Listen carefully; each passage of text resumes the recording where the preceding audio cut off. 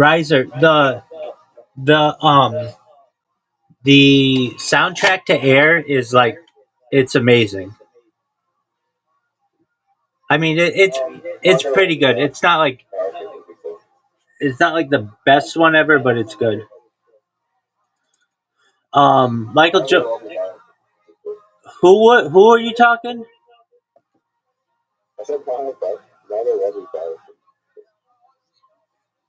Yeah, that'd be okay.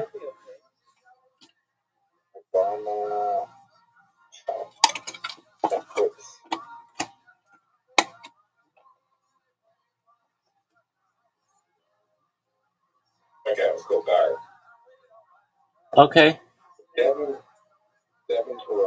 nobody knows who that is.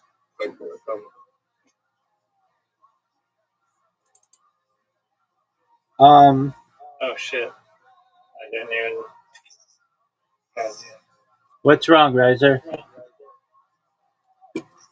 Oh no, nothing. I'll tell you in a bit if Dude ever decides to stop talking.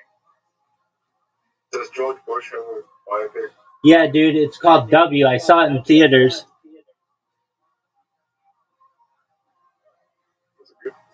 Um, it was directed by Oliver Stone, and it was kind of mocking him, but I thought it was good. I thought it was really good. Uh, Watch the Dick Cheney biopic. how was that? I can't even remember what it's called. But it was like, Yeah, isn't it just called? Is it? What's it called? What? Vice. That's right.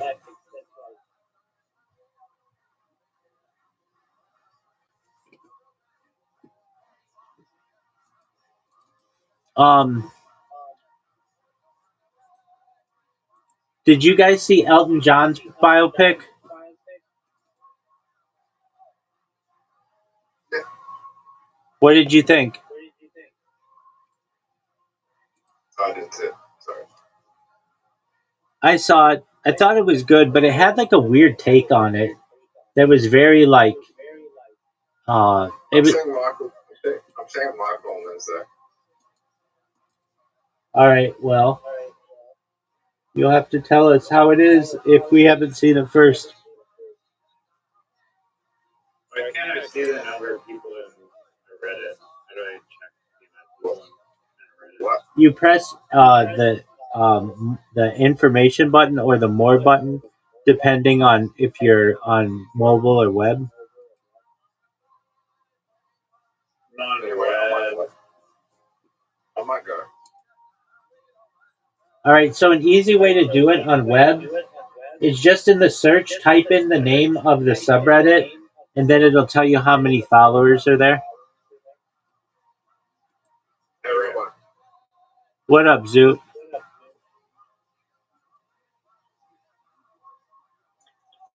Who's your favorite female like comedian now? Tilly.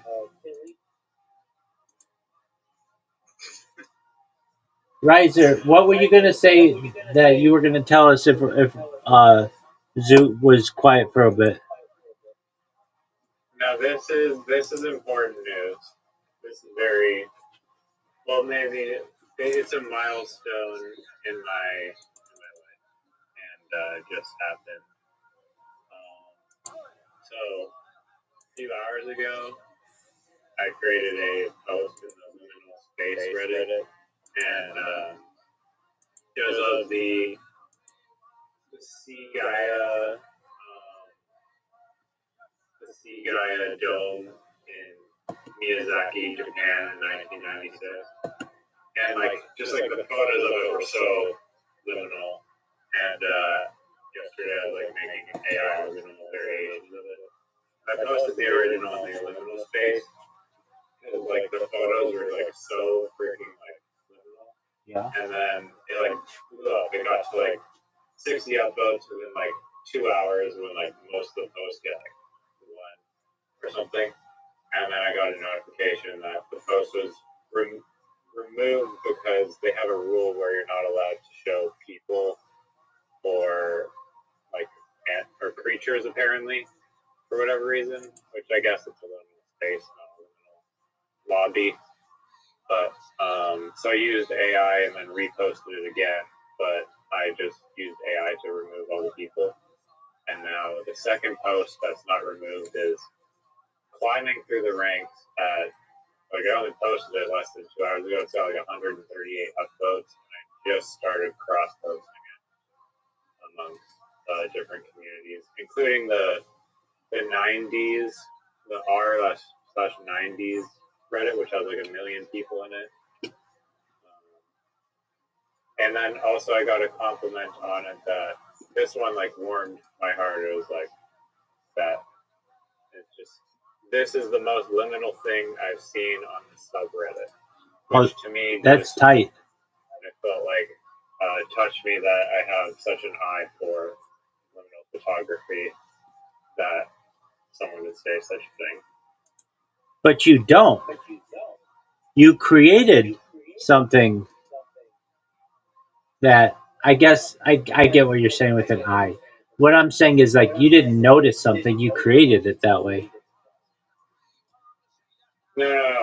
There's a video on YouTube from like 1996 camcorder footage of inside the Sea Gaia dome, and so I just took screenshots of that YouTube video, and then I used those images to create my own variations. And in this other liminal Discord that I'm a part of, I showed the base images and then the ones that AI was creating, and AI made some interesting variations. But in the Reddit post, I only posted the original photographs, but edited out all the people the second time. Okay.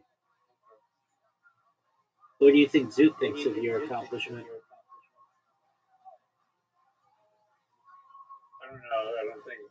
I don't know if Zoot appreciates liminal photography of 1990s Japan. I understand that. But I don't know, is he even here? No. That's why I said that. You have a chance to go to be uploaded to Reddit All, or RL, which is like the biggest subreddit of them all. It's not even a subreddit, it's like a stream. That's really good. I'm not gonna downplay that. You made art that, well, firstly you noticed something that you felt would work. You uploaded it. People thought it was really good initially, but then you get dicks, like absolute dicks, who are like, "No, this doesn't meet our standards" or whatever. And it's just the rule of the group, and I didn't even read the rules. I never ever read rules of groups, and But the thing was, like, you could not. It's not like you could dox any of those people. Like, the quality was so low that they're like totally blurry. Because like no one would be able to be doxxed from that photo. I thought that I don't know, but seeing it empty was still very like, I guess their definition of liminal space or whatever is like no people. right. Which I guess it would probably ruin a lot of other liminal images, to be honest. Right. I get that. They just want no people. I don't think it's for doxing though. I think it's for just the like aesthetic, exactly. Yeah. Well, that's great. I can tell you that I tried posting something today. And my account was banned. One of like 1,000 accounts that I have in there. So you're doing a lot better than I did. The most upvotes I've ever gotten was like 12 on a school bus article. Well, that was blowing up too, but then it really was. I was like, within minutes, I just had 12 upvotes and like a bunch of comments of people going back and forth. Yeah. I kind of view it as like a game almost, where it's like it's interesting how like it's like an experiment. It's like you think in your mind that, oh, this this post with it. Like normally I do like 4chan posts, but I'm just getting into Reddit, and Reddit's amazing. So I don't know why I've been neglecting it. Probably because 4chan was telling me that it sucks or whatever. But yeah, anyways, like you have an idea of like what you think a successful post will be, and then you put it out there, and it's up to the world whether or not that idea is like validated and people want to engage with it.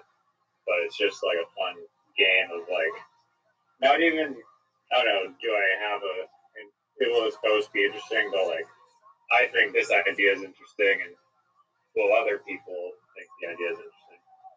I don't know. Um, well, you know I'm a big fan of Reddit, even though it's total gatekeeping, and I can't stand some aspects of it. It's like the one major forum. It's like they call it the heart of the internet, and I can't disagree with them. I I wrote something earlier today, right before you came in, and because of DeviantArt, they banned my account for spam. And I thought about it, and I was like, what did I do that's wrong? And apparently, you can't link to other websites or whatever. But I know people do. So I feel like I'm getting picked on. Like, somebody was like, oh, this person has a ton of links, like, we're going to ban them. And Where were you linking to? it wasn't even, it just said linktree.com/Rabbi Rothschild. So it's just more stuff about me, like, if people were interested. So you're like shilling your, it's like self promotion. Yes, we'll get to that.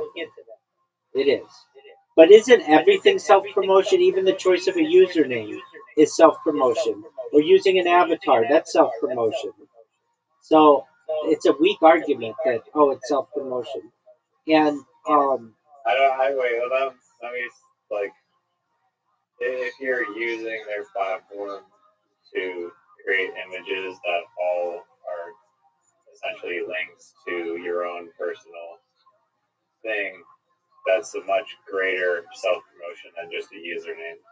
I know it is. Arguably, you can comment everything and get your username, blah blah blah. Everything is self promotion, though. They're just drawing the line on it, and I get that. But all the links that I sent, every single picture that I sent was different. So, in my opinion, that's not spam. If it's all new, if it's all different, it's not spam. So it got me to thinking, like, what is the difference between spam and advertising? And I've come to the conclusion that it is really just uh, one is allowed by the platform and the other is not. Um, basically, like I'll just read you part of this. I'm not done with this essay yet, but it's entitled "What is Spam?" Whatever someone doesn't like. There is a quiet but consequential drift in the way the modern internet uses the word spam. What once described as specific observable behavior, repetitive, unsolicited messaging, has in many contexts become something less precise.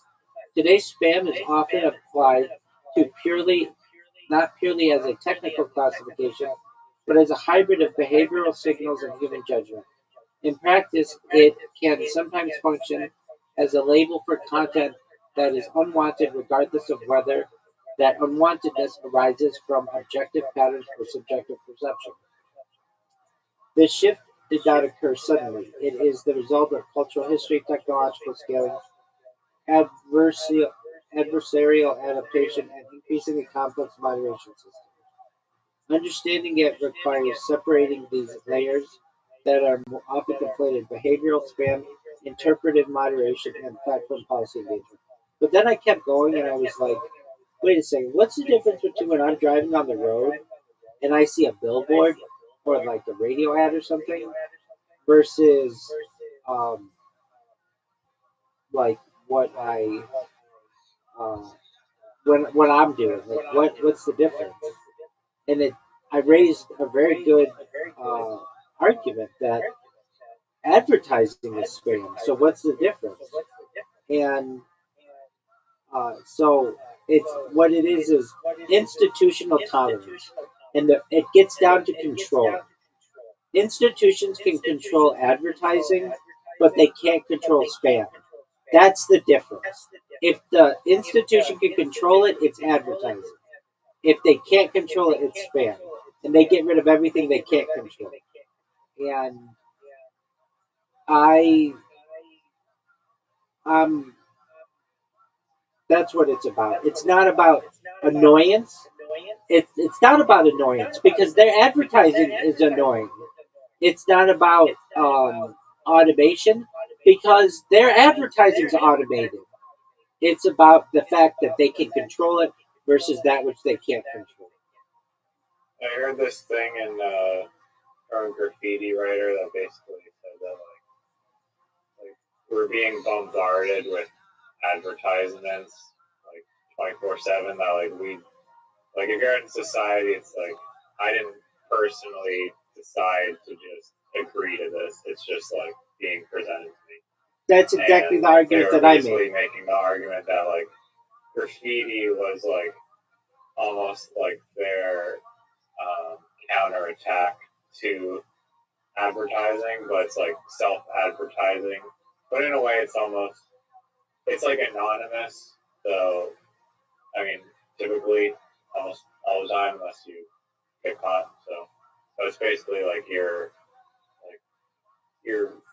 superimposing your own advertisement into society. It's just you're creating like a brand that some people do end up monetizing the hell out of their graffiti brand from their vandalism. So it actually does pay off eventually, but it it kind of just shifted the way I think of like relate graffiti or thought about graffiti because like yeah it is basically like this rebel advertisement I think that after and it can be viewed as spam too probably like a exactly lot of people would view it as freaking spam. it is, and the fact that there's no difference between what the graffiti guy does and what the billboard does in terms of it being unwanted or repetitive or perhaps automated or whatever the words they want to use, except the institution can control the billboard and they can't control the graffiti artist.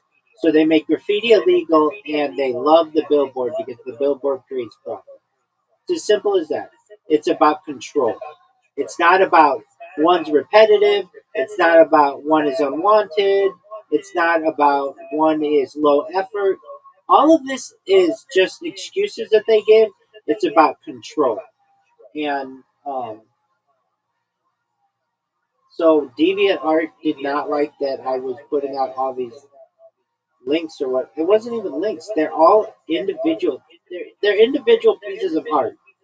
They really are. And if these things said Coca Cola on them, no one would give a shit because DeviantArt wants to embrace Coca Cola, or if it had whatever on it, ChatGPT or whatever. But the fact that it has Rabbi Rothschild on there, which isn't mainstream, then all of a sudden it becomes spam.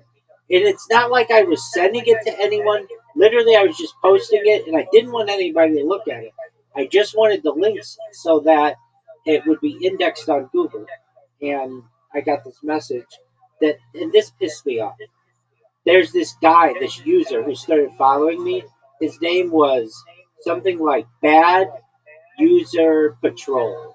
He's like basically some asshole who has no life, who goes around looking at shit that he doesn't like on DeviantArt and then flags it, and then I got banned like right after that. But the thing is, what's really interesting, Riser, I had hundreds of people liking my shit, favoriting it, and putting it in their folders and stuff. I was like really surprised. People liked this art. They had beautiful women on it who were tastefully dressed, beautiful faces, and uh, they liked it. And then, but this one guy did not, and then I got flagged for it. So, anyway, it's about control. And um, I reached out to some people to be on podcasts today. One girl has 40,000 followers. She's like just on Bloomberg, and she contacted me back.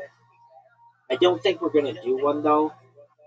And look, I understand I have an avant-garde way of like promoting myself, and it works for some things and it doesn't work for other things.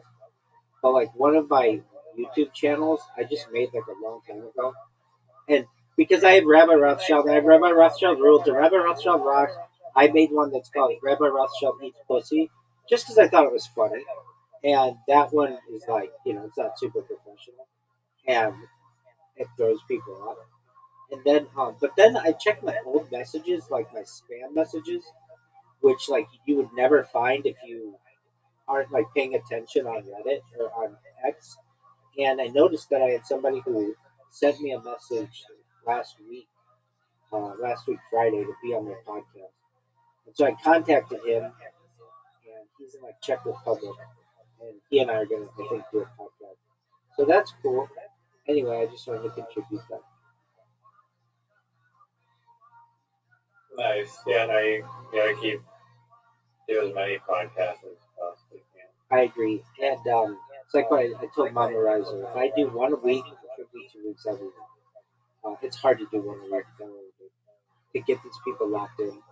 Um, but what I did do, I think, yeah, I had this feeling yesterday where I was like if you believe in like whatever the cause, like whether it's like an advertisement marketplace, for example, like if you really believe and like almost like can feel it, like know that this thing is gonna have value, then other people are gonna be way more likely to believe you because you believe in it so much. So 100%. same thing for if you're promoting yourself on a guest, if you like mentally have the mindset of like, oh whatever, I'm just blah blah blah, I don't have this many followers, who would want to do it on me on their podcast, then the energy, like the universe will receive that energy and you may not get as many responses as if you like really just have your typical like over the top egotistical nihilistic uh hedonistic attitude of just I'm the cat's pajamas, greatest thing in the world. But you don't have to be like so self-centered like that, but just like the belief of like I'm the most entertaining or a great podcast guest to have. Oh, thank you. I know I am. Just people didn't discover it. Yeah. Exactly. I mean, with the guy from Australia, he thought it was so interesting that he gave me a 5-part series, and I'm not worried about that. It's just I I said to myself I have to contact 10 people a day about doing a podcast every day for a year, and I'll be fucking bored. I noticed like my top videos of all time are not on any of my channels because all my channels get banned. Not all of them, thankfully, but a lot of them. But they're on other people's channels because those don't get banned, and it just uh, keeps me up there. I notice now though I'm starting to compete with this Rabbi Jacob Mortimer Rothschild, the guy from Atlanta, which is good. I don't necessarily want to replace that guy because he's like a historical figure. But now when you type in Rabbi Rothschild, it's like this could refer to two people, Rabbi Jacob Mortimer Rothschild, and that gives us like dates, start and end, and what he did as a civil rights activist. And then it says contemporary Orthodox Jewish Rabbi Rothschild, and then it talks about me, and then gives a bunch of information about myself. And then I was actually able to beat out two other rabbis, Sylvia Rothschild and Walter Rothschild. They used to dominate me in the rankings because I didn't really do search engine optimization that much, but now I'm starting to get them. And then what I'm also doing, I started two blogs. I already had one blog, well, not including Medium, and then Medium is helping me a lot, dude. That's a powerful website. And then I put out good content there, and like random ass people read my shit, and like some Are you people. posting on Twitter too? Your meeting, I think you are, right? I have, um, I have an issue with Twitter though because Twitter to me is like a game of Jenga, and like the more and more shit like I put on it, the more and more blocks I'm pulling out from under myself, and eventually that tower will fall. Meaning like you know, I don't know Because what you're already like shadow banned or something. yeah like something just I don't know what it is. Sometimes I'll just randomly get a ban like for whatever reason, and I just can't explain it. And I go on Twitter and they say that it's just their Grok's AI sometimes thinks that you're an automated, you're using like automation or whatever. Like, here's my thing. I will be like, okay, I want to be on a podcast, so I'm going to send 15 people messages about me being on their podcast, but I don't make a brand new message for each person. I just copy and paste like a boilerplate message, like a standardized message, and then I change it a little bit to like be like about them or their podcast or like make it personal.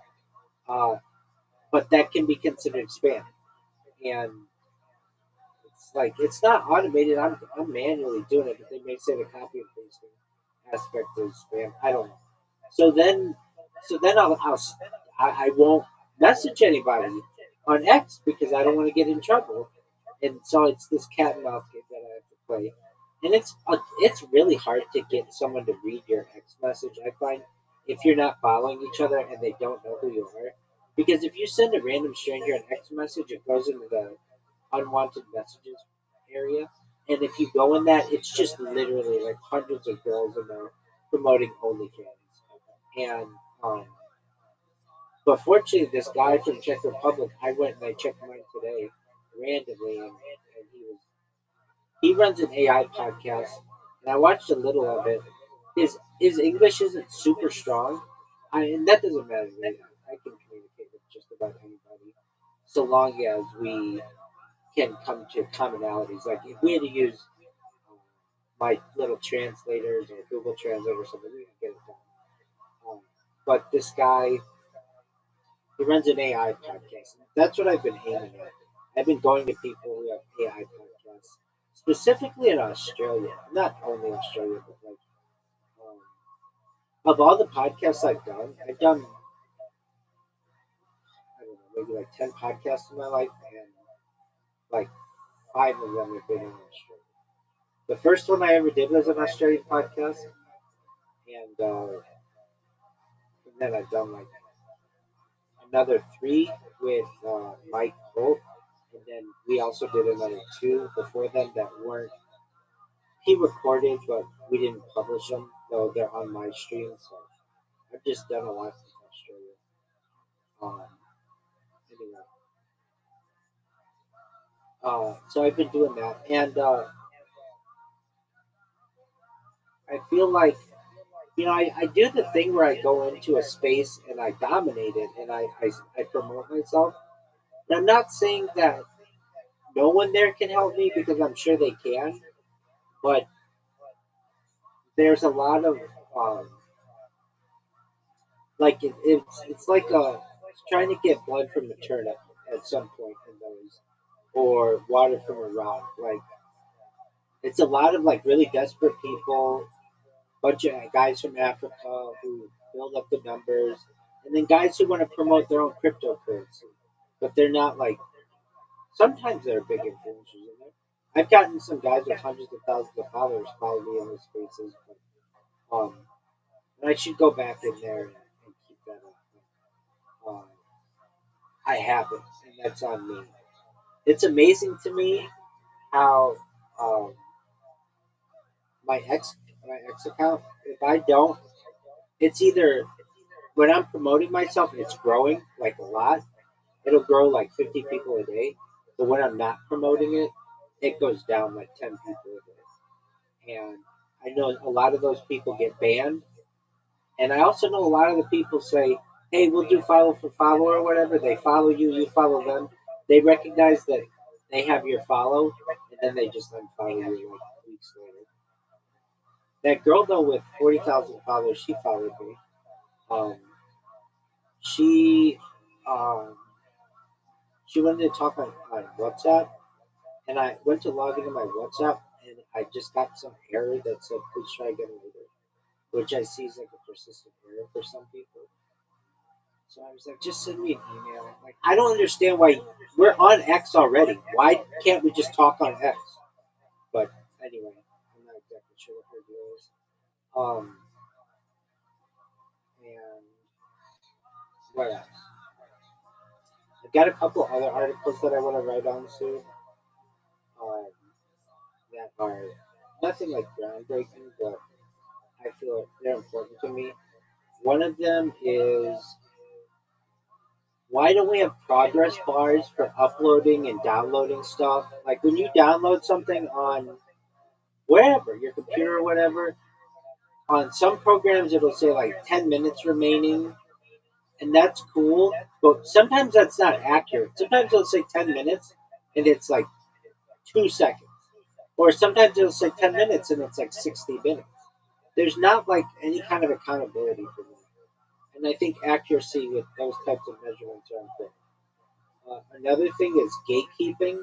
So, like what you're going through on Gmail, not Gmail, on Reddit, like you had to go through some gatekeeping because that moderator took you down. It took down all of your like momentum as well. It'd be another thing if you could like edit your post to be like to remove those people, but they don't allow that. It has to be Yeah, banned. it was weird. Like I couldn't, like I don't use Reddit, but like, can I just like remove the photos and replace them and like keep the progress? But No, you can't. And the reason why they do that is because what people do, which is smart, is they'll like promote. I don't know. swapping them out. Exactly. They'll promote a puppy or something, and it'll get a ton of upvotes. And then they'll switch it on to somebody editing, and I think that's better. But again, that's why you can't change the titles either of posts. Sometimes you can change the body, like even though it'll say edited, but they won't let you change the title. But gatekeeping is very frustrating to me on the internet because it's so faceless. You don't know who's doing it. There's no accountability to those people, and um, I just don't like the moderation policies in a lot of things. Ruins people's lives. It absolutely does. Like excessive moderation. It absolutely does. Or just And like unwarranted moderation. exactly, and I feel that social media should be regulated like a public, like a utility, not like a private company, because it gets to. I mean, I know it's a private company, but so are utilities. Basically, the argument is this: once a company gets to be so large that the public depends upon it, then you can't just say you can't have access to this for whatever reason. Like uh, a water company can't cut off your water because they just don't like you. They have to have reasons, and the reasons have to be justified, and you can take them to court for it and other things. They basically, usually these utilities are defined as when it costs too much for the common person to be able to start their own competitor version of this, and the utility has received benefit from the government and subsidies and stuff, then it's considered a different classification of the law. And I feel the same in these cases. And there's something else I want to say. Anyway, another thing is what is spam and a warning system? Like, there are no warning systems. Like, it's just you're done. You're like, your account is done. It's gone. There's no like, hey, you can't post this. Like, please don't do it. Or we took it down. Uh, but you still have access to your account. There's none of that. It is literally you're done, and you can't. I mean, with like YouTube, you can appeal things, but Doug, like, that never. Reddit, I guess you're done. Yeah, come on. At least they give warnings. But They don't always, and they don't have to. Sometimes they just say you're done. And here's like an interesting situation. Like during the pandemic, YouTube took down a bunch of videos that were like for medical misinformation, and then they had to later on they gave them back to a lot of these people. Well, the thing is, if they took your account down for medical misinformation, and you created another account, that's considered ban evasion. And even though Google later on reversed course and said that you should have been banned in the first place, you can still get banned for ban evasion because you created that secondary account. Even though their initial justification for banning you, they reversed course on it. And that to me is ridiculous. Um, and there's no, like I talked about this before, but like if you're a business, you have to meet certain criteria of like to show that you are not discriminating against people. And uh, YouTube and that stuff does not, even though they're just like an employer. YouTube pays your brother millions of dollars, and yet at any given time they could take his account away. You know what I mean? He has no protections like he would as a job, even though he um, he depends on it. Like Yeah, you said the other day, like he's trying to sell one of the like, animation channels, and it got demonetized, and he was like super stressed out. And then, but he was lucky because he had some manager contact at YouTube, and she literally told them the reason. But his entire channel got demonetized was because in the description it had the words like kid and family friendly or something. And she was just like, yeah, just remove those three words and you'll be fine. Like your channel could be like remonetized, but and you like that like all the money that he was losing from like the month of that was like down was like reimbursed or whatever. But it's like, why are you banning people and then not telling them the reason is because there's like two little words? Like, be like it's like basic courtesy almost to not force these people to go be like investigator, detective mode. agreed. Like 100%. And why did your brother get access to some kind of manager and your average YouTuber does not? Because he makes them money. I get that. But that's not fair. That's a gatekeeper situation. If your brother's like a normal person, he loses his account. He's done. Yeah, I mean, I don't know how he got in contact with that manager, but like the person on YouTube that saved your last name. I get that. But what I'm saying is that it's a two-tier system, and that's not fair. He should have to play by the same rules as everybody else. Either we all get a manager, or he doesn't get a manager. And the answer to that is we all should get that same um, privilege. If I get a ban or a strike or something, I should be able to say, why was this? And they could be like, oh, like, um, I would get Yeah, banned. no, he worked at a previous channel before, and then there was like some contact through there that they're like, go to this person if you have any issues. I get that, but not So, everybody has that ability. I'm saying Yeah, it's no, unfair.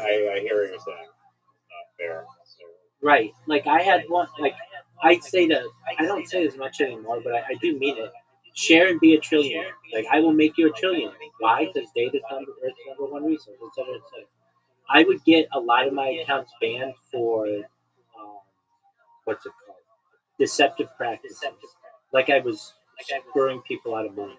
And that's not what I meant by that.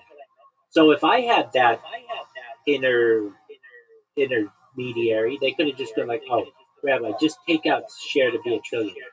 But instead, they just banned my account, and then I create another account, and then it's ban evasion. You get what I'm saying? I mean, I'm sure you do. It's not you're a smart person. It's unfair. Life's not fair. I get that, but that's what I want to write about. Okay. Another thing that I don't like, and I don't really. Um, I see this a lot on the internet, and uh, I just don't like it. I don't like it. It's just kind of annoying to me.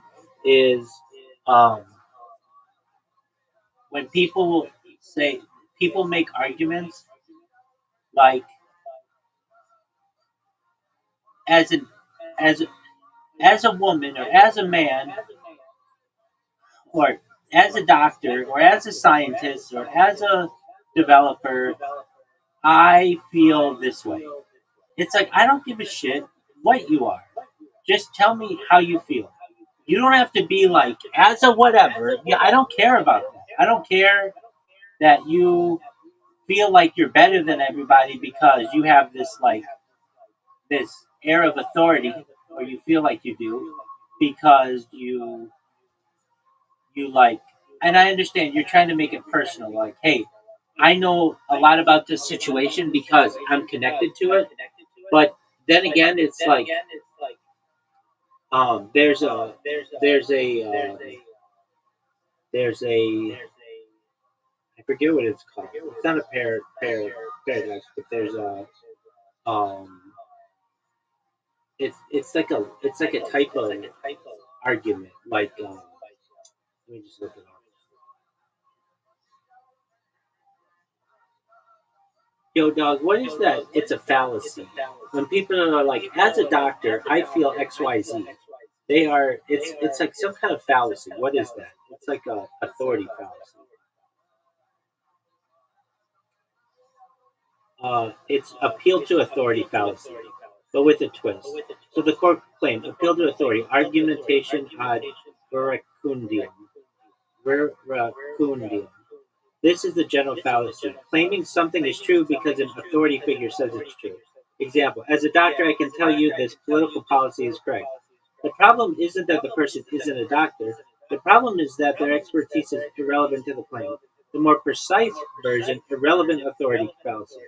This is the exact subtype they're thinking of, using expertise in one domain to claim authority in a different, unrelated domain. As a surgeon, I know the economy is going to collapse. I don't even know if that's what I mean.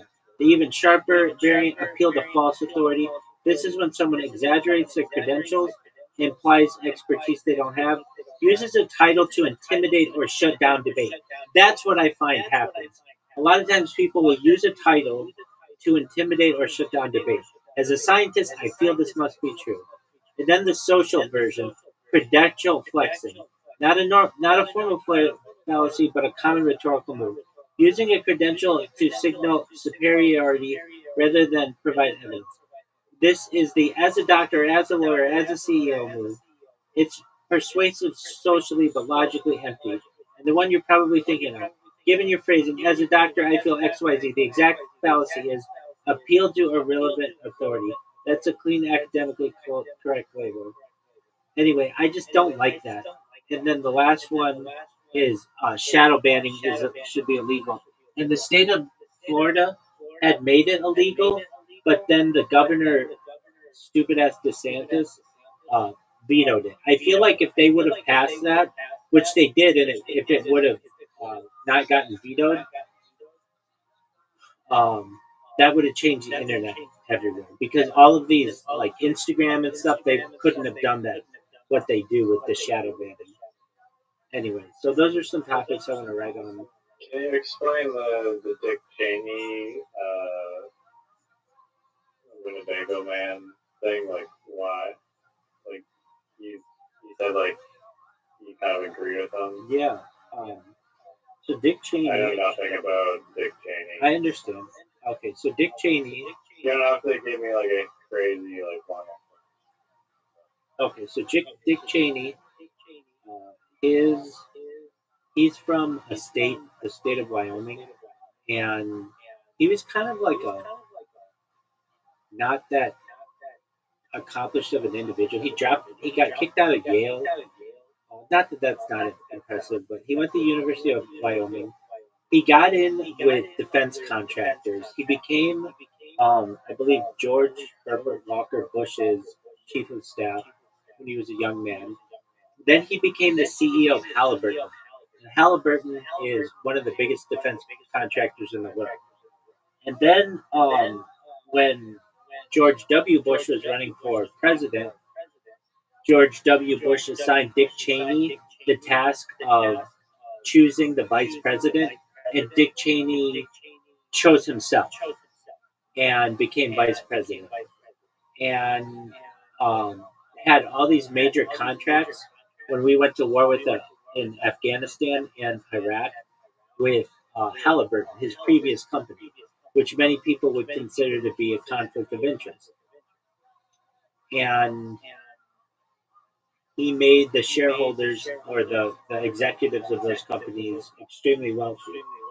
And what Jack was talking about was basically like, hey, this is a person who has unjustifiably benefited from their position and also has been known as a war hawk his whole career. He always wanted to go to war with people. And now we were in two major wars with Afghanistan and Iraq. And you know who got the contracts? They were no bid contracts to rebuild Iraq. It was Halliburton Corporation. So Jack was pissed off about that. Does that make sense? Yeah. I mean, the guy had an interest in going to war. But what was the thing at the end of like the rebuilding contract? Yeah, so usually when you have a contract, you have to have multiple people who bid on it, and then usually they take the lowest bidder. In these contracts, these government contracts, it was a non-compete bidding process, and they just chose Halliburton to rebuild Baghdad and the rest of Iraq. So basically, Dick Cheney's previous. Oh, they actually did rebuild it? Yeah, they did with these no bid contracts. Basically, Halliburton didn't have to compete against anybody, so they could charge whatever they wanted to rebuild the country. And did they rebuild it in full? Fuck no. They didn't rebuild people's homes. They built up embassies and, um, Western business interests and oil fields, but they didn't rebuild people's homes. Yeah. That makes sense. So just basically corrupt. Right. And there was the saying, and it's probably true, that Dick Cheney was the most powerful vice president of any vice president ever. And he basically ran the show under the Bush administration. There's an argument to be made, which is probably accurate. And so Jack, being pretty knowledgeable about politics and such, wasn't so mad at George W. Bush. In fact, I don't even think he mentioned George W. Bush's name, but he was going after Dick Cheney because Dick Cheney was running the show. Does that answer your question? Yeah. Yeah. So that's the answer. Anyway, Great bagel land. yeah, maybe in the future I'll be like Jack, bitching and moaning about getting shadow banned in 2026, about deviant art because they didn't like my advertising strategy. Somebody will take some of my footage someday. It'll be like found footage, and they'll be like, "Look at this rabbi, how pissed off he gets about spam, trying to justify the similarities between spam and legitimate advertising, arguing that the only difference is one is controlled and one is not." Anyway, I I liked that documentary. I thought it was good. I'm glad we watched it. And with that, my friend, I think it's about time I go to bed. I think it's about time you go to bed. I know you were up super late last into the morning or whatever, but um, try to get your hours reversed. And tomorrow night, what are we watching? God willing. Zoo comes in flying on so we can watch. No doubt, no doubt, no doubt. Anytime Zoo comes in, we're doing the dingo. Um, We could Oh watch. yeah. We could watch Air. Well, the one oh yeah, that air one. Yeah, it's a good one. It's got Ben Affleck in it and um, Matt Damon and trying to think of who else. It's good though. I really like the aesthetic of it. I used to work in an office that was like kind of like this aesthetic. It was like very 70s, 70s, like kind of like building. Except theirs took place in uh, Oregon as opposed to Orange County. But nevertheless, the like um, offices remind me of like they were just kind of built around the same time. Anyway, okay, so Air perhaps What was tomorrow. your most viral Reddit post? Oh, about me, Popular one. about me. There's some. No, not even about you. Just any post. I think it was my school. It's in 12 people, and like 12 people in like I thought you 10 used years. Reddit a lot. I'm banned on Reddit. I've been banned on Reddit for years, so I just am like alert. I don't. That alert thing. Yeah, I'm like the biggest lurker on Reddit. I would love to be a part of it. I always want to like get involved with it, but I can't. I feel like the kid at recess who was bad, who has to watch all the other kids at home. But it doesn't really bother me that much because um, I don't really want to get into the whole upvoting thing. That takes up a lot of time. I don't really want my opinions like in comment form because I can't fully explain myself. The one thing I would like is to be able to post some things, but that's okay. The big thing that I like is even though my account's banned, I can still join subreddits, and then my feed is still customized to that. So um, that's all I really care about. It's just interesting stuff to me. But yeah, the best I ever Well, I'm did. at 230. I mean, it keeps going up. 200 upvotes currently within like 2 hours. So we'll see how high it climbs. I guess. Excellent, They man. might do an article on me, maybe. The most brilliant woman in space post full time. Oh, that's another thing. I don't know if they'll do that, but I'm all for it. I'll read it if they do it.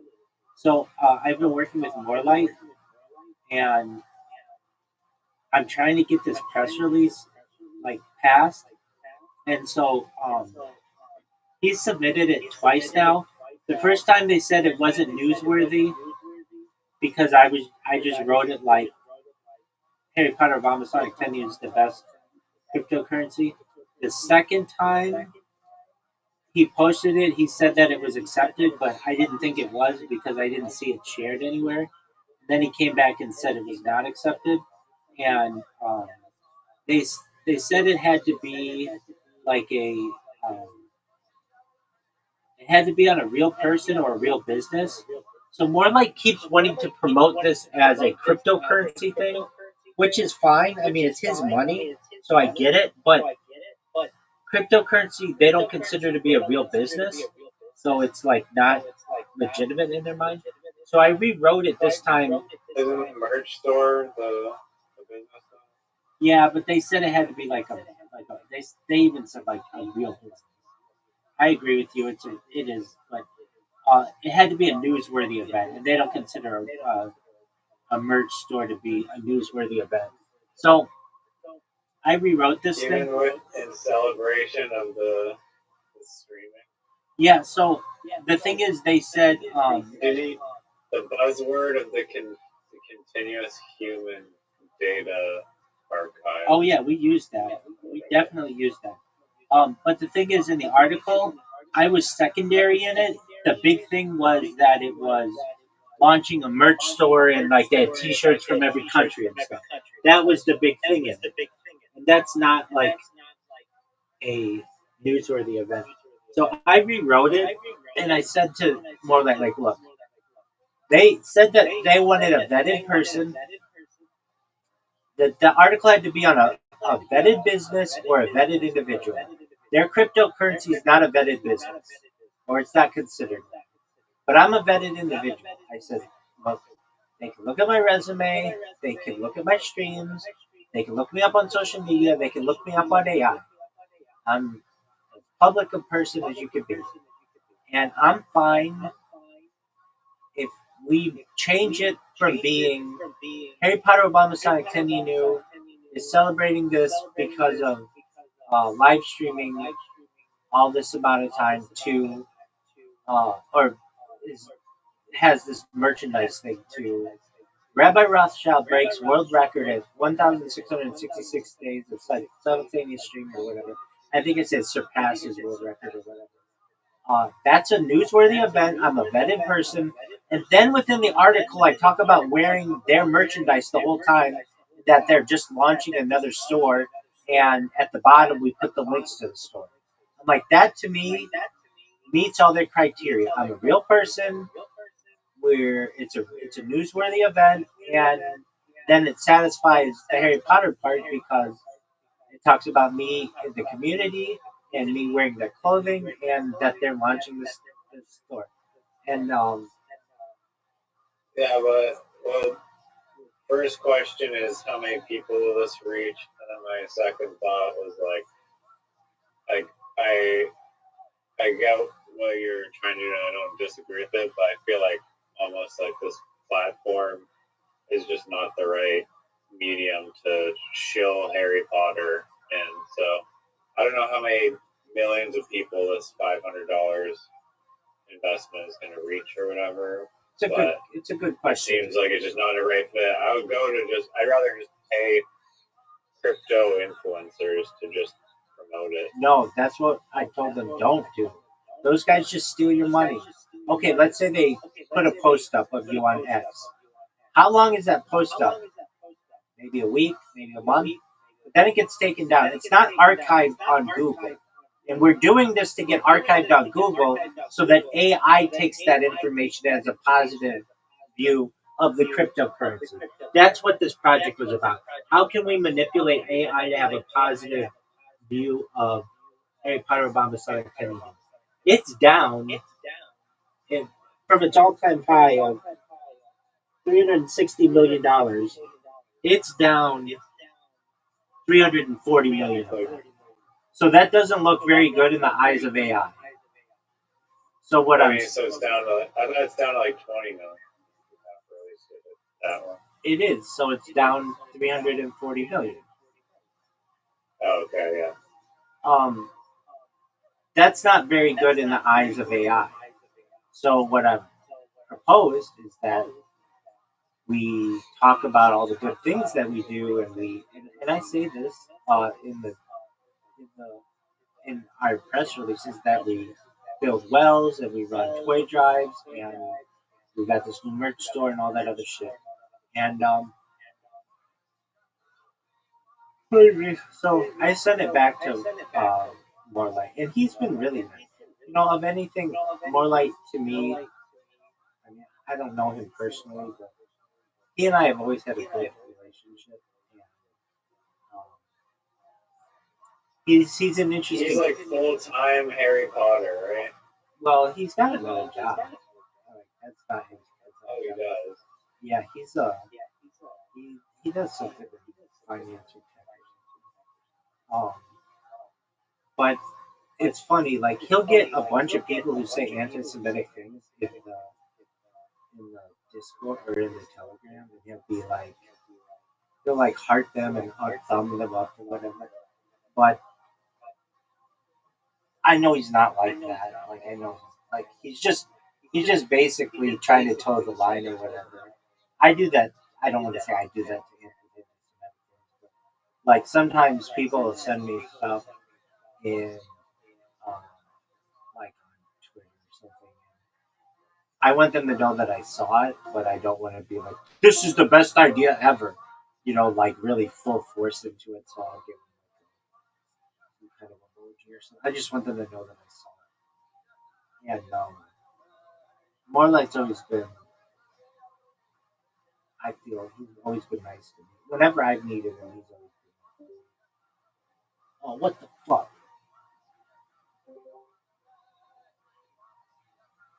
Yo, dog. Can you hear me? Yeah. Whenever I've needed more light, he's always been there for me. And he's putting up his money on this. He doesn't have to plug me. He could just be like, dude, you're not involved with this. Thank you for the idea, but you're not involved. But no, he's been really nice. And he's like, no, we'll give you a plug. And that's all. How many views will this Boston Times or whatever thing you get? Boston Globe. Well, it's Market Watch, Boston Globe. It's 5,700 websites. So you've got to think like maybe each website will be seen by 1,000 people or so. So maybe like 500,000 people. Hold on, no, that would be 5 million people. Maybe if each website is seen by 100 people, then um, it would be like 500,000 people. But like a lot of this is like the reason why I told them to do this is when people Google the project, these articles stay up a lot longer. If you want to give some social media marketer $500, that's fine. That money's gone, and nobody's gonna see it again, and there's no permanence to that. As opposed to if you do a press release, there's permanence to it. It will be archived in the Wayback Machine. You'll be. I have some. Um, I have some press releases that I did almost 5 years ago, and they're still archived in Israel. They're archived in the United States. They're archived in a bunch of different countries. They're still archived, and I find that to be really powerful because then when you look up anything about me, it like gives you an article about it, as opposed to if I gave somebody money to tweet. Like when I first started this, I gave people money on TikTok to promote me. I never saw that money again. I hear you.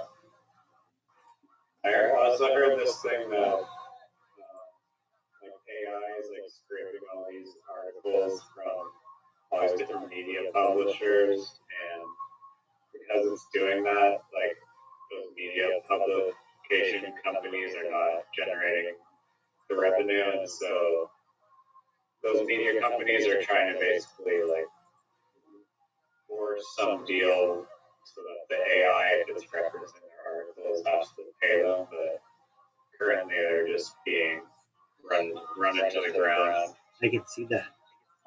A big one is I'm in all these SEO um, subreddits. They're fascinating.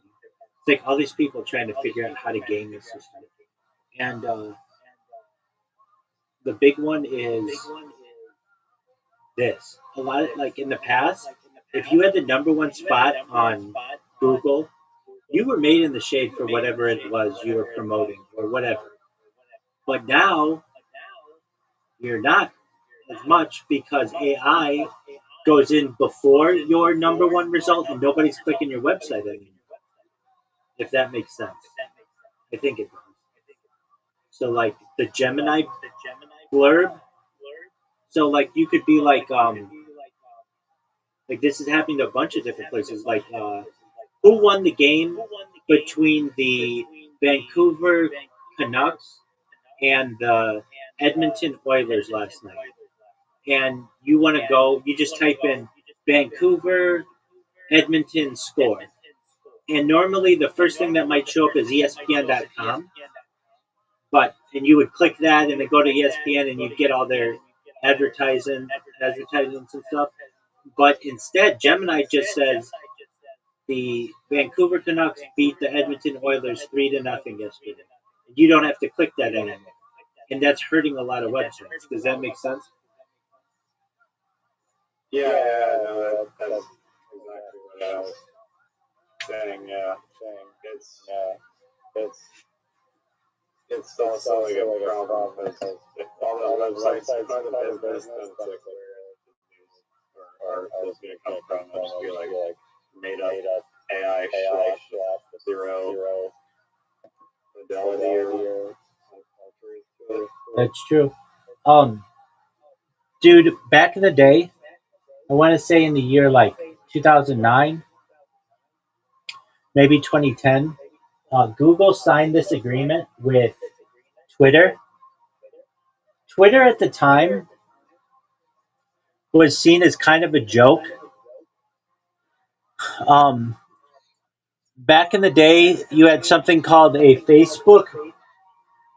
Um, you had it was called a Facebook status.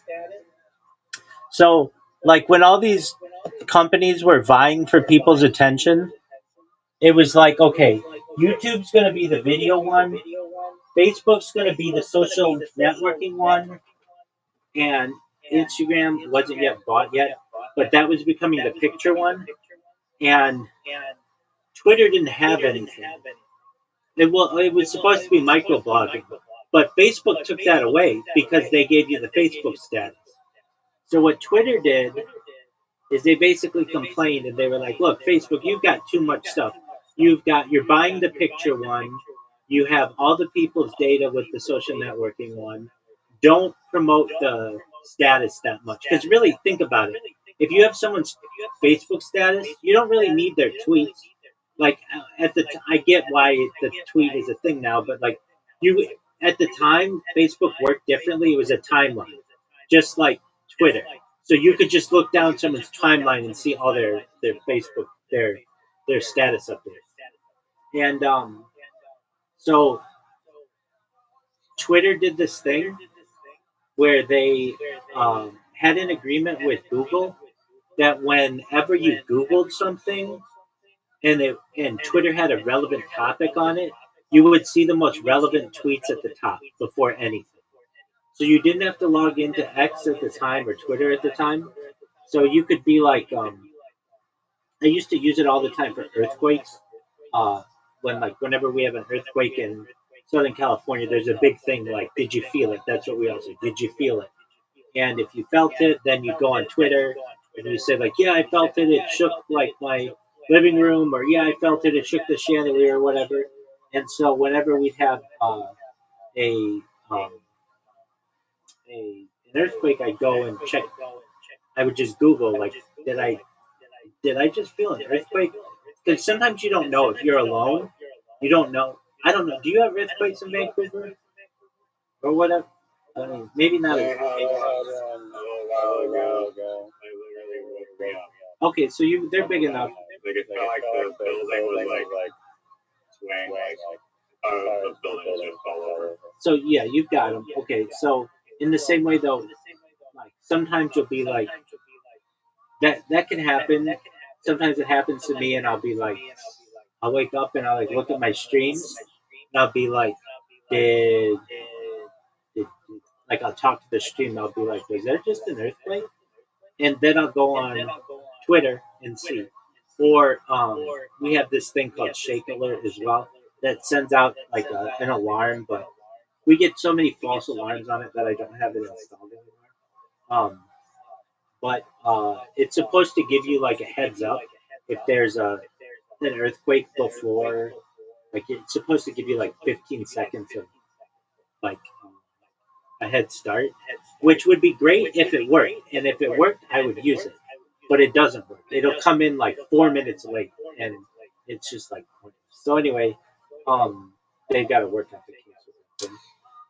So anyway, I was um, sometimes I'll check to make sure that I like to see if we had an earthquake or anything, and um, it was the first that I started actually using Twitter because that would tell me like, oh, this is what people use Twitter for. People didn't really know what to use Twitter for 16 years ago or so. It was just like, what is a tweet? What do I even do? Like, what is this? Do I just put jokes on here? What? Like some people did. Some people would just make jokes with it. Other people would put news stuff. Like, but it wasn't as like decided as what it is today. So anyway, Google had this. What is it today? I thought it's still just a mix of whatever you want to type. It is.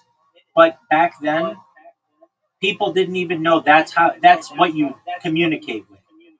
Like people weren't so comfortable putting their emotions online. Like um, like today somebody will be like, "Oh, I'm getting a divorce and my husband cheated on me." They were like really open. They're really open with their stuff. But back then, people were much more private, and so they would just like Right.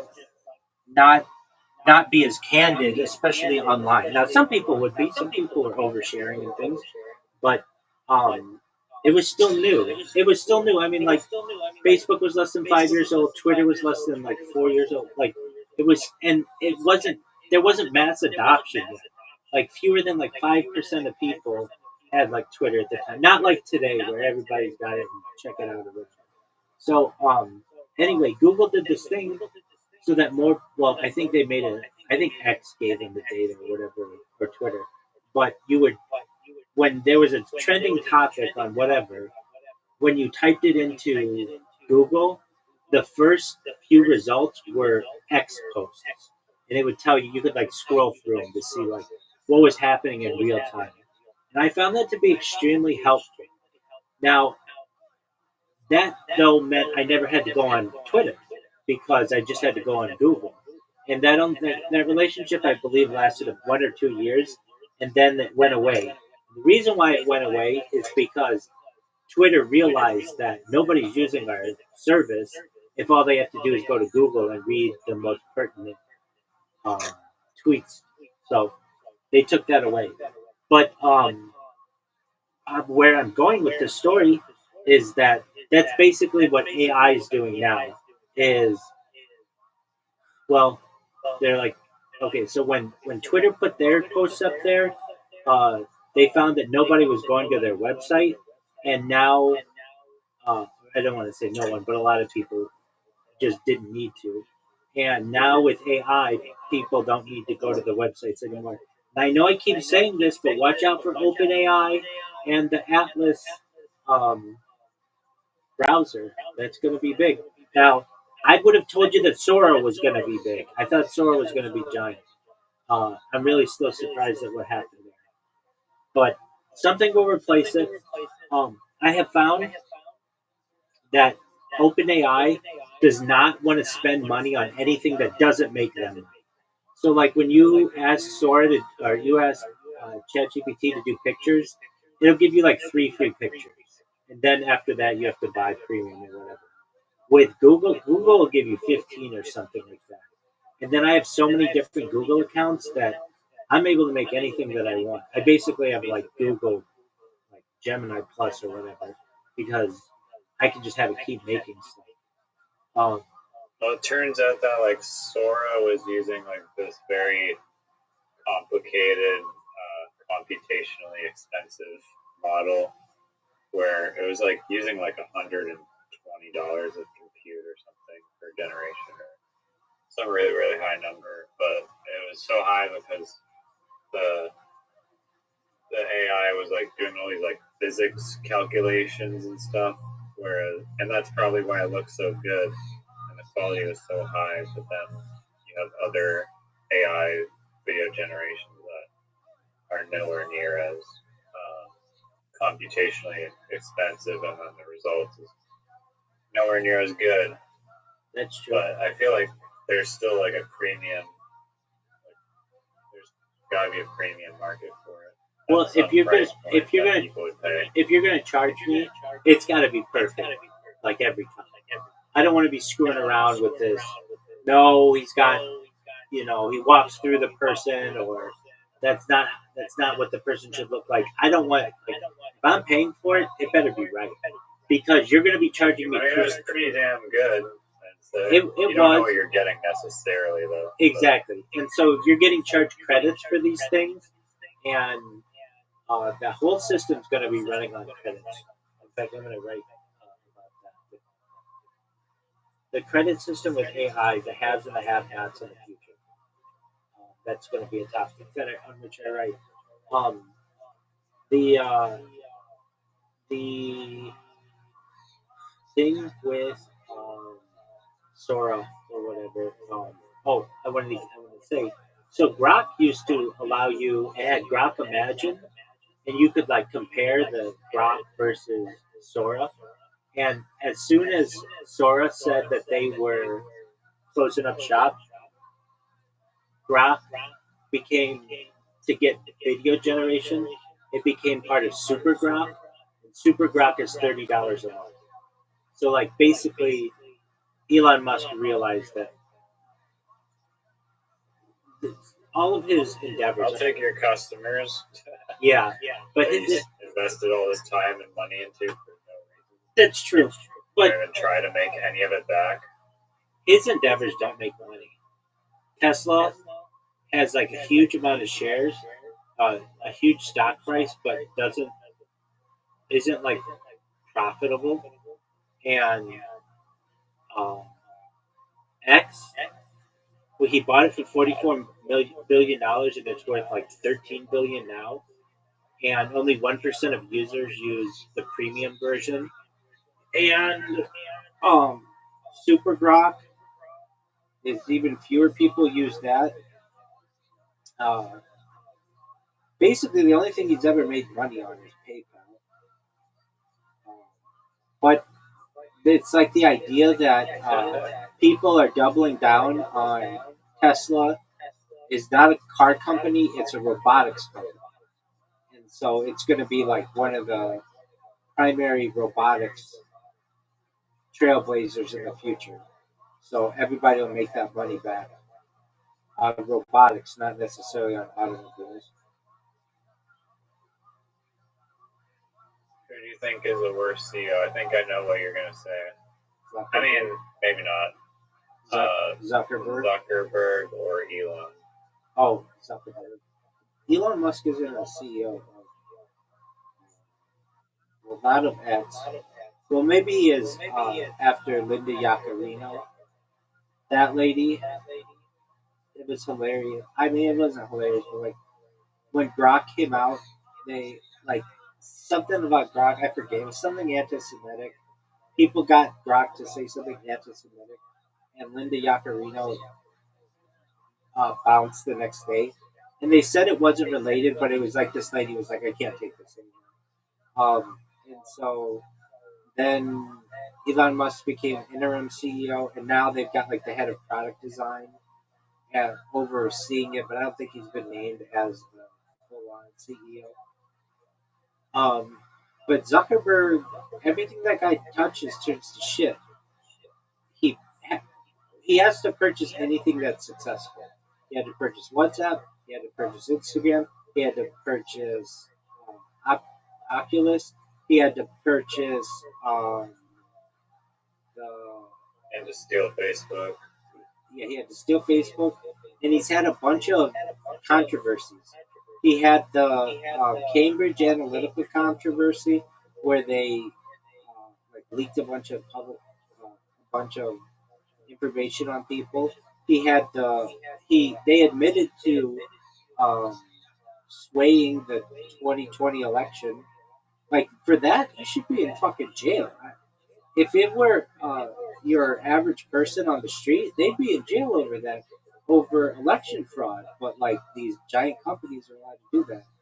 And then he allegedly whatever $80 billion on the metaverse down the drain, and the Oculus systems not being up to par.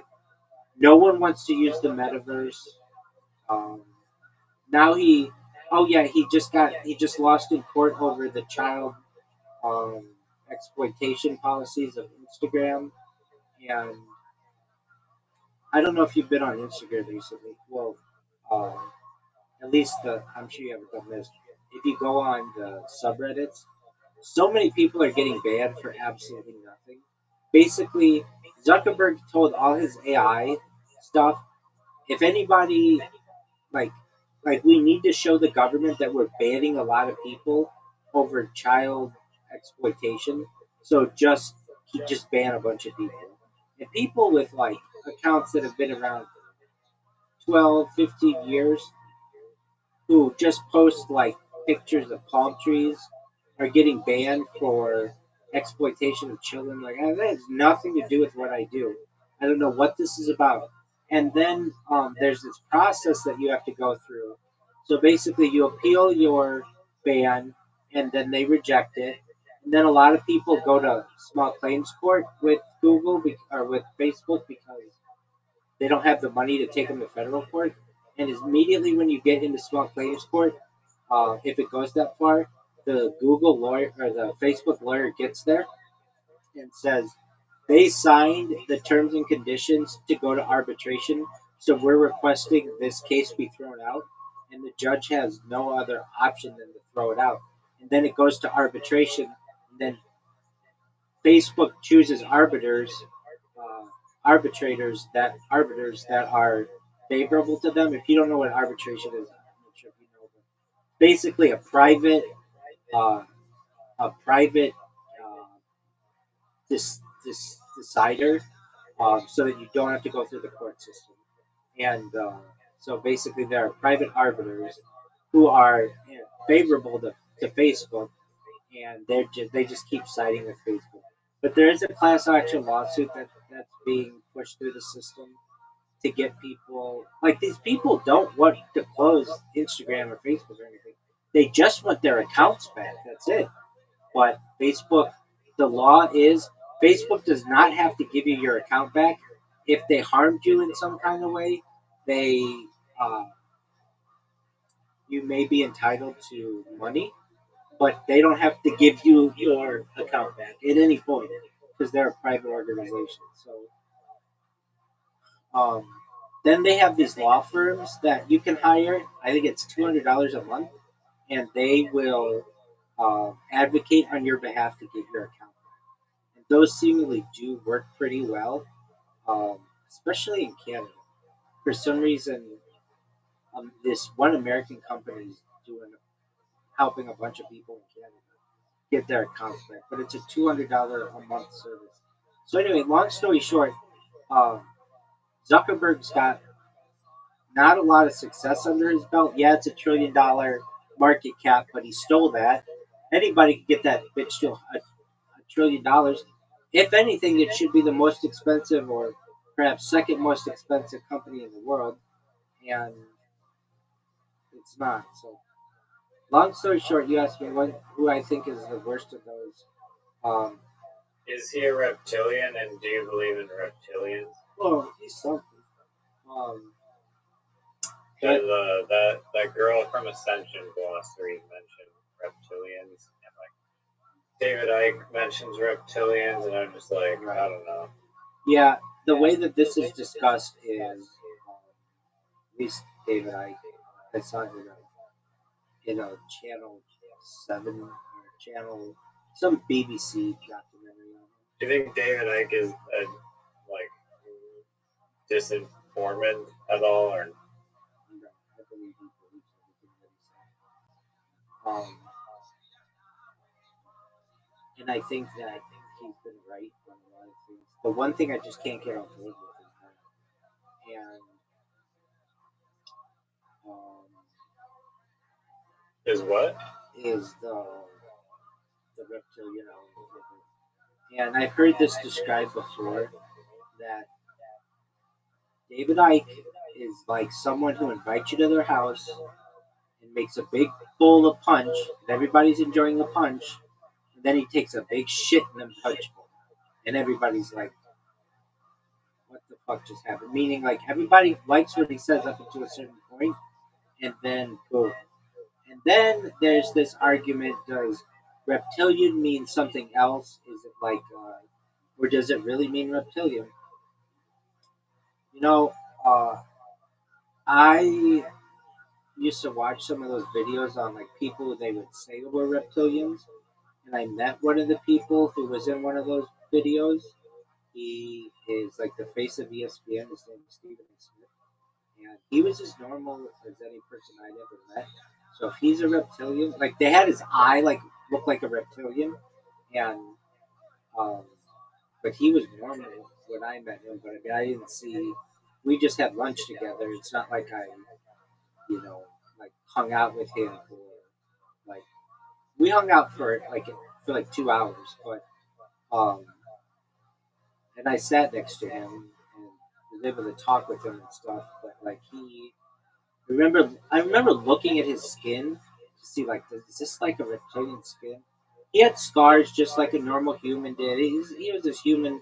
He was just like he is on TV every single day. Every single day, this man is on ESPN, and he's just as human as he is there. So I didn't think that he was.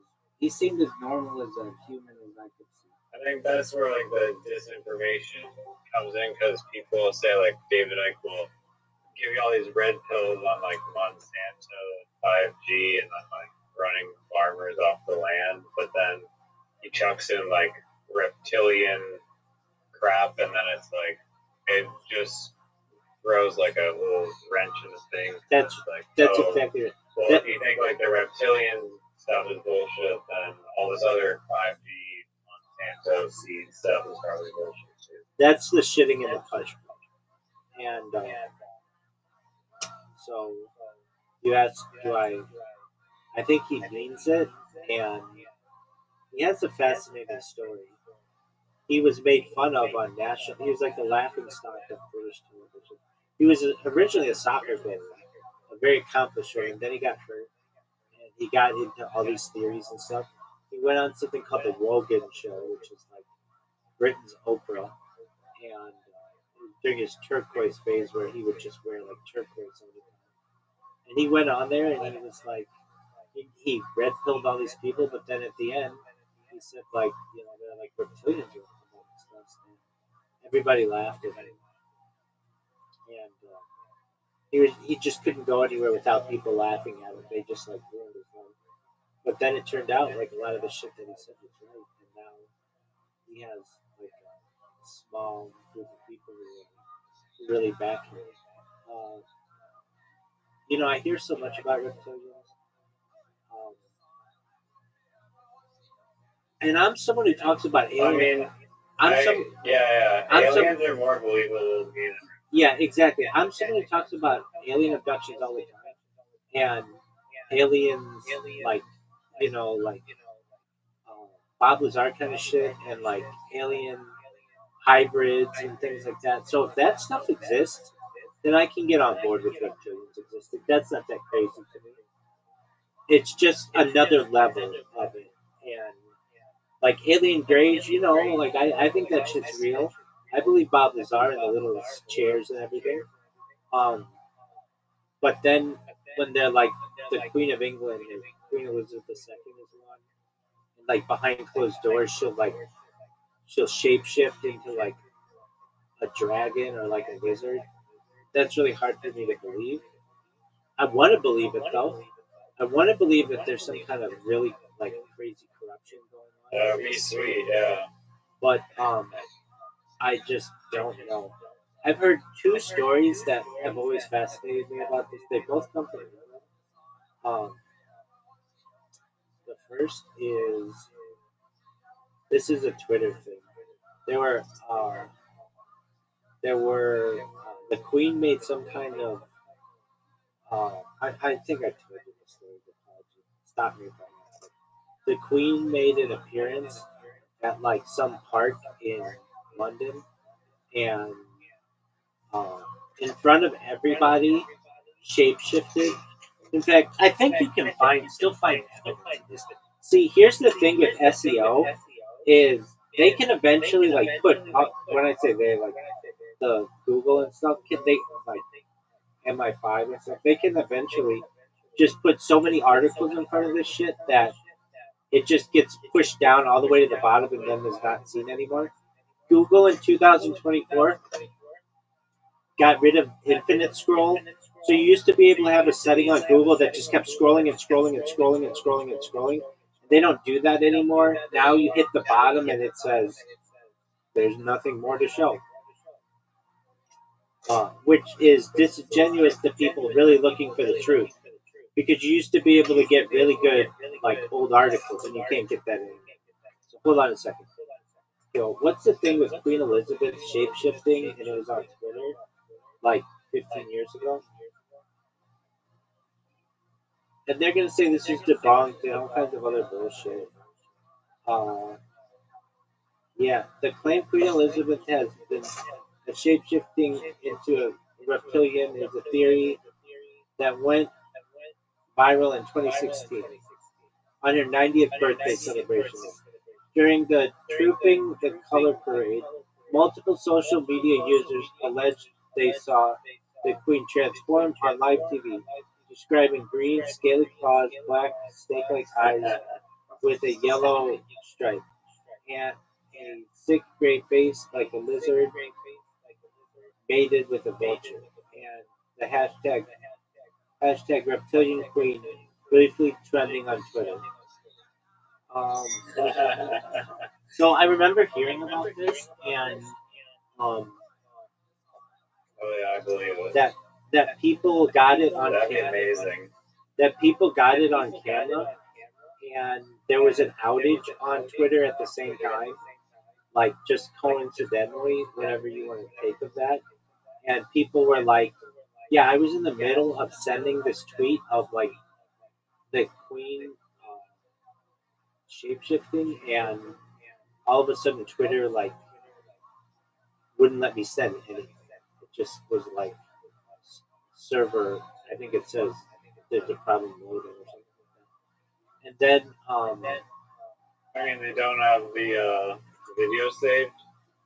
so it was something like some people were live tweeting it or live streaming it, or perhaps there's like a function within Twitter that you can take the video. I mean, I don't know. I wasn't there, but there was that. That story was always interesting to me. This other story was really interesting to me as well. That there were these girls who were really big Adele fans, and they got like backstage passes to go see Adele, and they were allowed in her dressing room, and they were like there with Adele, like their hero, and Adele was like, "Can I be honest with you?" And they're like, "Yeah," and she's like, "I'm not what you think I am." And they're like, "What do you mean?" And then she like started to shapeshift in front of them, and they ran out of the ring. Let me look this one up. Yo, dog, what's that story about Adele shapeshifting in England with her fans?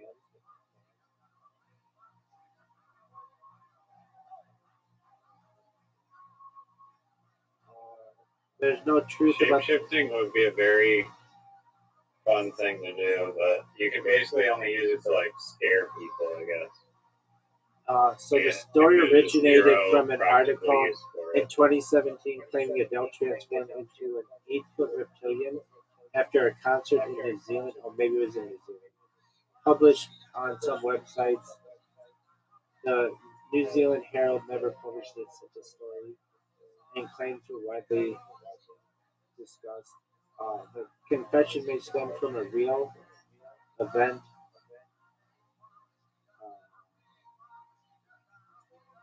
and then they put out like a bunch of like misinformation. I don't know, but those are the two stories I've ever heard that were true, or that could have been true. And then again, I watched one of these videos in like 2015, and they're like they have this list of people who are on camera and their eyes look like reptilian eyes, and they showed Stephen A. Smith, and I was like, no way, I can't believe that guy's supposed to be a reptilian.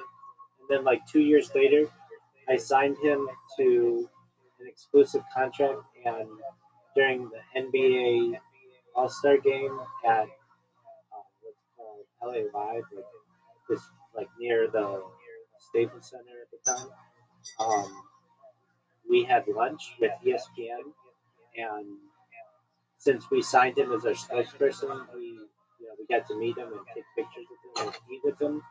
And he ate like a normal person, and he was exactly the way that I would have thought that he would have been. Like, you know how they always say, "Oh, the celebrity's so down to earth. They're just like they are on TV, or just like they are in the movies." He's just like the way I've seen him on TV for 25 years or so. Like, he's exactly the same way. And I looked at his skin. I remember saying like, "Wow, this guy has scars just like a normal person. It's not like he had like Scales. scales or perfect skin or anything. Like it wasn't too perfect of skin. It was like normal person skin. You could tell like he had acne at some point where, like he might have had like a acne scar or something, but like You just didn't want to bring up the reptilian thing in front of him? no. Or you So I had the professional or something? no, I had the opportunity to ask him two questions, and at the time, the first question was, "What are the odds that LeBron James comes to the Los Angeles Lakers next year?" Well, this was in 2017, early 2018. It was February 14th, 2018. And I remember that because there was all kinds of Valentine's Day stuff, and it was the NBA All-Star Game around the time. And he goes, 40%. And I said, his kids are already enrolled in Brentwood schools. You mean to say he's 40% when his kids are already in school here in LA? Like, that's a really good chance. Like, he's moving from Cleveland to LA if his kids are already here in school. And I could tell that Stephen A. couldn't tell me it's 100%, it's a done deal. He had to give me the story that he would give on TV. Because if not, I could go out and be like, dude, I just had lunch with Stephen A. Smith, and he told me that there's a 90%, 99% chance LeBron James is coming here next year. And the reason why I knew LeBron James So was, he was lying. yeah, and the reason why I knew LeBron James was coming there next year is because the people at ESPN told me that. They said it was a done deal. It was just he had to get through the end of the season and they were going to sign him to like the biggest contract in NBA history. So I already had people. Did that happen? Yeah, and he won 2 NBA titles with me, and he's still here now. So I already had insider information at ESPN what was going to happen, and so I asked their spokesperson about it, and he couldn't tell me the truth that it's like 99% chance, even though the other executives at ESPN told me that. So I just could see like how the business worked. Because then when I countered him on it, I'm like, his kids are already in school here. What do you mean 40%? He just smiled and like, yeah, you got me. Like it was like I can't tell you what I really know. And then So he could be lying about being a reptilian. absolutely, but I didn't ask him. And the other thing I asked him, it was something like it was something like uh, what does his family think of him or something like that. It was something like that, and uh, what was it? Or it wasn't like what's your relationship like with your mom, but it was like maybe like how's your like what's your family think of you? You're like he's the highest paid ESPN employee. Like It's like the equivalent of meeting like OJ uh, or higher, it's not. and like the sports newscaster. Oh yeah. Oh yeah, definitely that. Yeah, and he's like, or no. Maybe I asked him. I thought it had to do with his family. But like what he, I forget exactly. I know exactly what my first question was. My second question, it was something about his family, and he said that he uh, something about his mom used to watch Days of Our Lives, which is or some she used to watch General Hospital, Days of Our Lives, all those soap operas when he was a little kid, and he had the opportunity to be on one because of his role at ESPN, and so he, as like a tribute to her, he was on um, like her favorite um, soap opera that normally he wouldn't have been on that, but because his mom was such a big fan, that's something that he could have done to like surprise her, and that's what I know. But it was like I didn't ask him, "Are you a reptilian?" And the other stuff we talked about was just sports related. We talked some business, but it wasn't like I really did want to ask him though. I'm like, what do you think about these videos that go around of you being a reptilian? I saw one like a year or two ago, and your eye looked like a snake. But then I've seen the thing of how they do that, where there's some kind of like trick with HD TV and like um, the flicker rate or something that can make your eye look like that. I don't know. I just there's a question to me like, hey, if the if aliens exist and they're here and they're like alien grays and stuff, then maybe there are reptilians here. But then I think to myself, don't they have better stuff to do than run the world? Like, if you're able to travel like intergalactically and stuff, being the Queen of England's got to be really boring if you're That's how I feel. Yeah, you already surpassed. Yeah. It would be like just going to live amongst a pack of wolves. Like at a certain point, it's gonna be boring as fuck. Like maybe you're the alpha wolf, but so what? Like you're gonna get bored of doing that. It's not even like that though. If they're like super smart, I've heard. So one of these days, Riser, we have. It's not a video. I wish it were, but I was looking at it last night.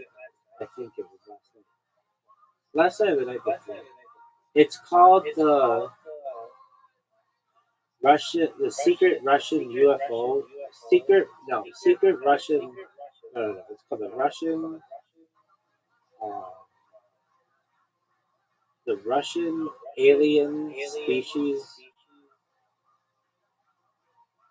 book, something like that. It's translated from Russian, and it's all the different alien species that apparently humans have had contact with, and it's like 140.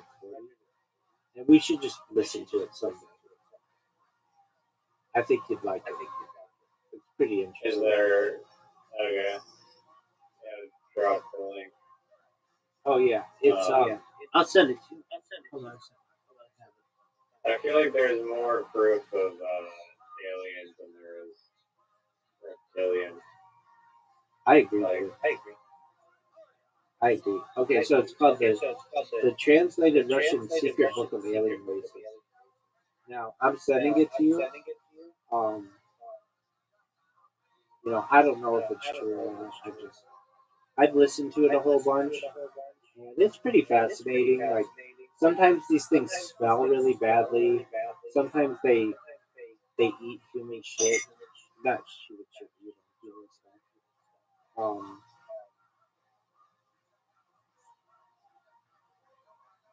Or you sent me your Reddit thing. We're looking at it right now. yeah. I sent you the link to the thing.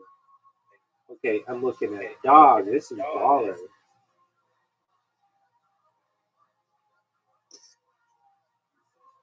I've seen this before. Damn, 271. We're watching. This is the Synthetic Pleasures documentary. That thing that we watched. Wait, On like the the 90s? 90s. Yeah. Okay, that's that's right. Dates a 17-year-old.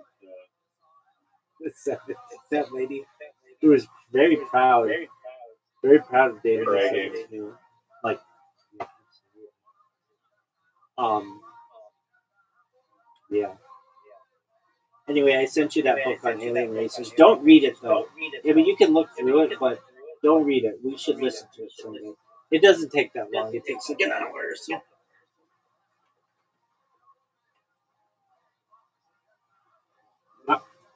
All right, my man. I'm gonna get some sleep. It's midnight. Oh, it's at 343 likes now. God damn. Dude, you're gonna. I gotta find more like groups to cross post to them. I can help you with that.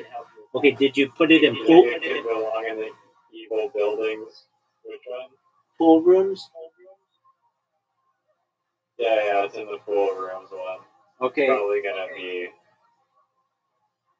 Except, oh no, pool rooms I think is. I mean, this should qualify as a pool room, but normally I did post in one of the pool ones. Dude, put it in pool rooms. I think it might be in there already, but maybe not. Yeah. Okay, we'll cross-post it in pool rooms. Okay.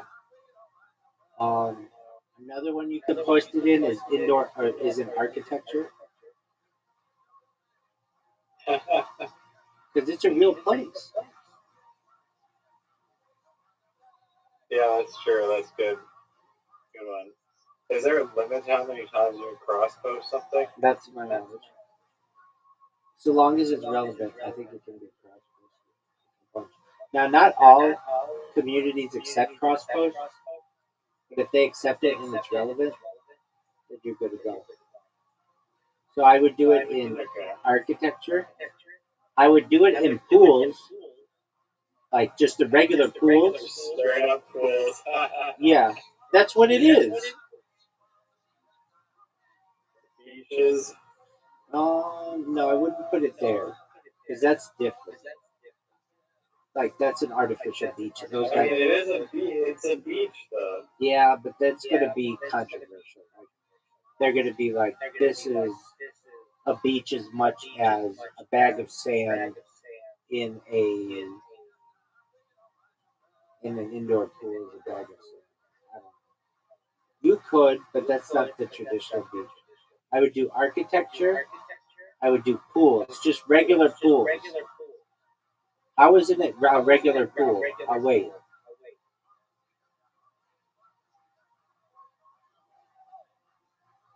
No, it's definitely a pool.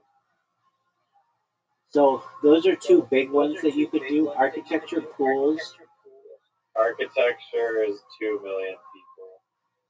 Exactly. I mean, is there an indoor? I don't know. Hold on. We're just gonna go to. I'm just gonna go to ChatGPT. Yo, dog, I got a really good picture of an indoor pool from the 1990s. Like it has a synthetic beach or whatever, like an artificial beach. What are 15 really good subreddits to post this? Like liminal spaces, pool rooms, architecture.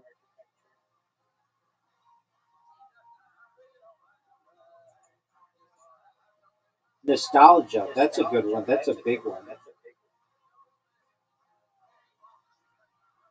Yeah, I posted in the 90s subreddit. Yeah, but you didn't post it in nostalgia. You need to post it in nostalgia. Yeah. Did you post it in nostalgia? Just pools only has 158,000 people, but it's good enough. All right, so there's pools and then there's indoor pools.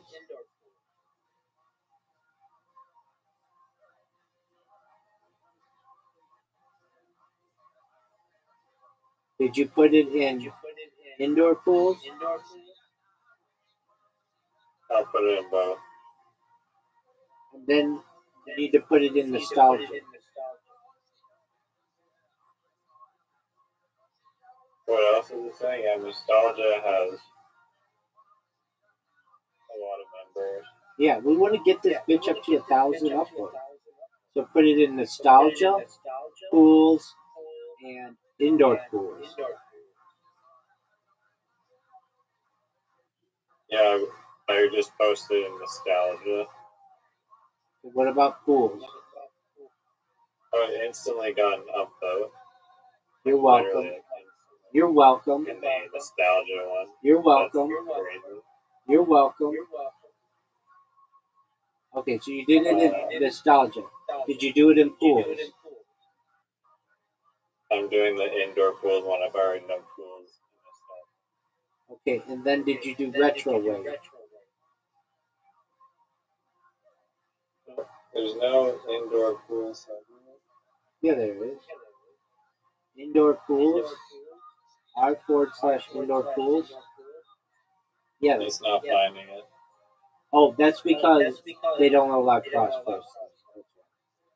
Okay. Okay. The next one is design. Retro wave? Yeah, retro wave. What the fuck is retro wave? It is like I thought that was aesthetic. like music. It is, but it's aesthetics from the 80s and 90s, including the visual style of indoor water parks and pools.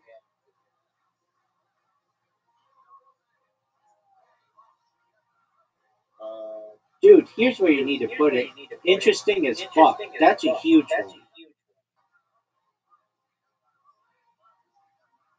Cross posting all around. But there's. You can't cross post an interesting as fuck. No, you can't. What do you call the if you want it to be big? What's the name of it? You could cross post it to today I learned, and you could say today I learned there was an indoor pool in the 1990s in Tokyo that resembled the beach. Today I learned is also no cross posting. Okay. Um. So let's go to those. What are the 30 largest subreddits?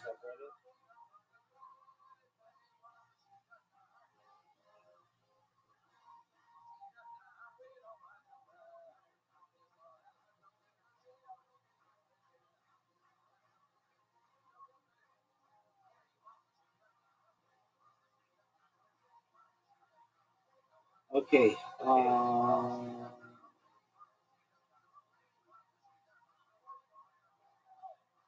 How about what's what? Tell me the name. What's the title of your post? The Sea Gaia Ocean Dome in Miyazaki, Japan. Is there any text with it? The description or like the body of the post Yeah. the Sea Gaia Ocean Dome was one of the world's largest indoor water parks located in Miyazaki, Japan. Okay. It also won the Guinness World Record for the largest indoor something. Yeah, the biggest simulated pool. Which, what is a fucking simulated pool? I googled it and then just a bunch of video games came up. Okay. But let me ask Leo. Oh, you use Brave too?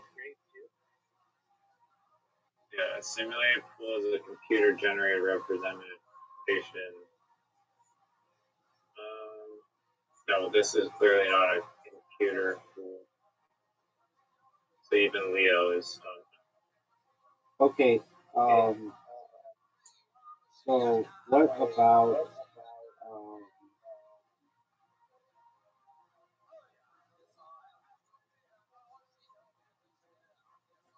hold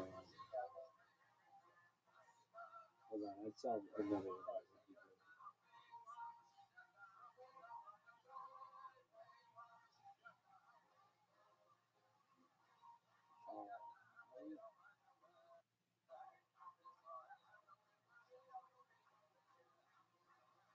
Here we go.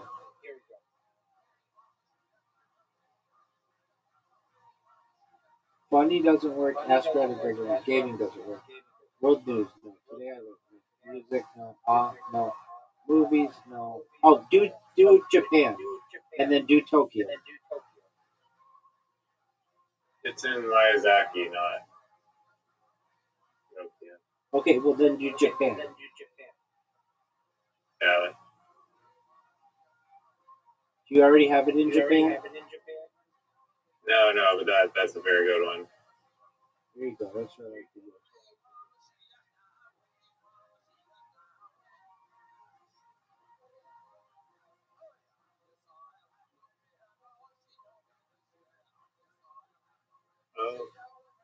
Cross posting not allowed. There's one called Japan Picks with 456,000. Yeah, that's perfect. What's the list of the top 100 subreddits?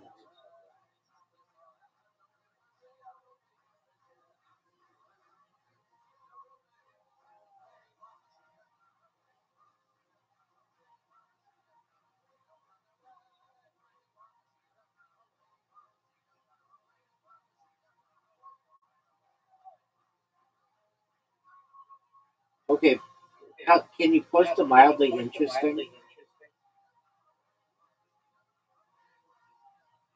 Oh, let me try. Because that's a big one.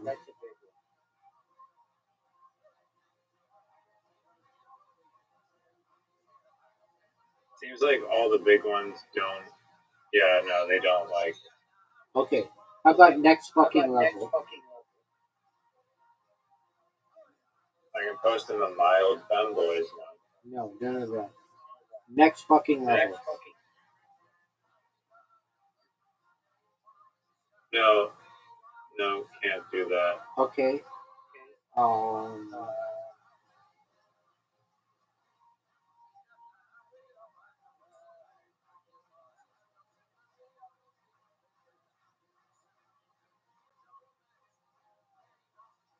Okay, so just a moment. What would be the best 100 subreddits for an indoor pool in Japan in the 1990s that doesn't have any people in it and is one time the Guinness World Record for the largest simulated pool in the world? And tell me the name of it and the 100 best subreddits for that.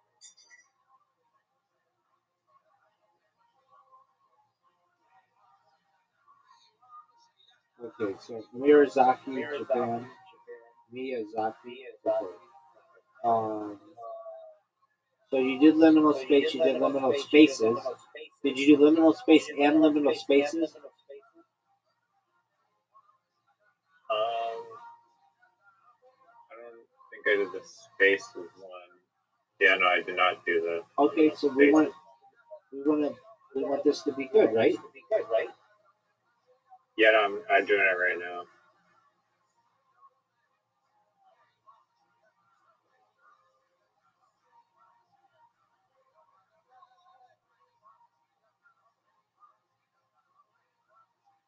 Okay, it's in the liminal spaces one. Excellent. Okay, what about bathrooms? Oh, brilliant. That's why I'm here, baby. So there's bathrooms, and then there's the bathrooms.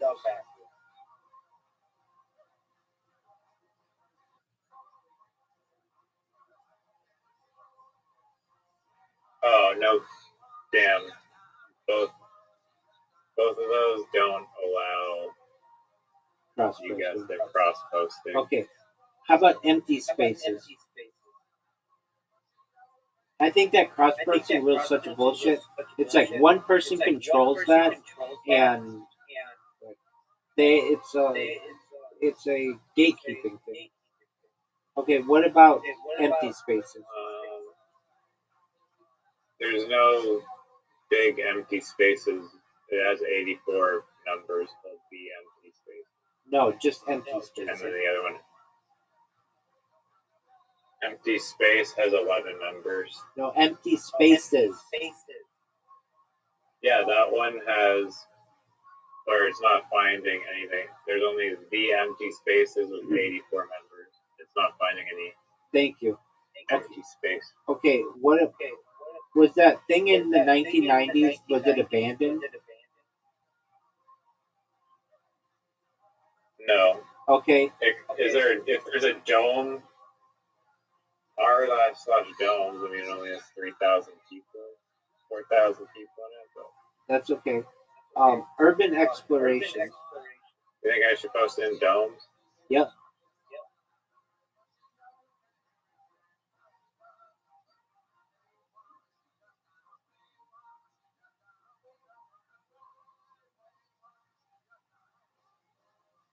Oh, message mods going apart. Fuck that. Fuck that. Next one is Weirdcore. Reddit Weirdcore. REIRDCORE.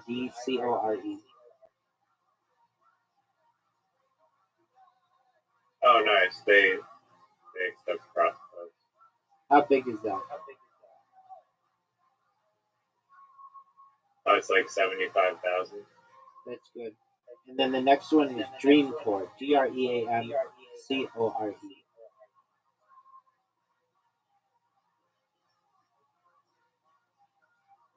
yeah, Green Core is big.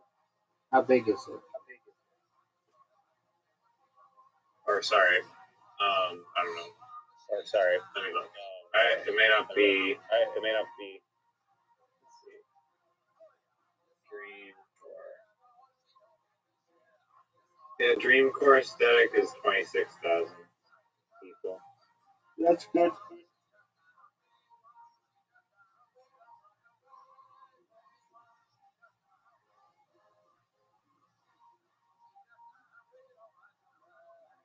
Is it original content or found content?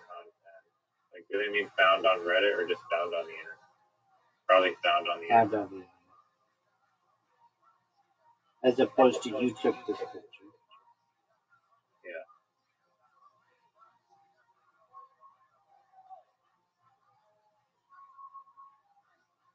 Oh, the liminal spaces one got approved. That's good. That's great.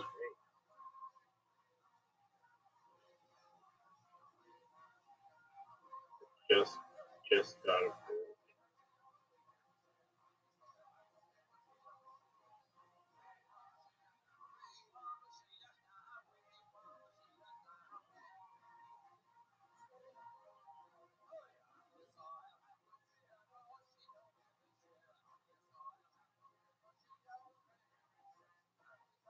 Let me know when you're ready for the next one.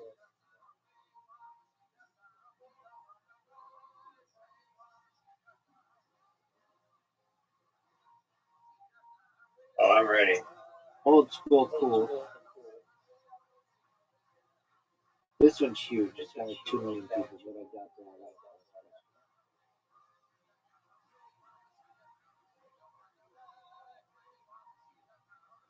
So I bet the best way to do this is what you did is fine, but you post it in one of the big ones that doesn't allow cross posting, and then you cross post it to all the other ones. But no big deal. You're doing great. Oh yeah, if I posted it in like the crazy 15 million people one. Yeah, exactly. Yeah. But you can just no cross posting for old school cool. I have old school cool. Yeah, it's one of my old school cool. Yeah, it's one of my favorites. Yeah, I can do old school cool. Oh, dude, that's a huge subreddit. Yeah. Hell yeah.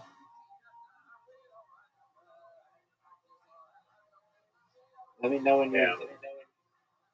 Let me know when you're ready for the next one. Oh, it must feature a person. Oh, fuck that. Okay, never mind. Let me know when you're ready for the next one. Damn, old school cool. Yeah, I'm ready. Forgotten places.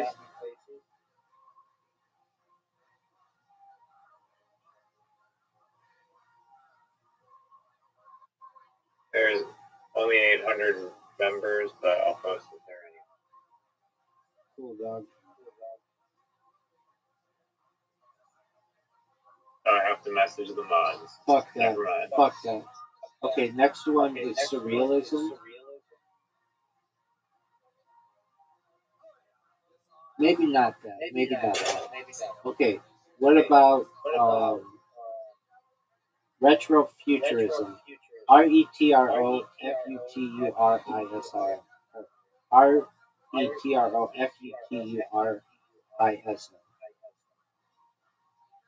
Retrofuturism. Oh yeah, there's 1 million members and they allow cross posting. Bitchin'. 2 things I like. to see.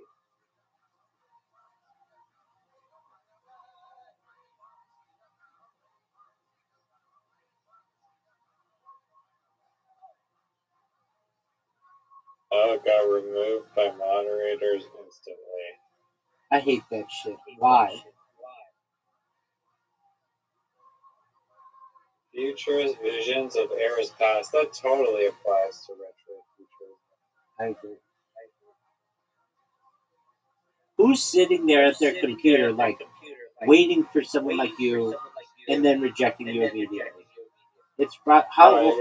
It was literally like 1 second after I posted. Like no human could have reviewed that. How old is your account?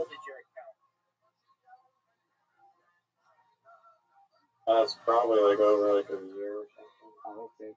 It could be a But I karma. don't have like tons of karma. It could be a karma thing. All right, next one. No big deal. Next one is creepy.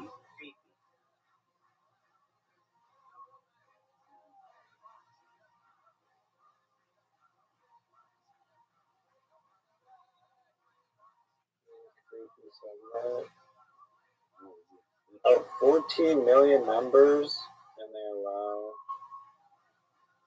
Oh, there's also a creepy design with 500,000 members. Oh,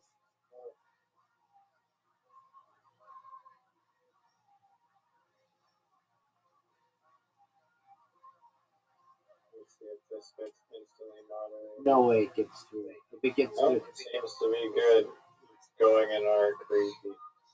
no way.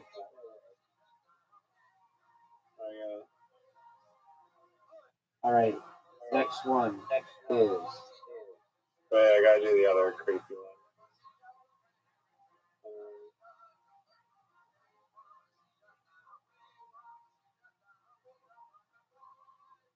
Creepy design.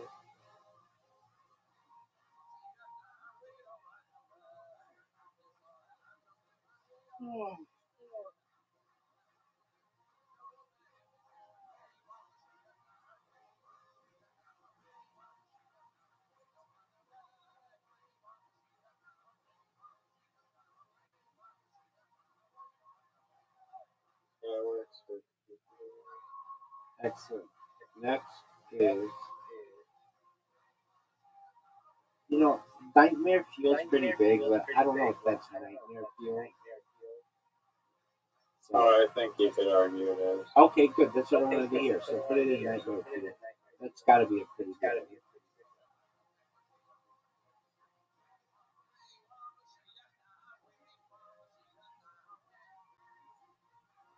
Or just, yeah, they're nightmares. No, that's different. That's people who had night. No, that's not what you want. You want Nightmare Fuel. Yeah. It How big is it? works. Okay. Nightmare Fuel. Like 80,000. Okay, cool. Next is architecture porn.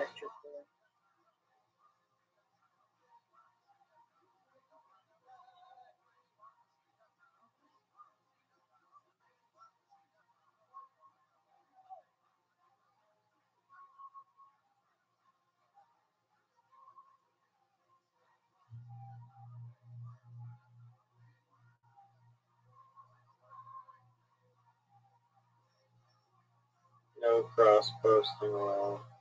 Next is room porn. I don't think this qualifies as a room.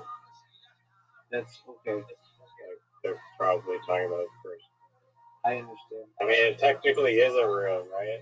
That's what I'm saying. Room. But that's okay. An enclosed area within a building. So, just part of a building, basically. Then that's It's just a giant room, so.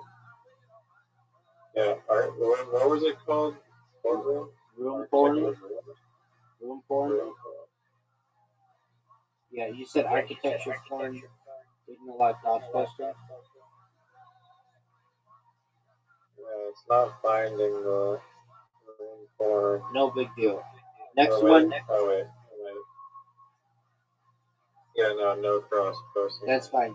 Next one is. Oh, there's a rec room. There's a rec room. No. Next one is weird. Just do weird. It's a good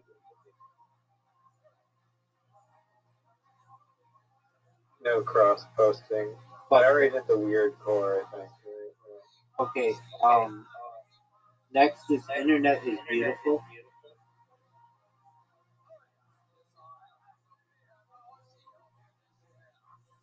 Oh.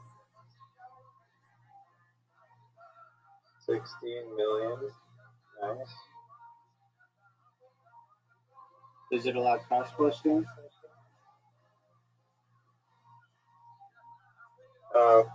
No articles, videos, or images. Fuck that. Even though Static images are not allowed. What the fuck? even though its internet is beautiful.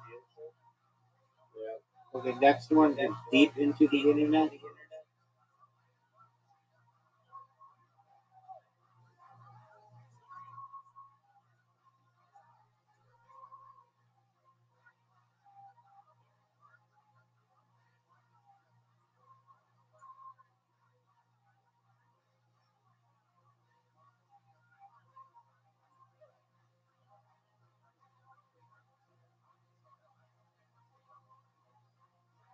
Oh, there's also deep into Japan.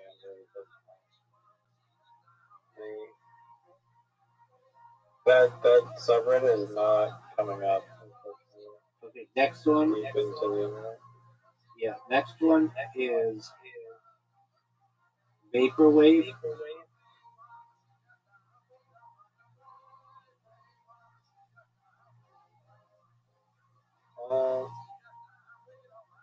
Vaporwave's music, but there's a vaporwave art one that would probably work better.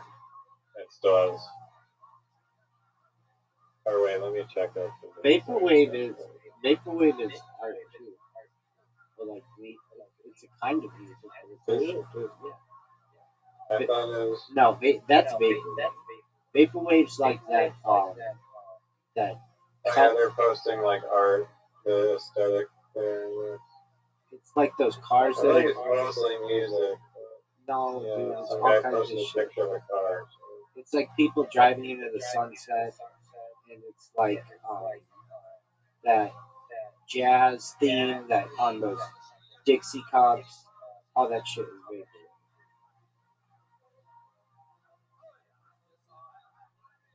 It's like 8-bit like videos. My post won't get taken down if I'm like adding it to irrelevant. These aren't irrelevant. No, I'm not saying I'm. Maybe a moderator would be good. Moderator can't do it. An administrator. Vaporwave. Alright, let's go to vaporwave and vaporwave already. Next one is infrastructure porn.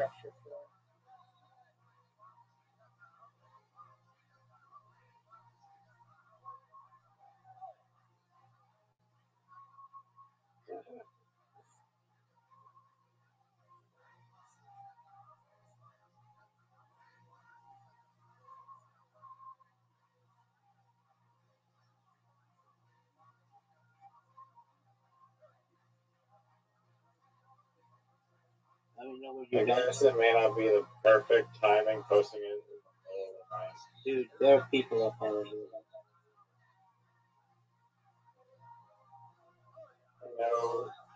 No, Cross posting. infrastructure one didn't work. Okay, next one is faces from your dreams.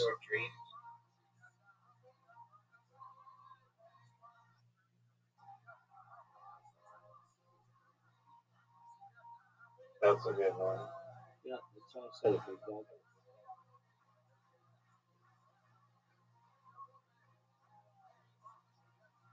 Let me know when you're ready for the next one. Sorry, what was it? Places from your dreams. I like how you said that's a good one. And then you didn't even know it. Love it. No cross-posting? There's only 2 members in that one. Fuck that. Next one is no people.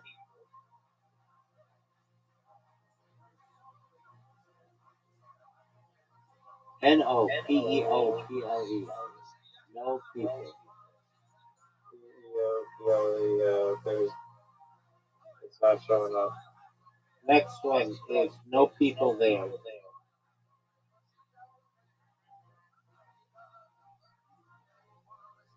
They're also not showing up. Next is silent places.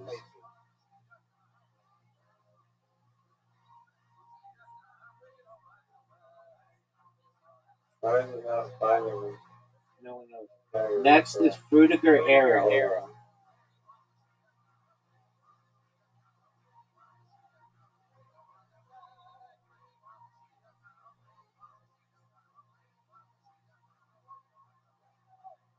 What did you say? Don't do that one. Do weird architecture.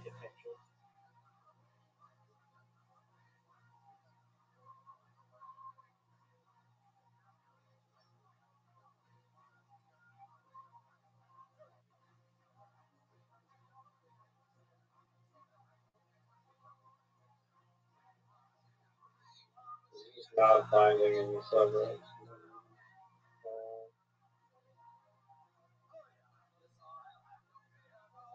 Alright. Alright, well, that's a good That's good. amount. I appreciate the help. Absolutely. Good done. Alright. Same time, same station tomorrow, okay? Sounds good. Dude, keep it up, man. Every single night we're gonna get smarter and smarter. Think about all the things we learned about Jack today. I'm glad you liked it. I did. And you're gonna learn all about Air Jordans tomorrow, maybe. Bet. Alright, take care. Peace out, Girl Scout. Later. Shout out to Riser. Shout out to Riser in the subreddit.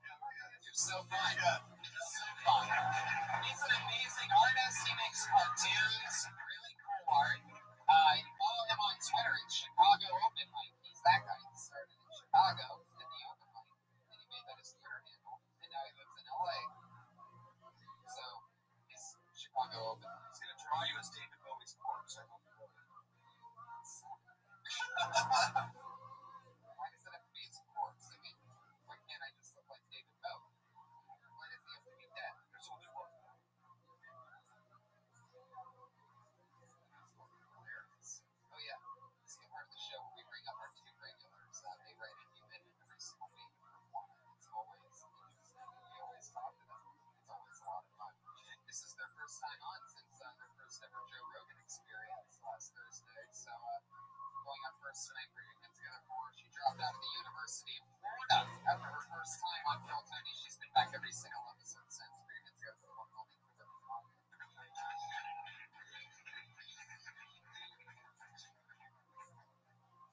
guys, I recently got on birth control.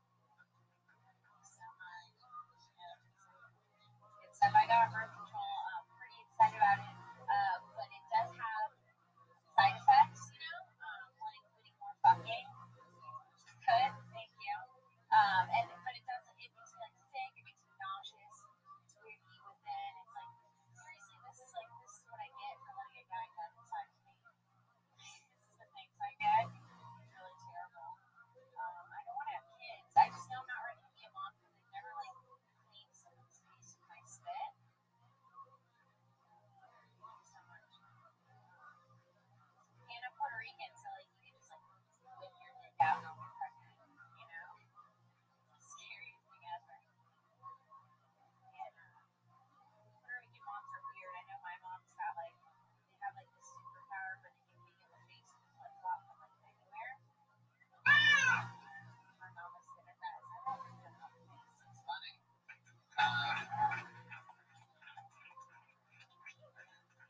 What did you say before? Not inside you. Oh God, yeah. I don't know if it's worth it. Oh, the flip flop thing is crazy. Yeah. Did you ever have any relations with Puerto Rican of any kind, business or pleasure? I grew up on the West Coast where our Puerto Ricans are Mexican. But I am familiar with girls on birth control, and I think that's super cool. I'm really excited.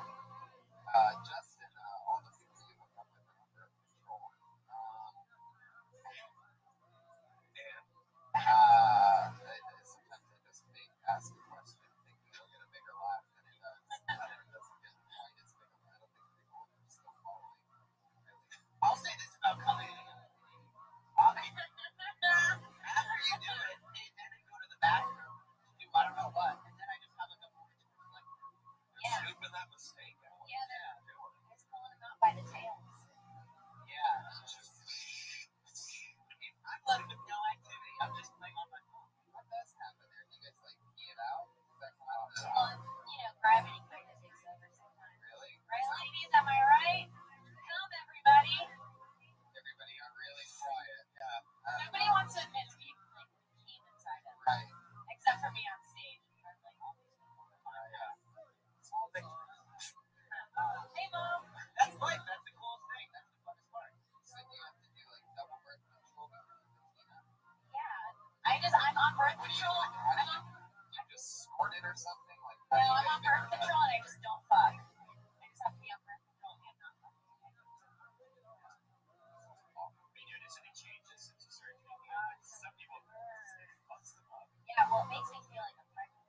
Get morning sickness or it makes me like I can smell food like throw up. But my boobs are gonna get bigger, I heard. So you think get bigger? They're going to get bigger. I just know. So are Josh Meyerowitz. He's not even on birth control. Really? All right. I guess you got to know for that one. Anyway. Yeah. What else did we talk about? Oh yeah, the flip flop. Is that true? Yeah, my mom can do everything. But yeah, flip flops especially. Right. Just like anything in her house. Whatever she wants. I'm half Moroccan and Moroccan culture was having to my dad didn't do it, my sister does. When you get your period for the first time, your mom slaps you across the face. Really? Yeah. In what culture? Moroccan. Really? And my sister's friend got slapped across the face in her mom. That's right. It's like welcome to fucking womanhood, man. I love you.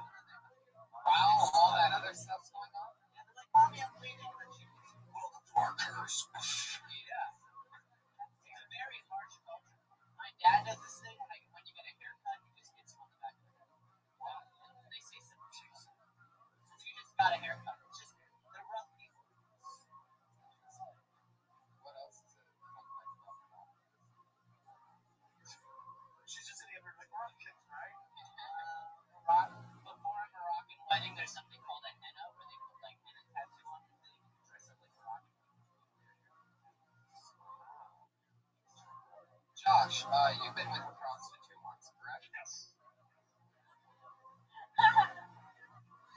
Only once, though, right? It was my only sex so far in my life. Okay. Just the once. Did you have a cider? That black guy should always be your sidekick. That laughing is the hater. Did you have a cider? No. I wanted to call on her tips. What is it now? So I wanted to come on her tips. That's it. Give her $5 and you came on. I got excited just thinking. No, not now. I mean, okay. At the time. A rude prostitute. He's losing his virginity. He's autistic. Let him come on your tits. Right? Totally. Josh, if you had to kiss one part of Kim, which part would it be? Oh my god. That's terrible. However, I do want to know the answer. If you had to pick one part to kiss, which part would it be? So you don't want to kiss any part. You're going to kiss. Josh. You don't have to say it. Just put your finger in the area. That is the answer. I'm kidding. I don't know. Get your ass out there. Wait, what'd you say? No, it came out wrong. Sorry. What do you mean? No, I mean. Oh, man. You feel like you can learn to eat pussy from hanging out with them? Yeah. So you would kiss her in her pussy. I'd like to kiss her enough that when it gets more sexual. Okay, let's say about that. That's awesome. So you're saying that you want to go down on Kim and you want her to give you direction on how to be able to do it better. And you think you'd be able to take direction home, right? I tried my best. Come on, Kim. I'm a good listener.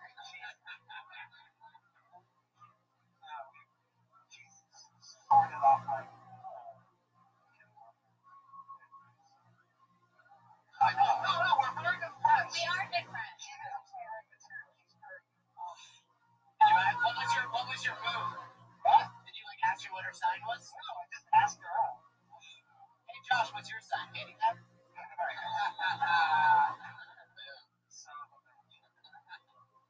Kim, have you ever been with anybody with mental disabilities? Oh no, besides another Puerto Rican.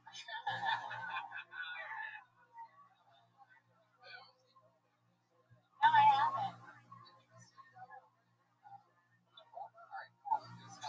Yeah, this is interesting. You had good material. It got really creepy with Josh, but it's fun. It was worth each of them for the team tonight, and I appreciate that. It's been 83 episodes of you not getting in a situation that awkward. So, yeah. I was actually just testing Josh because they appropriated it. We've been cheating.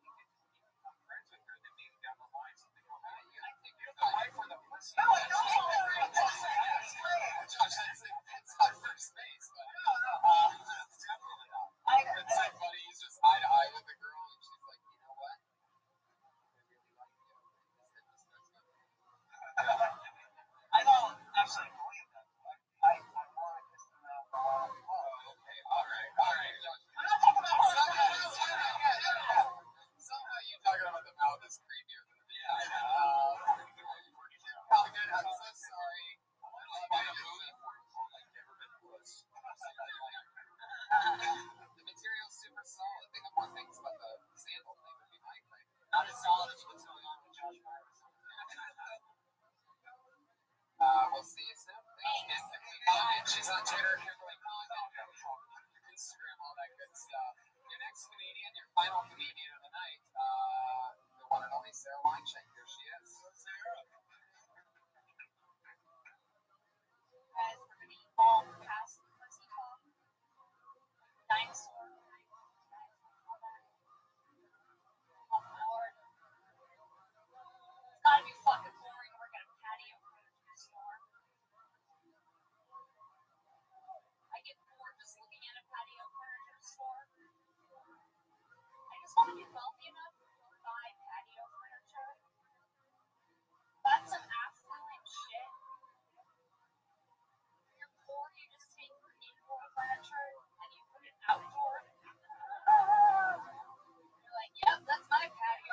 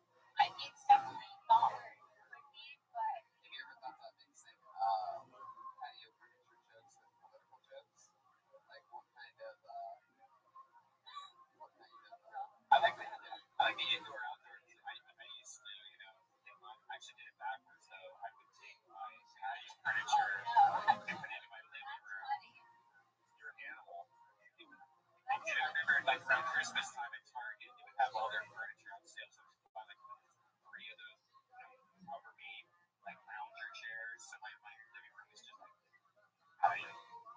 No, that's You have a patio? I don't have a patio. I think it's really fun. I like it a lot. Because I remember being a kid in my tent. That deck, that seal. Yeah, the taint layer, tarnish, whatever the hell it was. Why did I say taint? That seal taint. That like seal stain. Yeah, but like this, like I love that, especially being in college too. Like my friends would do just like the bill. A leather couch outside. It's very clever white trash. I hate the cushions that are outside. Even if it isn't exterior. Smell a lot of the seats that you sit down.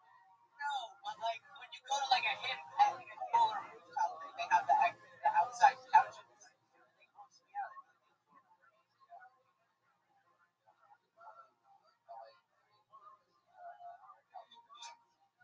All it takes is one battery and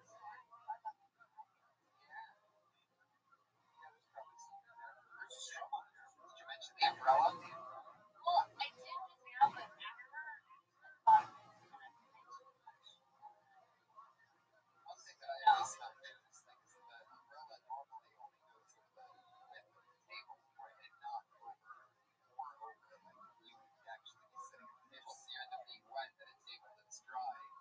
Or if they made the umbrella a little bit bigger. Well, no, they have those umbrellas with the arm side. You're like, we're gonna just yeah, it's an ignore. Yeah,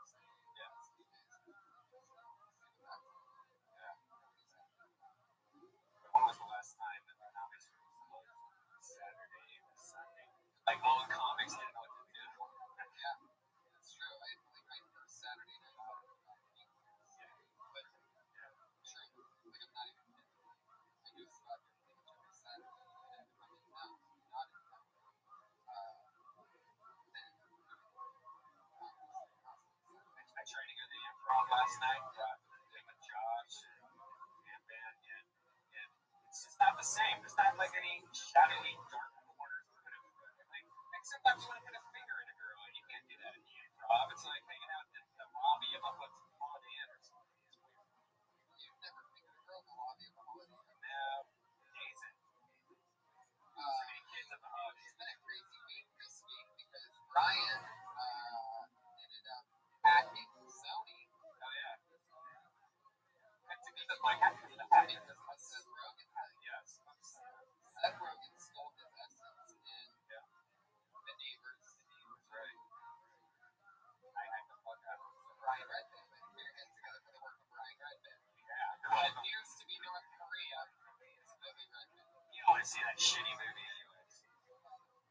That's a crazy thing though, man. So North Korea's internet's cut off right now. Yeah. It's broke. It broke the internet. There's 4 big pipes that go into North Korea that have the internet in all the world.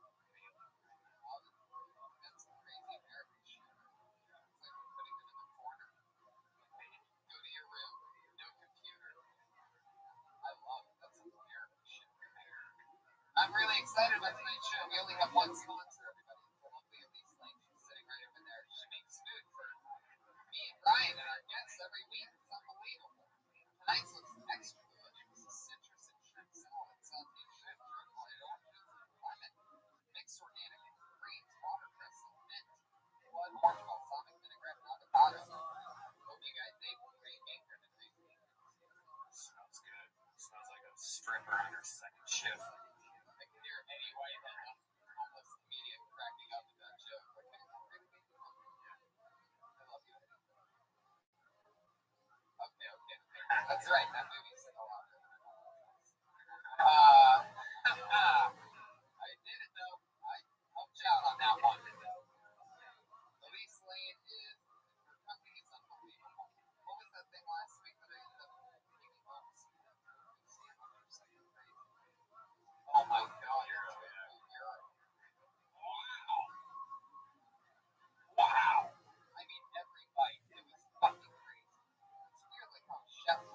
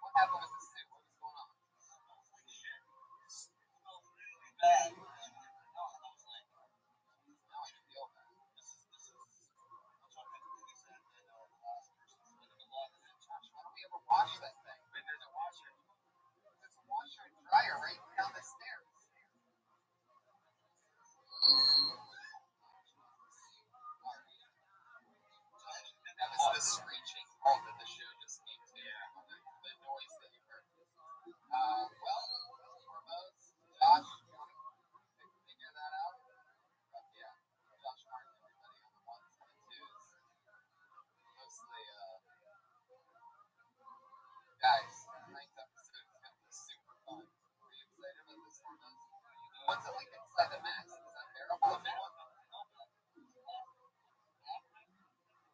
It worked last week. This Josh Meyer with the autistic nature. The autistic nature probably has like that. No, yeah, it's Corey has autistic biking skills. I don't know if the Iranian would be much better though. This kind of guy. It's like, how Iranian are you? Holy shit. But I use those flushable wipes. Yeah. Do you take them with you when you go places? Or I buy you always keep wipes on you. No, you don't control the speed. I definitely don't get that. I'm excited to have you on.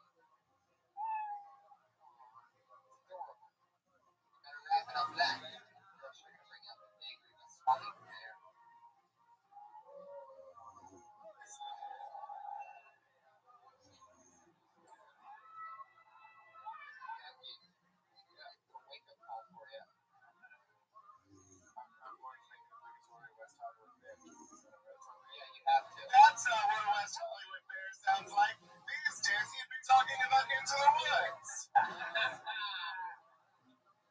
yeah. A West Hollywood Bear making West Hollywood Bear jokes.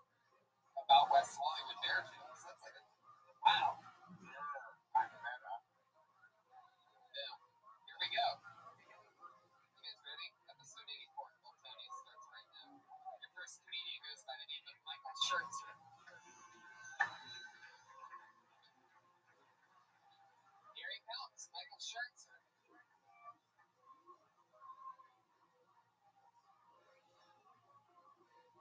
Boom, what the fuck is up, Kill Tony?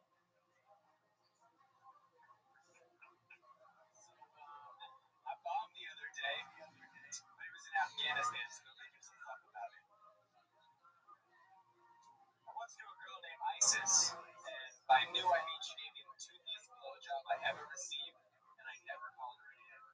Like, the same strategy that the terrorist group ISIS is employing in Syria against Bashar al-Assad, that's how she attacked my penis. I'm pretty sure that she mistook my dick for a foreign journalist, because she was definitely... I'm pretty sure she mistook my dick for a foreign journalist, because she was definitely trying to cut the head off. That joke never receives the response that I believe it deserves, but that's not going to stop me from telling it, because I want people to know that I'm informed. Somebody asked me if I saw Interstellar, and I was like, nah, but I've seen Matthew McConaughey get hot before.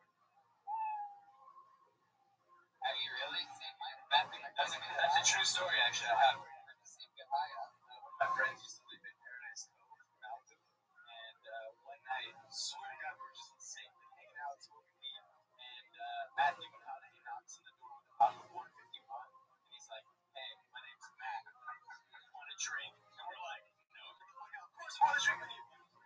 Did you actually do the big no first? I did not. No, I did not. No, I got the trailer part. Yeah, the trailer. Yeah, you have the trailer at Paradise Cove too. Yeah. I thought Paradise Cove was the place where you can get drunk at Disney World. Maybe. No, I was making a joke, but they didn't respond to it. It was not funny. So you were first last week. I was first the last 3 weeks in a row. How the fuck is that happening? Statistics, people, they don't exist. Josh, are you looking at these names when you put them in the bucket, or are you putting like 30 of the same name or something? Are you cleaning the bucket? Fuck yeah. Anyway, Michael, so what do we do tonight? What do we talk about? You gotta laugh on a setup. That's pretty hard to do. But it's a very good setup. I thought you came up here super coy, you did not fall from the stool, you moved the mic stand out of the way, and then you had written a minute worth of jokes about like wars in the Middle East, which is a fine way of spending a minute on stage. Like when you had one good joke in there, like you can see exactly where it's going if you've been talking about Afghanistan and Iraq for 30 seconds, and then you say you have a blowjob, you think the girl thought that your dick was a French journalist. But like that's a solid joke that has potential, and you can turn it into a joke if it were in any way unexpected at that point in your set. Are you Edward Snowden? Is that how your name always ends up at the top of the bucket? Crazy to see it. You have to see us. Alright, anyway. Yeah, it's the idea of the joke. You could maybe do some, yeah, there's too much set. Is that what you're trying to say? Like the setup was just way too long. Like, well, here's what happened. You gotta laugh on one setup and zero punchlines. Not bad. Yeah, not bad. When they laugh, don't stop. Like you look at the people that fuck you laugh. That's true. You came in confident. Yeah. I get it. Like, you came in confident. Like if you were fucking and you were like, oh shit, she's actually saying my name. Yeah. I get super awkward when like people acknowledge that they think like the first one. That's when you want to look them in the eye and keep going. Solid advice for life, I feel like. And then come inside of them. Well, that's my name. Is that an invitation, Tony, or what? Always, be safe. Drug resistant syphilis is all over this town. By this town, it means hormones and snacks. It's getting out of control. Why are you wearing your dad's fleece tonight? What's going on with that? I like free shit.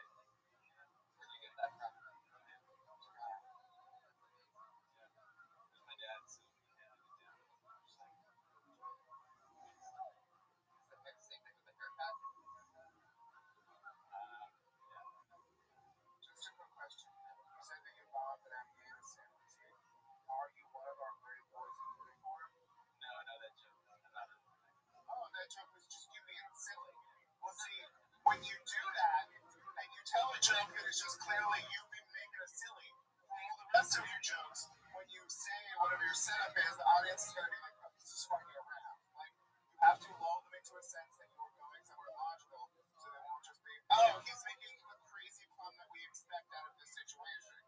Because then you'll get the non-response that you got from everyone. It's true. That's a great piece of advice. You ever been next to an Iranian before?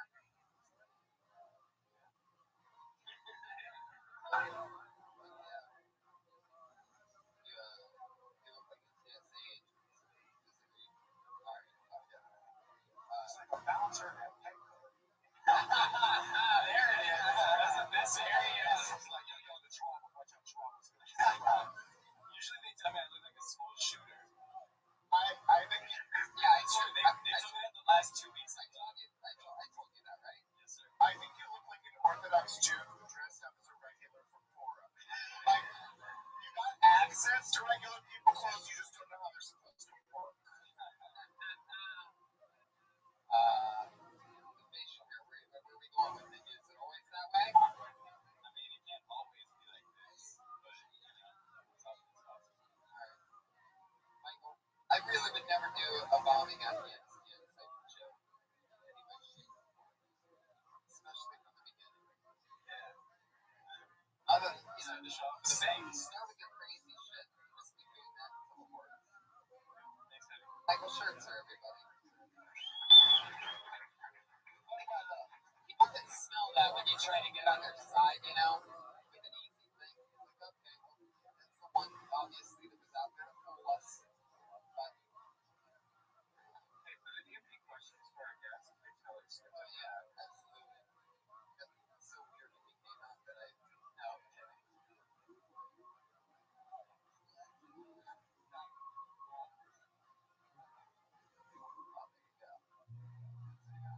By choice. Is that a no?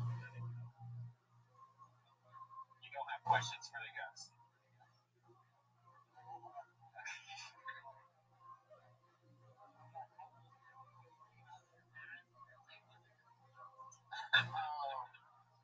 That's hilarious. Because George is actually gay, and I have not. It is insulting to imply that I am gay. I get what you're doing.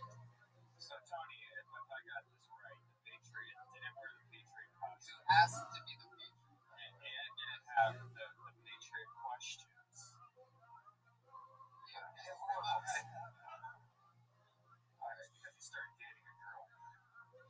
Why is the mic by your dick? Well, that always happens. It's one tradition from the original Patriot that we decided to keep because we think that's the one thing about him that made permanent sense. So we just kept it there. Yeah. Hormones. How do you think this is going right now? Is he good? Feel good about it? Say something Iranian.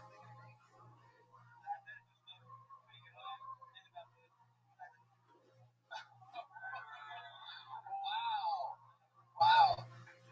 What did that mean?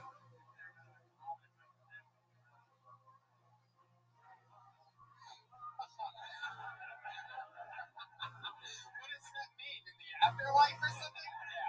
Like ghost style? Have you ever bombed at comedy in Afghanistan? It's right next to Iran. I love that you give a shout out via podcast to your friends and family in Iran. Like they would ever listen to this. Hey, to all my homies in the say something else to me. One more thing. There's some essential. Can you do karaoke in Iranian? Is that possible? Prove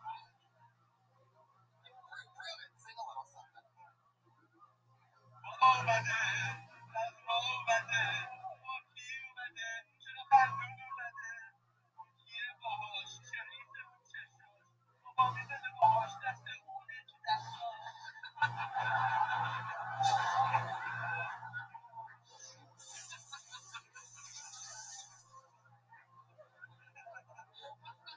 Should have brought the soup. I had a feeling something was coming in that second verse. That's how they set you up. Oh, sure, I'd love to sing a song. A song activated bomb.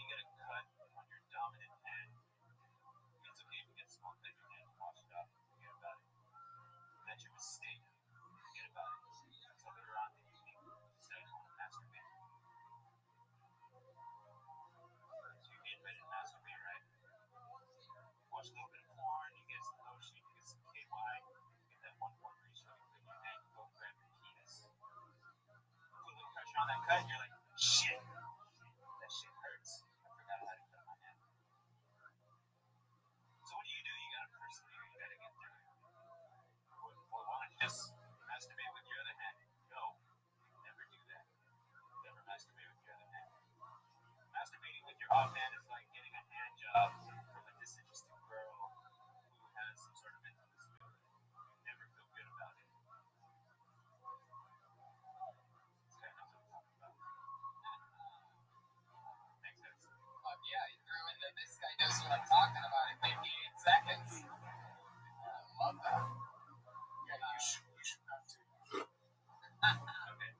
You should tell jokes holding the mic with the other hand. How many times have you done stand-up? I've never done stand-up. No. Oh, yeah. Here we go. Okay, Gabe. Here we go. Okay, Gabe, I have just a related question. Are you an overweight black woman? No. Then why are you going by a fucking stage name? Like, if you're Samar or Monique or Earthquake, then it's a fine option. Right. But if you're not an overweight black woman, I would consider just going by, I'm gonna assume, George Hernandez or whatever colonialism gave you. Gabe Zuniga. But yes, there you go. Take it to George Perez. Yes, we have the same names. That's a better name than that. No, everybody mistakes me for George Lopez. I gotta lie, I'm like George Lopez. Okay, Gabe, so what made you want to come out? I'm a big fan of the show. I love stand-up, and I just wanted to try it. Can I tell you what I loved about what you did? I could tell over there, it seemed like you were just a little nervous and new, trying to remember what you wanted to say, which is fun. So it's completely natural. I've seen a lot on the show. What I loved was the amount of emotion that you talked about. Yeah, that was That meant to hilarious. it. Like, I think that's great. You could add something cool to that. Like, you know, they can make, they make little mustards. Like, like that's about the right amount, give or take a little bit. Or like a soy sauce packet. They make that. They can make little individual lotion packets. They do? Yeah. You Nightstand.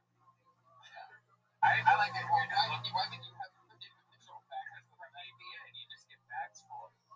Like, I like the idea. You said lotion in, what was that? Do you visit a lot of carnivores? Yes. Do you just, I go to all of them. He loves that. I love that. He's that guy.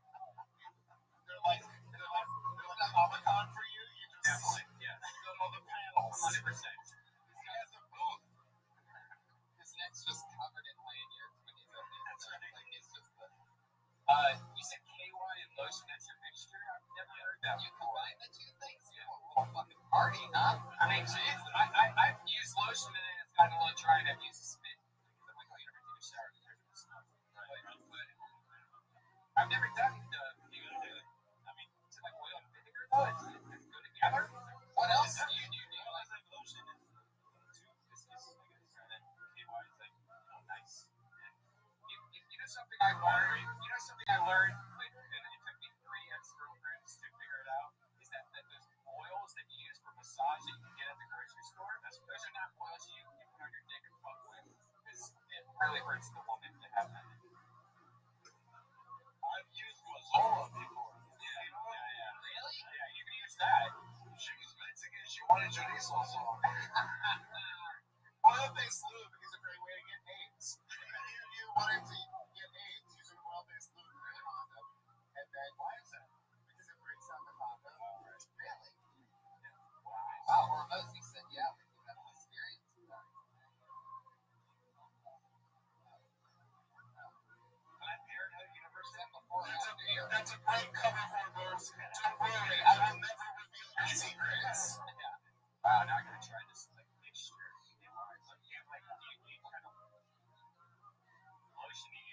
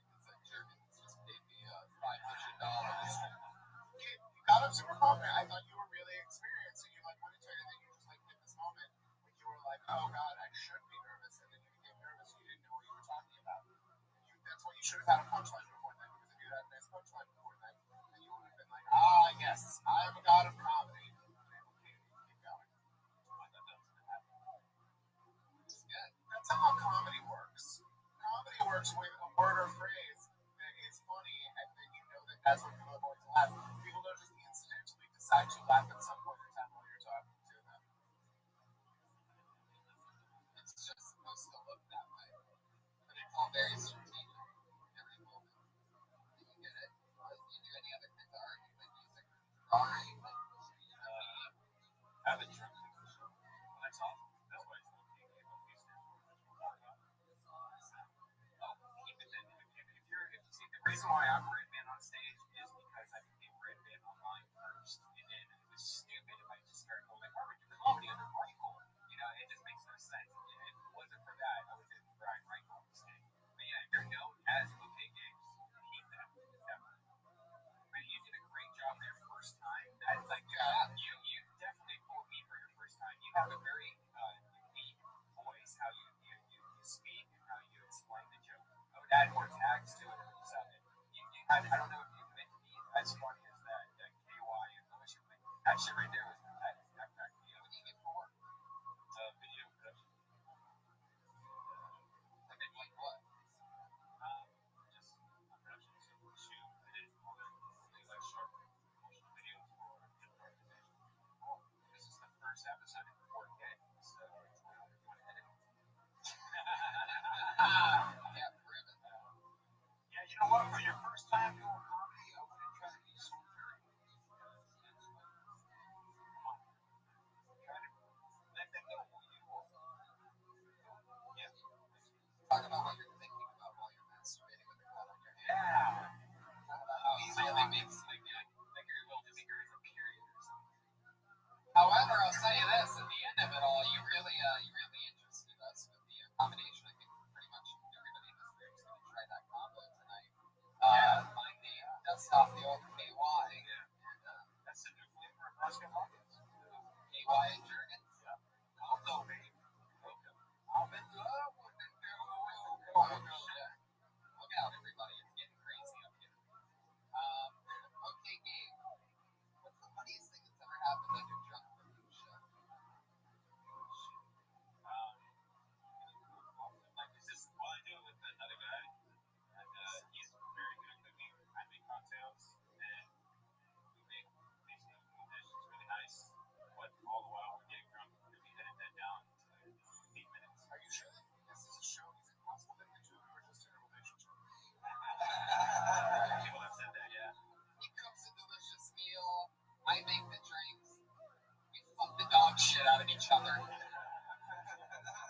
It's a prank show, really. It's a prank show. We don't film the fucking part that would actually make us money. We film the cooking part and drinking part. What's the most hits you have? Like one video, you guess. Can I guess?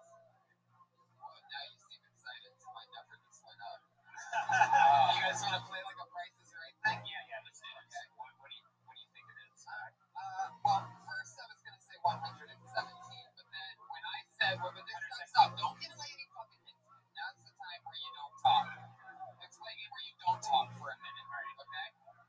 You hear the sound of a kitty, and then we'll ask you for a response.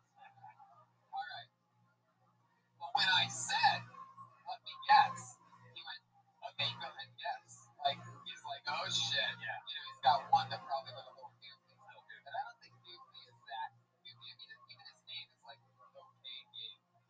Like, it's like, it's just okay. You know what I mean? Like, hey, who's that? He's okay.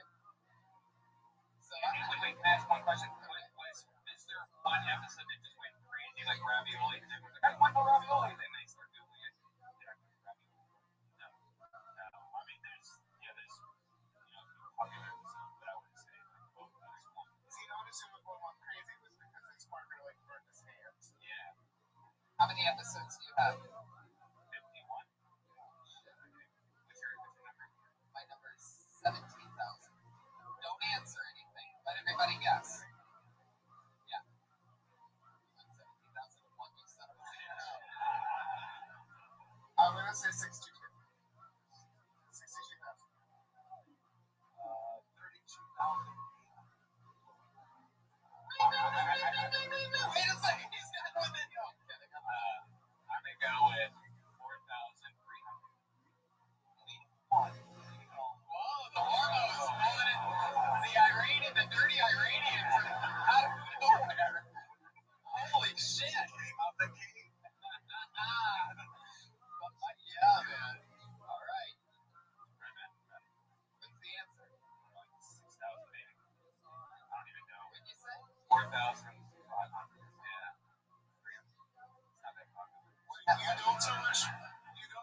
have a drunk cooking show because you have a hobby.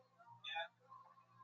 I tell you what, though, man, you just archive the shit out of it. You don't know one day everything changes. And all those videos are being reborn.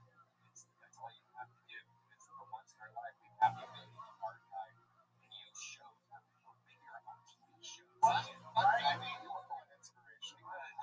This first time on stage, you did a good job. Yeah. I mean, you signed up tonight, and this video is going to, the day that it's released, it's going to have more hits than your biggest video. So, congratulations on that. Thank you. All that other stuff you put a lot of work into. This one, and you might not even be drunk, and you didn't have to cook. Maybe you should do makeup tutorials. Those get a lot of hits. No. Here's what you do. You're pretty great at make the show where you're both looking for a girl who's also getting drunk. Oh, we tried it. Brilliant, by the way. You just by the end, you're like almost all going to puke.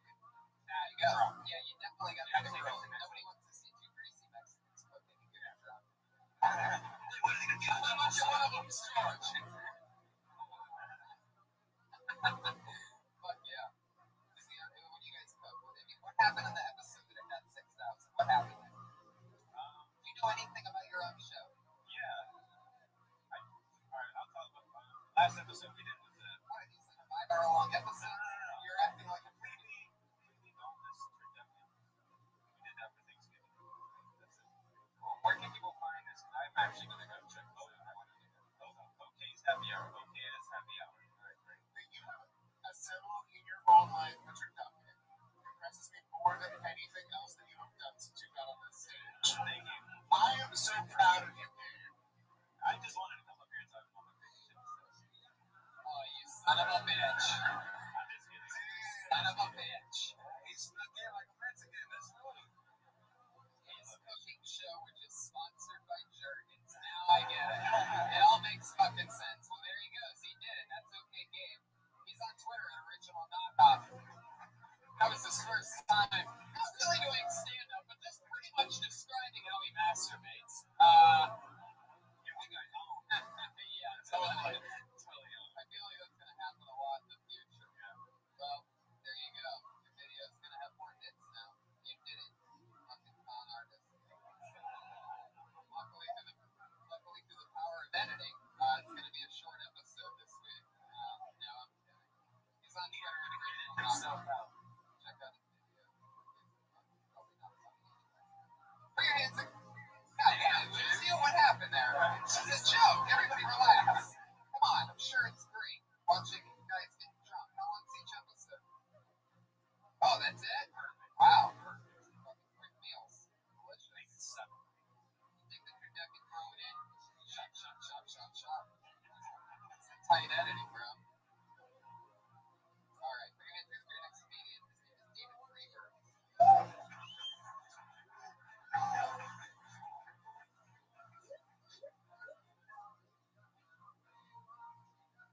I live with my parents, which isn't great, but luckily they've never caught me smoking pot, which is great. They do know that sober people give their parents good night handshakes. Oh, you guys are still awake. I'm just gonna head off to bed.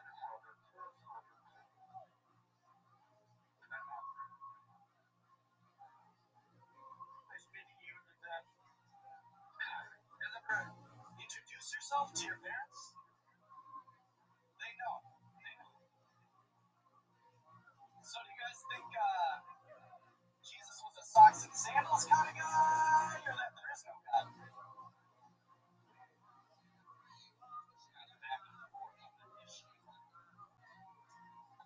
Where's that kitty, right? Gee, there it is. There it is at exactly 1 minute. Fuck yeah, you nailed it. David Freeberg. This is my first time seeing you. Yeah, I've been in LA for about 20 years. Awesome. 20 hours. Love that. You've been doing stand-up, what, a year or two somewhere else? Yeah, about a year.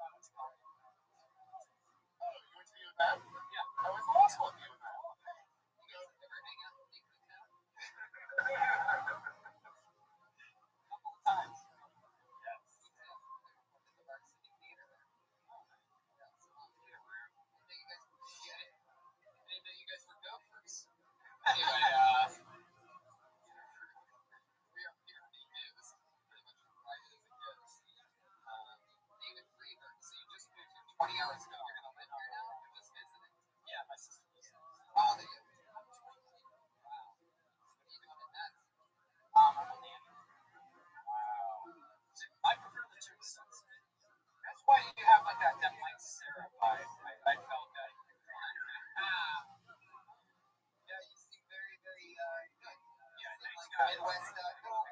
Like a tri-human. I'm nicer than all. I didn't think it was legal for a man to watch over children in Wisconsin. That's fucked up to say. That's a weird thing to say. That actually makes you think that you're. I never saw said that to me. Why would you? Why so calm down? I'm sorry. You gotta realize it, and I was like, I gotta go with it. I never asserted that I wasn't deeply sexually attracted to people who are underage. I've always been perfectly on the record about that. I was actually it happened to me at a party last night. So that's weird. And then I was like, oh, right, that's not a joke. Right. How like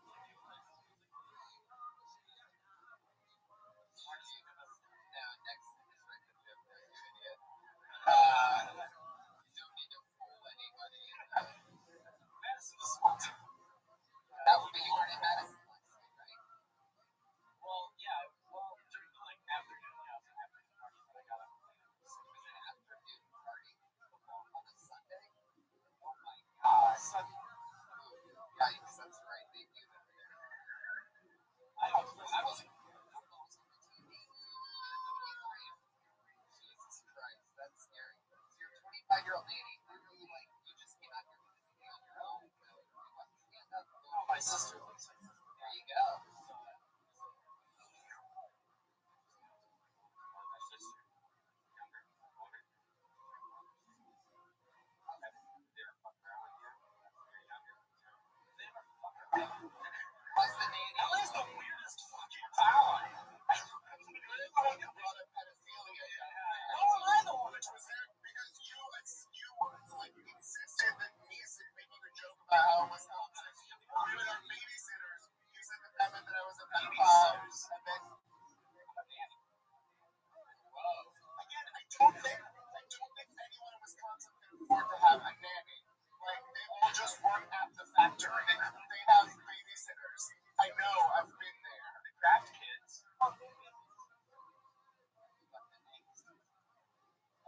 What's the difference between the babysitter and a nanny? I mean, you're defending nannies like you're the baritone Fran Drescher. Yeah, what the fuck? Our nanny. No, I'm the nanny. Are you union nanny? Are you a union nanny? I'm on a contract. It's not union. Have you ever worked at a bridal shop in Flushing, Queens?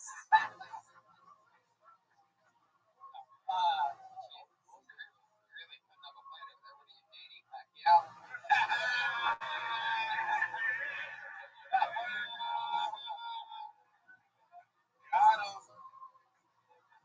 So, okay, I won't put up a fight. Wisconsin's full of pedophiles. Sorry, I was too fast. Yeah, you're not telling anything. We already know that. It's like fucking. Yeah, everyone says that. Wisconsin is the pedophile since There's Megan's law. Iowa is the. Idaho. That's his state nickname, isn't it? America's pedophile land. Yeah. The land of 10,000 pedophiles. You dress like a pedophile. You look like a pedophile. Anybody ever told you that before? One time, How old are the kids? You ever shake the baby after a bad set? when he takes off his underwear, a bunch of Cheerio falls out. Should have opened with the Afghanistan bombshell. There's another comic. You guys just remember that I have actually I have committed statutory rape in Minnesota. Whoa. Legal? Okie dokie. Yeah. Show's canceled. I guess we are all accessories to the crime. The statute of limitations has passed, and I was so long ago, you guys. I was committing illegal sodomy at the same time. So it was fun in a lot of ways. Fuck yeah. You raped Bill Cosby. That's what I did. Hey, nobody's going with me on that. You act, you have the confidence of somebody not from Wisconsin. Well, that's because the whole time I was sitting there You have saying, also with that confidence, jokes, just more jokes, because you had two, and the first one wasn't that. I don't know that making choices about kissing your mom is the most relatable thing. yeah, why do you want to kiss your mom so much? Yeah. Well, I mean,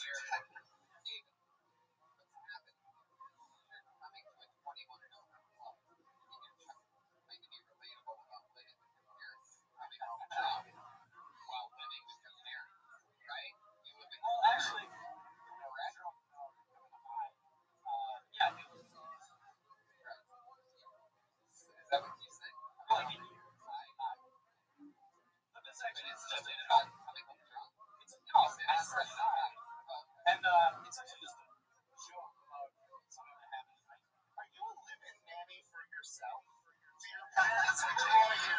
I have to live in your home and take care of it. Okay, I'll be honest. The kid I watch is my little sister. It's not a big deal. Another joke that didn't work. Just when I thought you were done, you just keep throwing out those fucking depleted beach balls. All right. So, how long are you in town for? How long are you visiting your sister? What did your sister do? Is she very old? Ryan, come on. I'm in town till next Monday. My sister's in Marquez. What? Marquez. Cool. Sarah Guriel is at the size of 45. Yes. Perfect. David, it was nice to meet you. Nice. He's on Twitter. At D Freebird. D-E Freebird. We're free. The origin. There you go. Pedophile on the face. That was weird. Yeah, right? Like, that's the first white guy I was scared of. Oh, interesting. What part of that? I'm from Orange County. Did you ever? Worst part about I said there's more white people there. It's scarier. Yeah. Have you ever did you do anything when you first started stand up? Incredible. I guess. Yeah. I always ask people the first time. Guy, did I You know what? The first thing I did is I got out. I went to a real club there, like the friends. No one's laughing. Because you know when you first do it, your friends show up. You're like, what? I better than George Lopez motherfucker this shit. Wow, straight to George Lopez. Yeah. So George Lopez is like some kind of first name. Oh, he's like the Virgin Mary. He's the Virgin Mary. Yeah, it's like we were only allowed to watch that in second. Wow. So yeah, that was one of the I thought I was funny. Now I laugh. Like, what's an example of something you did? Whenever I walk around and tell people, yeah, man, I got a tight sip.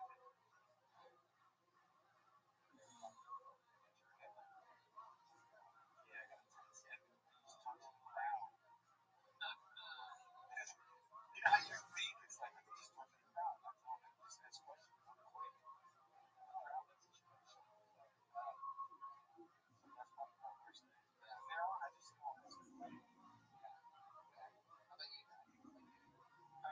First time I did stand up, I was in college and I was thrown out of the closet and you get that awkward moment when the audience realized that they realized I was gay and I did not realize I was gay, but was doing very long bits about how being an actress should go into professional wrestling. And it was awkward. And I left, went to Minnesota, went to law school, and did statutory rape. Restarted comedy again. Did you say you knew you were gay earlier? Like you were like, no, I'm not gay.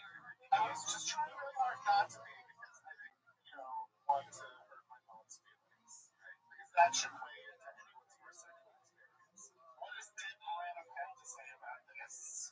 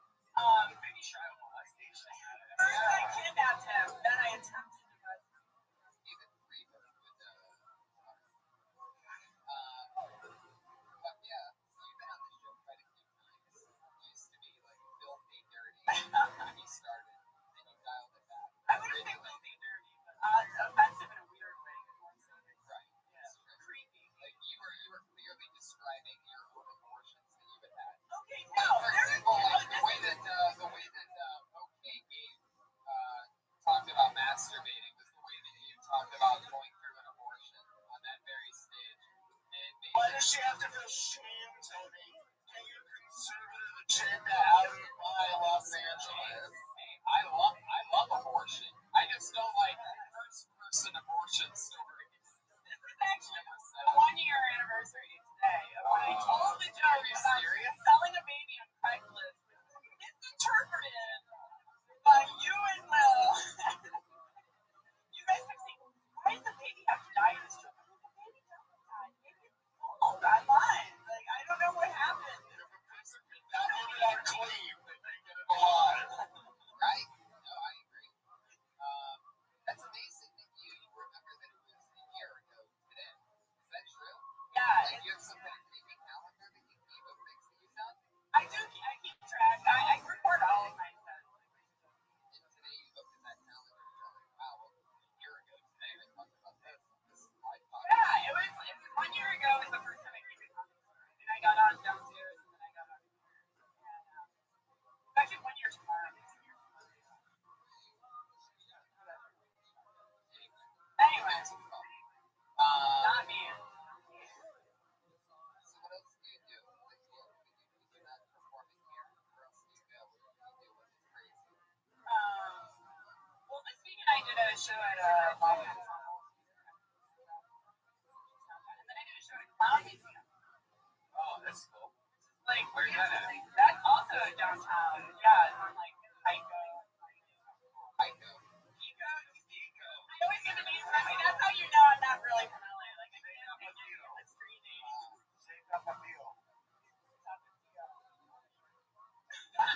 just changed the way you said it. George just fell in love. I like her comedy. I like your comedy. I thought it was something you were going to say. I just got mad that you went to a premise. I wanted one more twist and abstraction to like the beer joke. Oh, he was ugly afterwards. No, he should be Tommy Lee Jones, or it was only after he shaved his beard. Yeah, then you realize that he's black and you're racist or something like that. Also, with the scene with the couple, I mean, that's such a fun, interesting situation. It's very relatable. And maybe you thought that they were you and your boyfriend sent from the future to kill you guys for a good reason. I don't know. But, like, that's the thing that needs to go from being, oh, like, you want people to not just nod and recognize the experience, but actually laugh. See,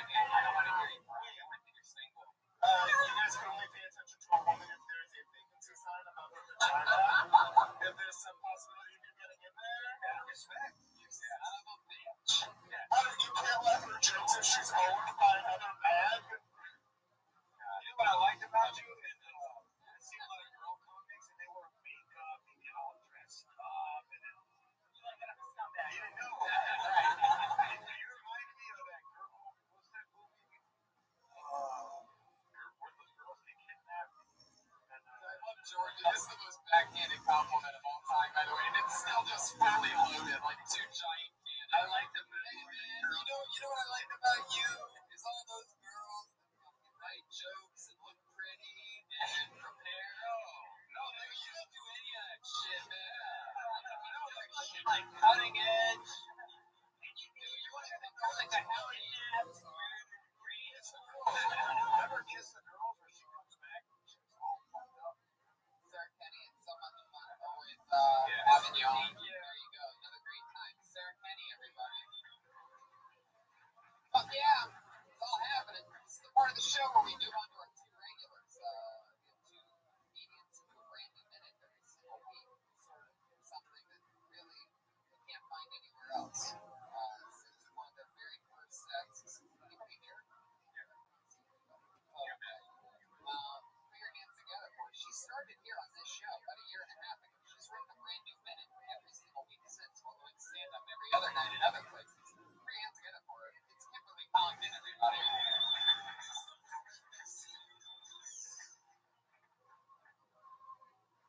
I read a headline today that said, guy smokes weed, then sucks horse's dick.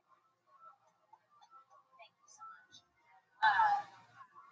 Which I don't know if you agree with me. I thought he was probably going to suck the horse's dick regardless.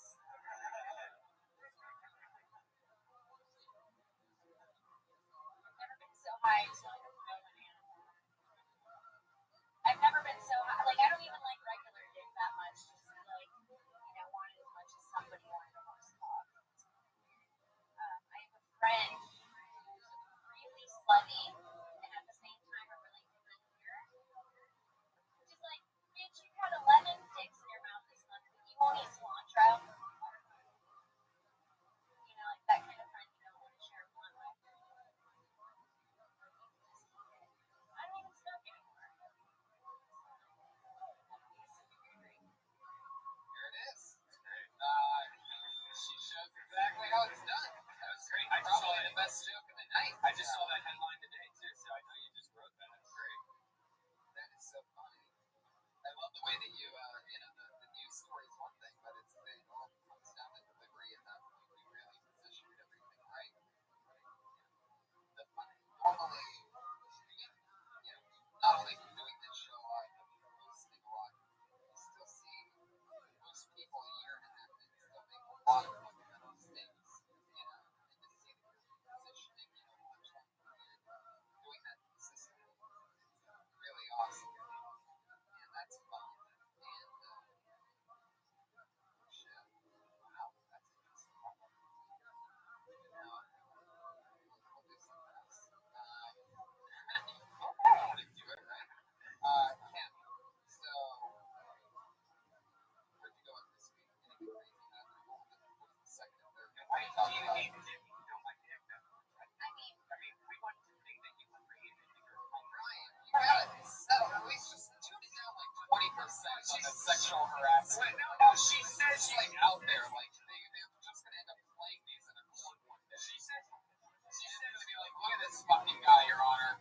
Every episode. Yeah, this is 45 minutes a week. She said she barely likes dick herself. So what's that mean? Because you must mean it's like you don't like dick that much. Yeah, totally. That's just a weird thing to say. Spectre over here. I mean, there's always some truth to some shit. Like I like penis just, But you don't love it. No, I don't love it the way that guy loved horse. Like that's like a. How did this become a news story? Like, It's the difference between forbidden fruit and fruit that guys have been trying to shove into your throat every night for the past 10 years, right?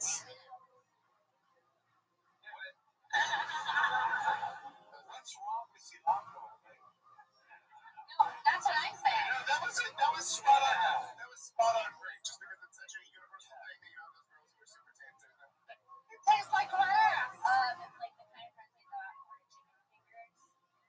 I've got Girls hate cilantro. I didn't learn that. No, I'm just saying, like, you can't let, like, 11 different dicks in your mouth at once and then think about it. It's like, let anything in your mouth. Did she brush her teeth? I don't Get married. I love that the part of cilantro. I mean, that's just so fucking Mexican. Cilantro, man. Why couldn't it be any other season? Why gotta be cilantro? Macaroni. Shit, man. What about cinnamon? I know a girl named Cinnamon. Cinnamon up to the stage. I thought you had a great set this week. Like, all of it was great. And I think it's awesome to see you every week because you're kicking ass. Yes. Any party board?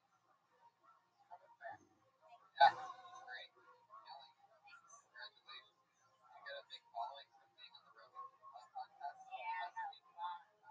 Her and Sarah Weinshank, normally the other regular, but she's not going to be tonight. That's a man of a Jewish last name. That's a pretend Jewish last Right, name. it's true. Her name originally was just Okay Sarah, and then she went with I literally, by the way, when let me explain something really funny that just happened. I had to think of what I remember was that it was okay beforehand, and it was so hard to think of it that my head literally inched. I swear to God, like I just had to go like that to get it that fast. But I guess that's one that the video podcast fans will be able to rewind. Watch me literally drag the words okay with the comedian earlier tonight for what we would call a well-landed callback. I nailed the fucking landing. Yeah, great job. Another new man. Great job. In replacement of Sarah Weinshank, who normally would do the final minute of the night right now, I want to do something extremely fun because I see that they're both here. I want to have an Asian comedian, 1 minute off. Two of the best brand new comedians that we've seen in the past few months here. I see them in the back room. Obviously, they signed up, and normally this would be a spot just for the one regular anyway, so let's do something fun tonight and have them each do a minute. Going first, put your hands together for Fang Chow, everybody. Here he is. They're so good that I know both of them by name. I don't even need to look at the pieces of paper. Fang Chow, everybody. Come on. Stick with it. We're almost there. I woke up this morning looking like this, and I speak broken English. So get ready.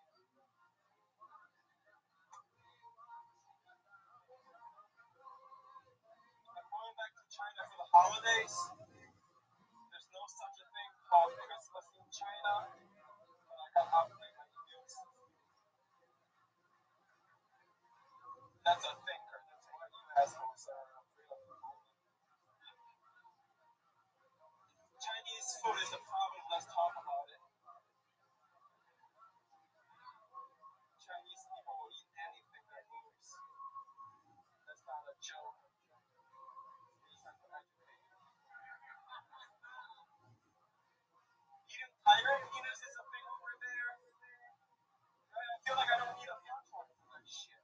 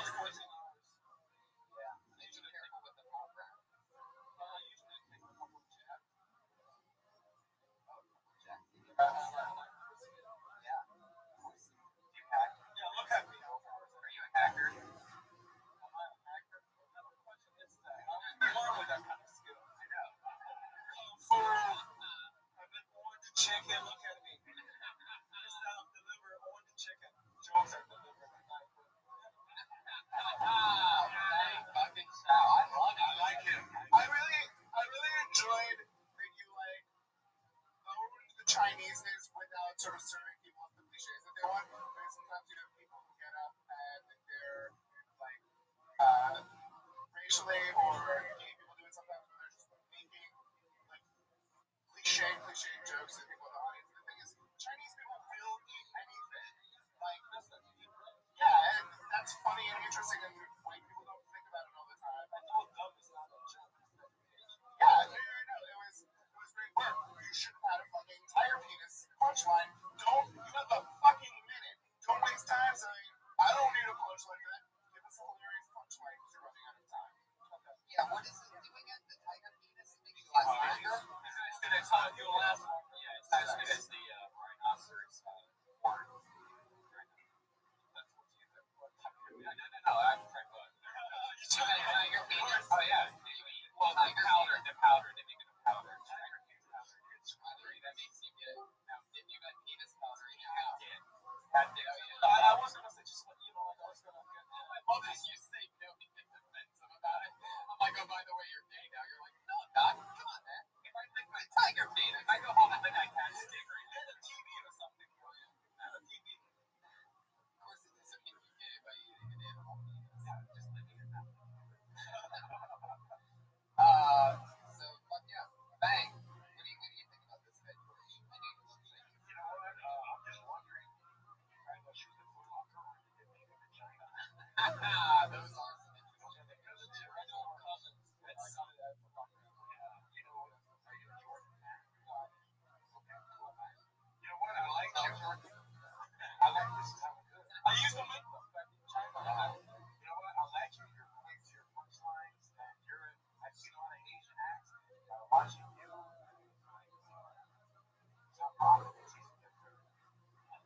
I take that as a quote. Yes. Like I didn't put that with you or Sinatra. There you go.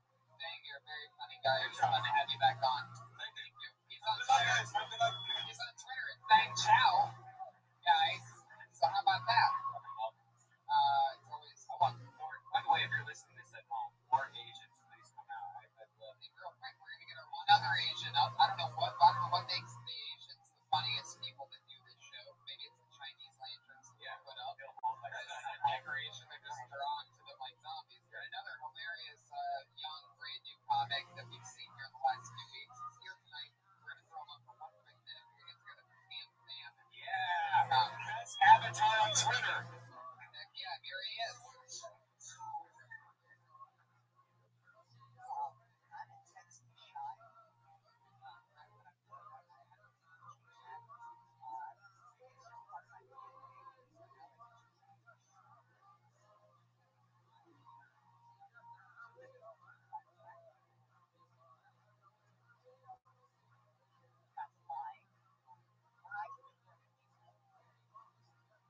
In all seriousness, though, I'm actually pretty progressive.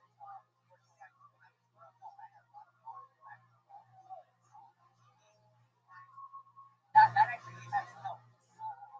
That honesty.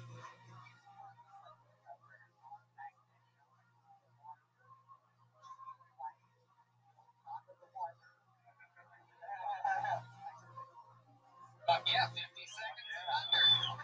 That's all new shit. Can't ban that. You're from the Vietnamese family of industries, right? Yeah. Oh yeah. I'm learning, man. You're growing. You are too. Look, you just shanked everybody with that knowledge. No, Ninja Star, dog. You know, the fun fact is that Chinese Asians think Vietnamese Asians are like the Mexican of Asia. Whoa. Is fucking Bang Chow still here to acknowledge that? Bang, where'd you go? We had to make this like. Is that true? That's true, right? You got.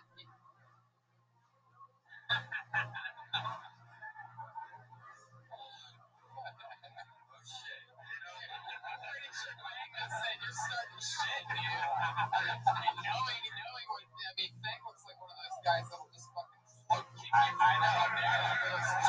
Chopping trees. It's a lot he moves, and he doesn't even have to fucking just a foot comes right into your head. He's gonna have to get in shape girl ribbons for those.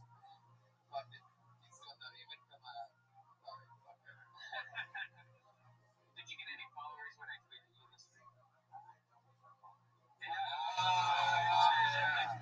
The red band push. avatar ever.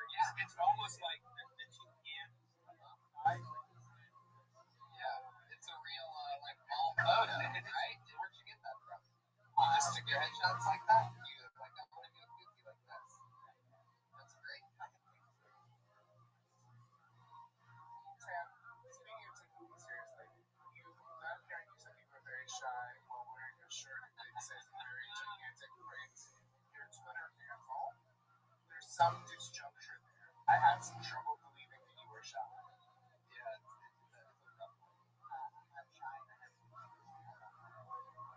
that was self-evident, but also, like, it's good branding your T-shirt. I don't know that I take you seriously. Your jokes are very funny, and I would like to take you seriously as a comedian, but I do have a sense of dignity, and that T-shirt depends on. I've seen him do some other minutes where I'm like, oh, I can't wear the shirt. You know, Mike Flagg wears his own face on his shirt every single show. The only reason I think I remembered you is because of that shirt. It brands you in some weird way. I think, you know, in the future you're probably not going to have that shirt on, but as it's working because me and Tony both remember you. You know, your comedy's great. If you ever want to get branded in a weird way, there's a sign. No, but I mean, honestly, dude, I have no problem with the shirt because I think it works. We really like you. One could say that we are Sam fans. And that's Sam Fam, everybody. There he goes. We did it. Tony number 84, everybody. That easy. A little painless needle for you. Thank you so much to Hormoz Rashidi. He's on Twitter at Hormoz Rashidi. HORMOZRASHIDI. Lisa Lane, you know about her. She's amazing. Josh Martin comic. Guy Branum, what's going on? What do you want to promote? At Guy Branum on Twitter. And it's the end of the year, so I don't know. Oh, if you're in Scottsdale or Phoenix, Arizona, go to the Scottsdale Winnipeg Comedy Club this weekend. January 8th through 11th. George Perez. At George B. Comedy, headlining Ray Improv January 7th. Tomorrow, doing an underground show with Joey Coco. Whoa! Jeff Garcia. Whoa! And Red Band's in the building. Yeah. It's the strip club that I DJ the Daytime's Christmas party. I'm Tony Edgecliff. This was fun times, everybody. Thank you so much to the live audience. Have a great night, Brian Redman. See you guys. Yeah.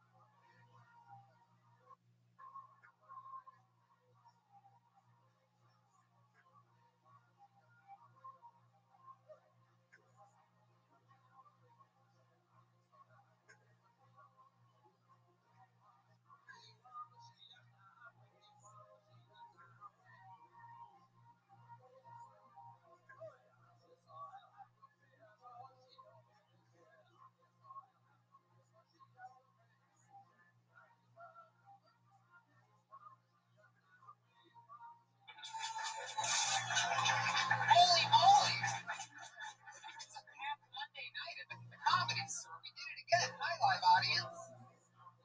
Yeah, this is so exciting. I'm glad you guys are here.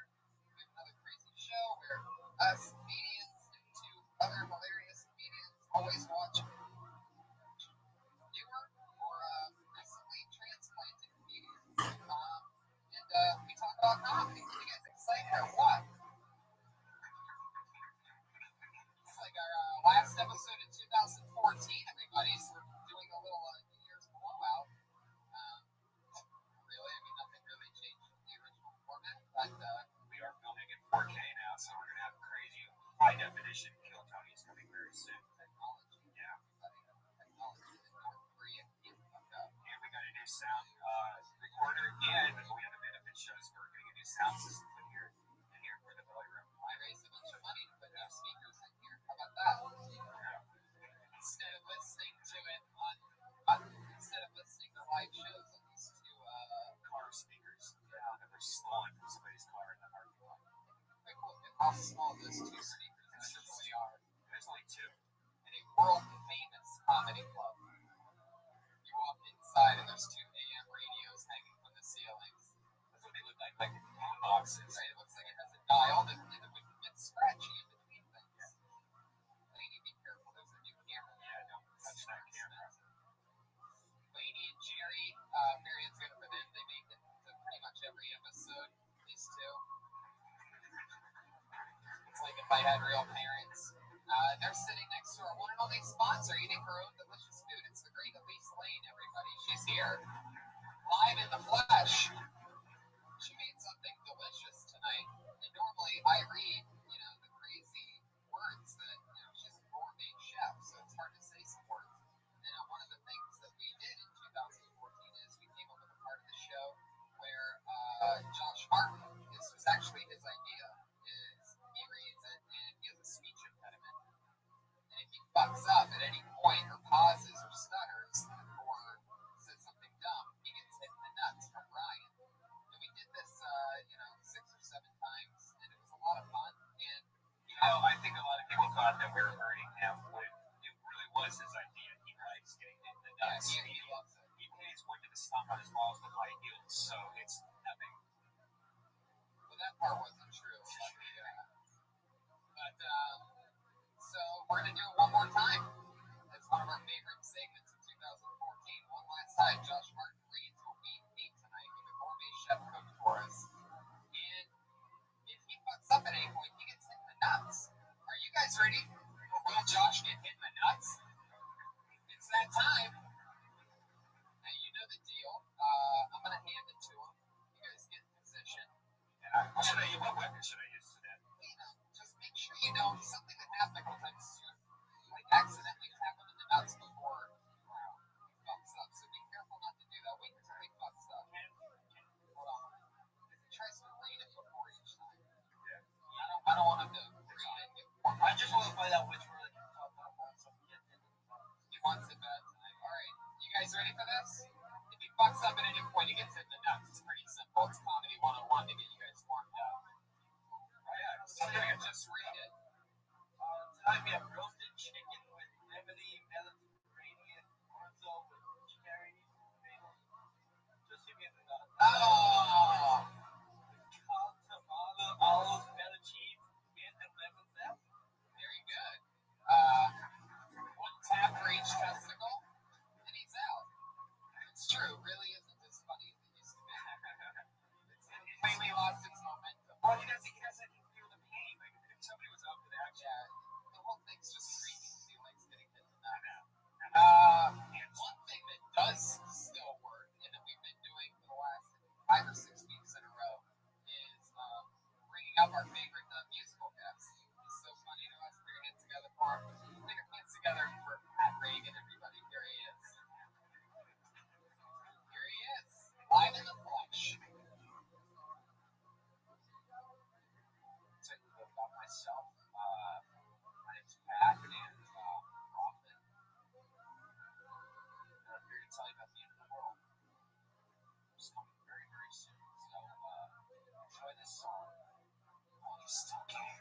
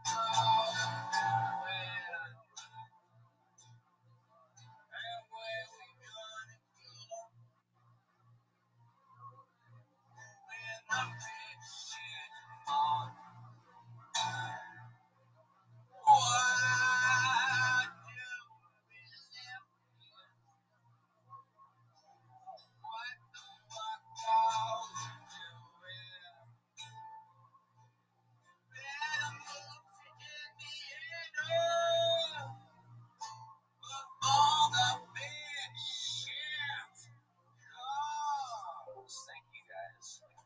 Yeah, Pat Reagan. I know it was weird, but thanks. That was amazing.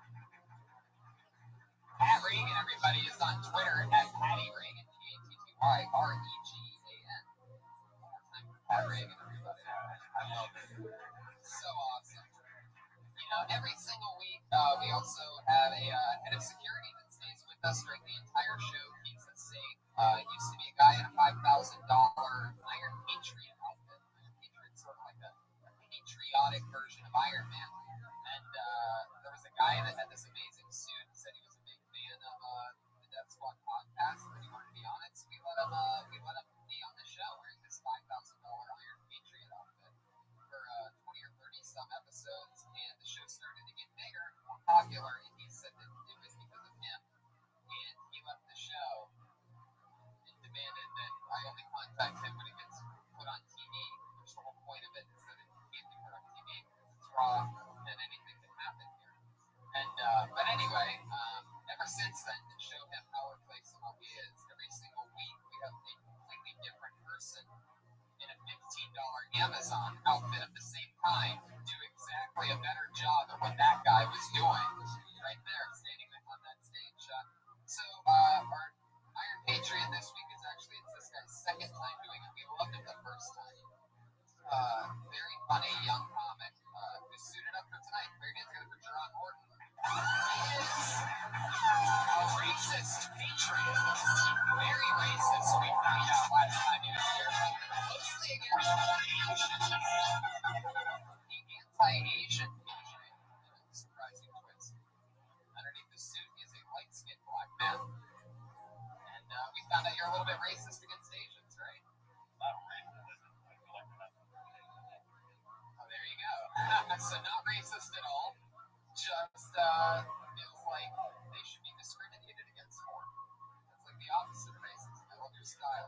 I was hands up. Oh yeah, I get it. Oh shit.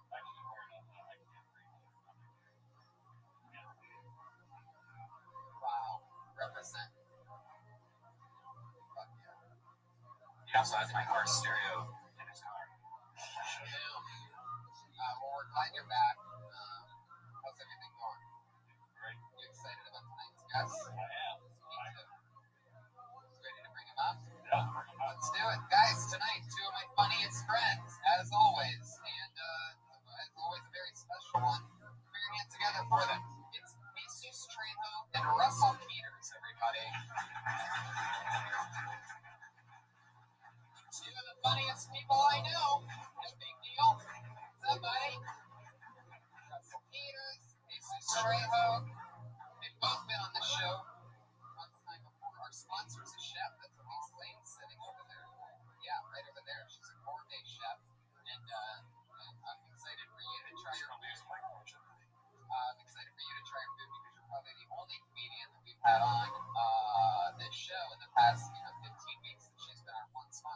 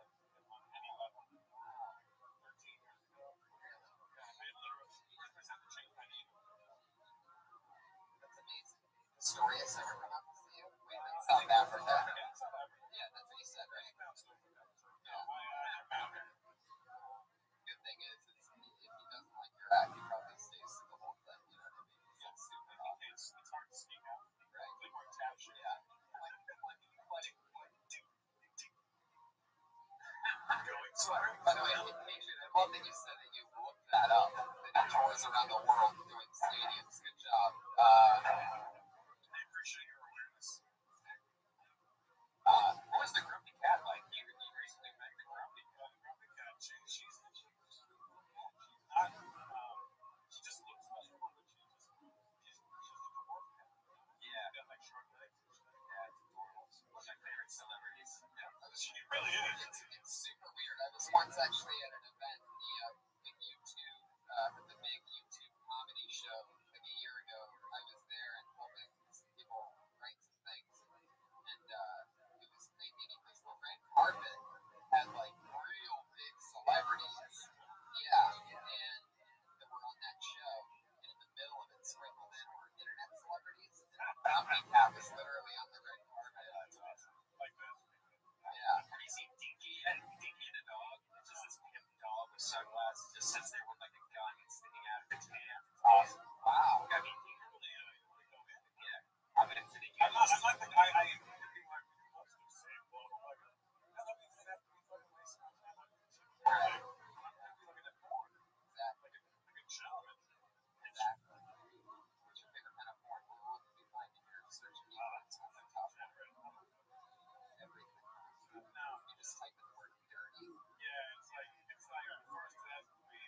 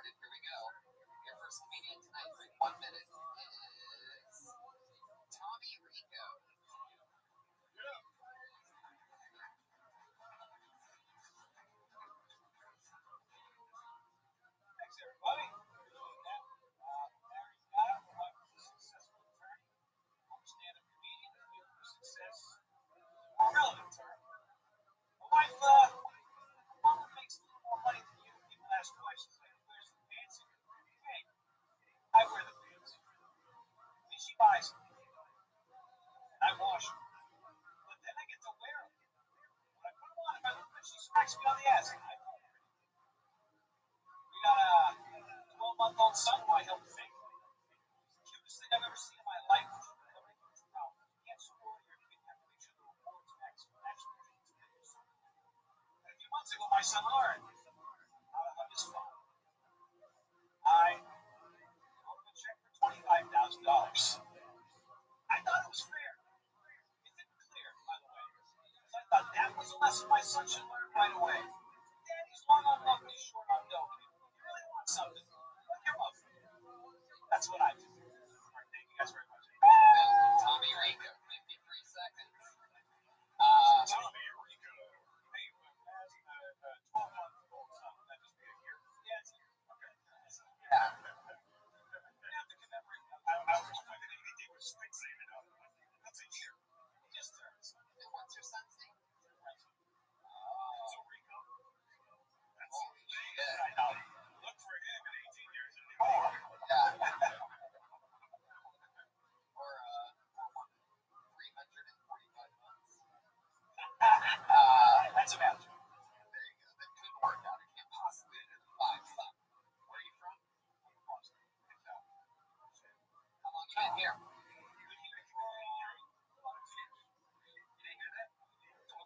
Son, I was like, hey, what are you doing here? I thought he was doing a character. That's my comic in the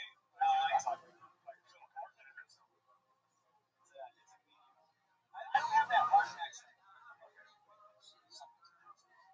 It sounds like a character. If you weren't going to say Boston, I thought, all right, you're like a character. Yeah, that's my So you came up here 2 years ago? Stand up. stand up time off. Yeah. Out here, realize that no matter how many people you work with, no matter how long you've been working, I just have all this work. It's emotional. And you can take it. How long are you doing it in Boston? I did 11 years there, 2 years in San Antonio, Texas. Wow.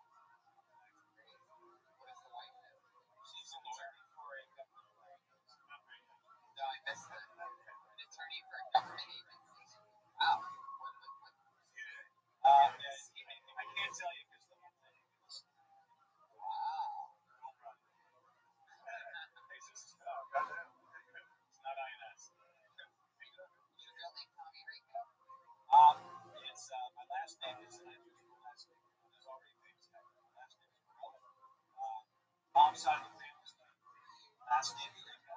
Last Rico passed away. My grandmother passed away. My last name is Holy shit. That's so we went 9 generations. Tom Morello. Yeah. Is your first name really Tommy? No, he's the guitarist. He's a machine audio slave. Yeah. When I moved out here, I realized it was like telling me I got shit on my So your name is literally Umbrella. Wow. Is that the bald guy? He's like he's the night watchman, right? He's the guy that introduced Kiss at the Yeah. He's a badass motherfucker. It's an Italian last name. He looks like me. I'm going to be. Do you play any instruments? I do not. And that would make it difficult. Have you ever met Tom Morello? I have not. He's a Harvard grad. He lives up there. So He's a Harvard grad? yeah. Wow. How'd you do in Boston? I know Boston's comedy scene's coming back. They kind of had to look weird time. Yeah, I love all the comedy. Yeah, but I was there, guys.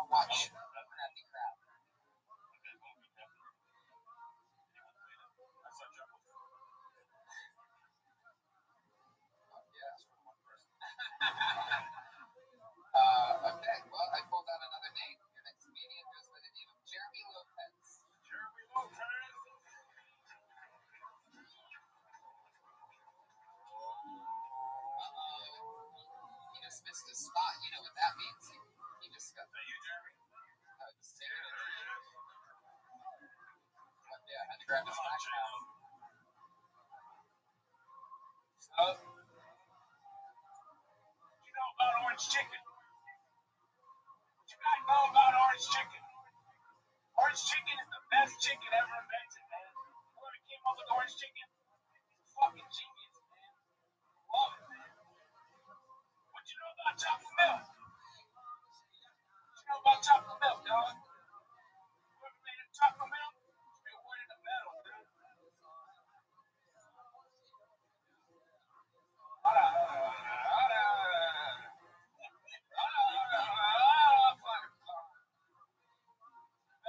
don't know if black chicks got chocolate milk coming out their titties, but if they do, I'm gonna marry one. I'm gonna have one as my slave. And every day I'm gonna suck on her titties.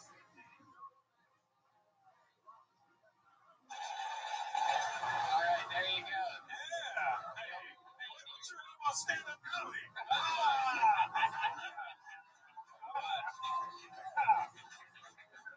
Yeah, man.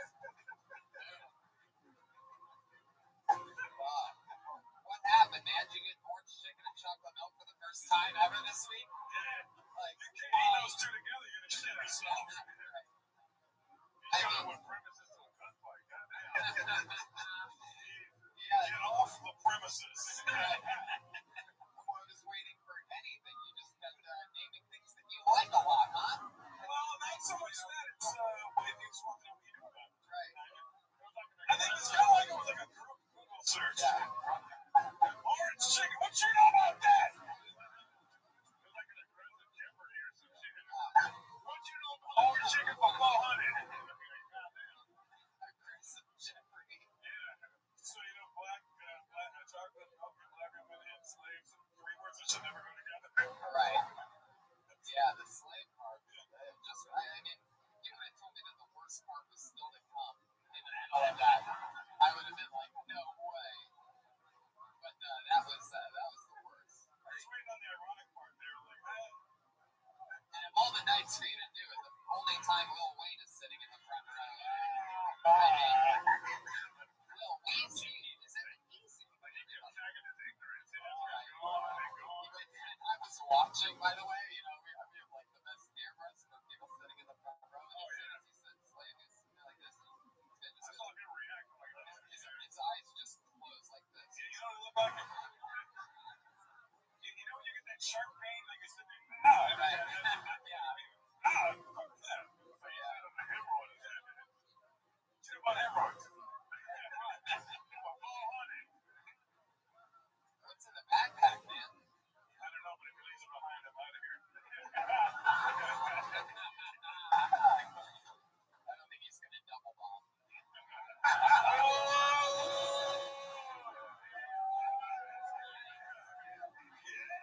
Yikes.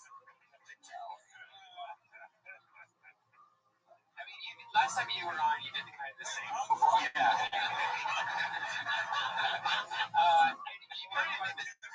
You did the same thing kind of where you're not really doing material, and if you are, it's like, what? Like, is this, do you really want to be a comic? Like, or like the autistic alternative comedy scene? Or Like, do you watch a lot of Josh and go, I can do this? Like, I think we're so pushing. Like, Taylor Ortiz having a fight. yeah, he does. Something happened? Nothing.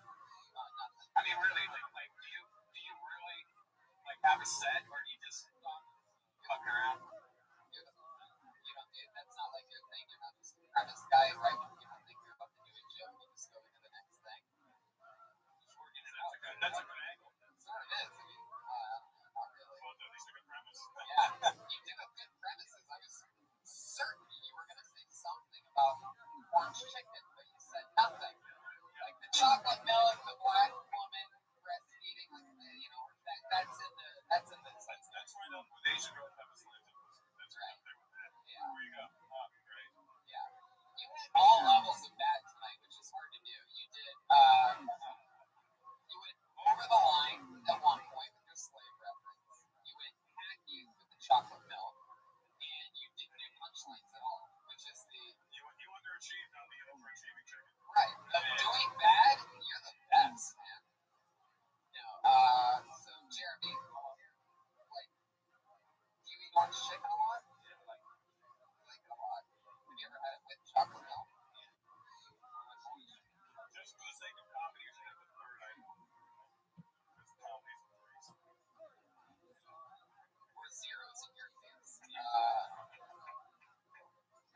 that was the one for everybody? Really? Everybody started to feel bad for him. See that? Tides have turned. Even the black guys like, hey man, fuck, stop fucking with him. I got chocolate milk in my titties.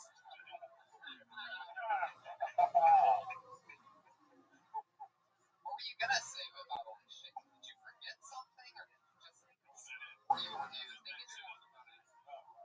Maybe you should think about it next time you're doing something. Just really think about what it is about this chick that makes you go, fuck, I need another coffee. I mean, you're Mexican, right? Come on. He's just like, no. What? What did you say? He's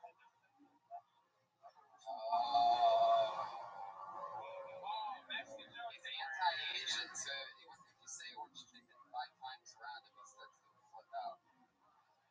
What's the hand over the mouth thing? What are you doing over there, Patriot? You can take off that mask if you want to. So you literally can't breathe after all, huh? The shirt is hurting through your chest. You can take off that mask if you're ready. Yeah, if you want. Oh yeah, you just put it back on. So easy. I could never wear that thing. My nose is too fucking big. Yeah. Your mustache is much more patriotic than that mask. That's amazing. Dude and Jesus look at each other through each other's mustaches. It's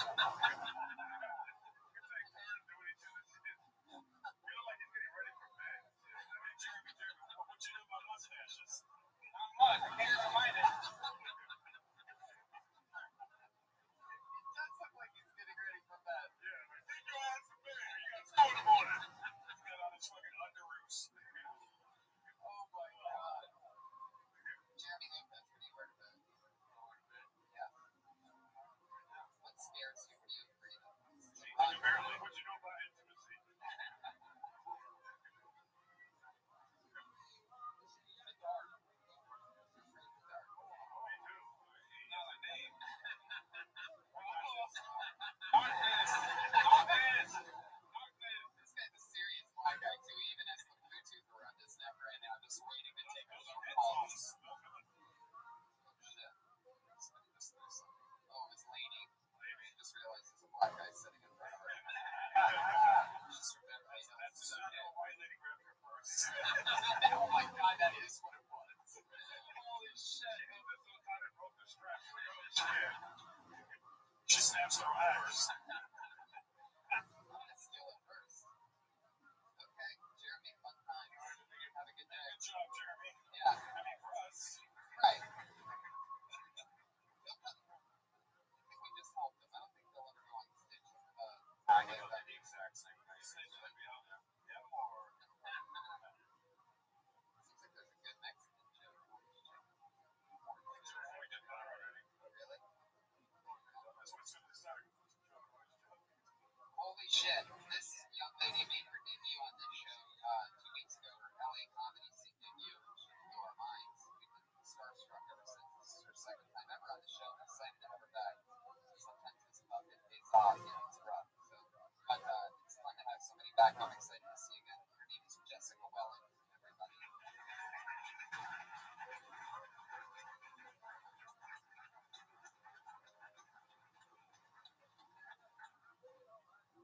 Alright, so I'm a single woman and I lived here from North Carolina. Fucking laugh at that.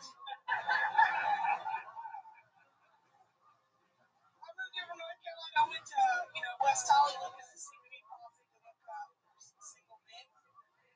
I walk in, they got like Shakira playing up on the screen. Like, this is awesome. Made my way to the back, there's all these dudes dancing. And I'm like, this is awesome. And they all started taking off their shirts. I was like, this is fucking awesome. And they started making out with each other. And I was like, this is awesome.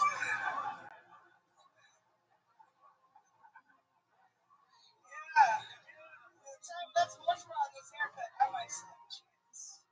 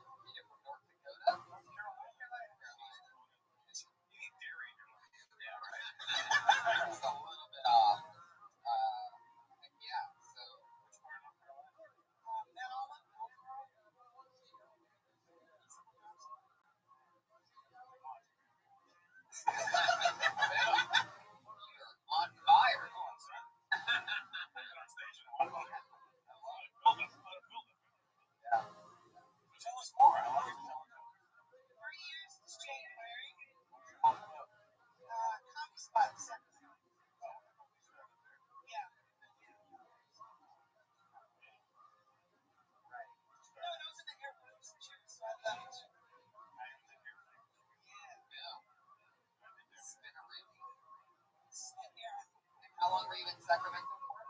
3.5 years. Well, never mind. Stop making. No idea. I'm doing double experience at the just one night and then coming back. You might see like the guy yeah. Wow. Does he run marathons? No, but he does. He juggles. He does comedy. He sings. What scares you? Really high. What are you afraid of? You seem like such a tough person. I'd say that. Right. But you were in the airport. Yes, the hardest part has been like making friends here. You know, people expect you to be on all the time. Funny. I'm not that way all the time. Like you always like when you meet with people here, you have to integrate. You have to do things that like you just have to enter a conversation. But you get something about, you know? Yeah. It's so true. When I started here, I stood around silent, completely silent for like the first year, just listening to everything, finding out exactly how everybody communicated, and just, you know. Yeah, I felt like an alien. Yeah. Right. Back in Canada, it was then I once again after the hospital.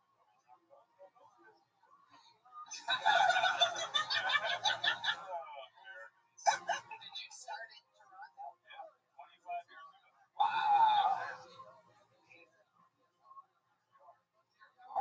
California podcast. That's right. Free Monday at an 8 p.m. See, Jessica, so good things can happen if you wait. That's true. I love it. So, what scares you though? Just that? Having to communicate with people? Like social anxiety a little bit? Yeah, a little bit. What really scares you? Yeah, what's he doing like this, like Dr. Phil shit? It's my favorite question. It's the Ron Funches question. He famously asked it to people when he was on the show, and it's always an intriguing thing to find. What's your favorite more new material that's not right on the surface? Right? What's your favorite part? Is a better one. Corn. I said corn. Corn. You like cheesy roasted? What do you like? It's true. What search word would we find for you? I like black beans. I'm not just just like It's gonna be great. It's gonna be like UTPC there. Man, right? Yeah. I love that you don't like food. What's wrong? I thought you guys might and fuck. I came for both of those double feature. In Germany, Belfast, we sit around eating orange chicken in Germany. Not writing jokes. What you know about fucking? Should have a new character on the show where he just sits there like underneath like an umbrella in the corner, just doing faces. The lounging P. Diddy umbrella. I like it. Any man that can kiss my dad off. That guy is. Yeah. More Puerto Rican than anything. Oh yeah, he sent me to my freaks when I was a kid. My first crush was on a black woman. I don't know, like exercise the demons out of me. I don't know.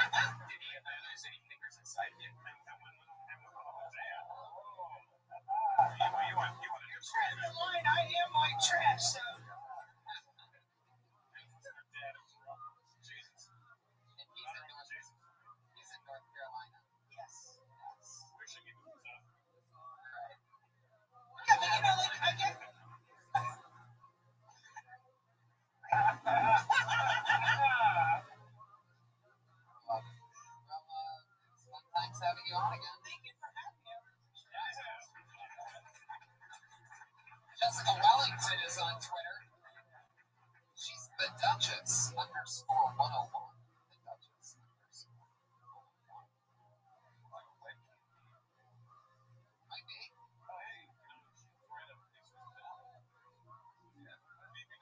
Yeah. Heck yeah.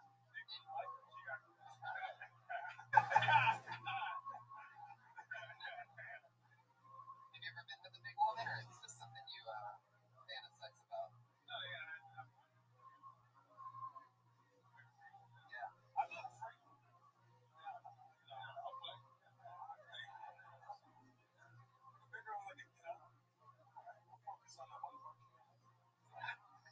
I'm afraid of it.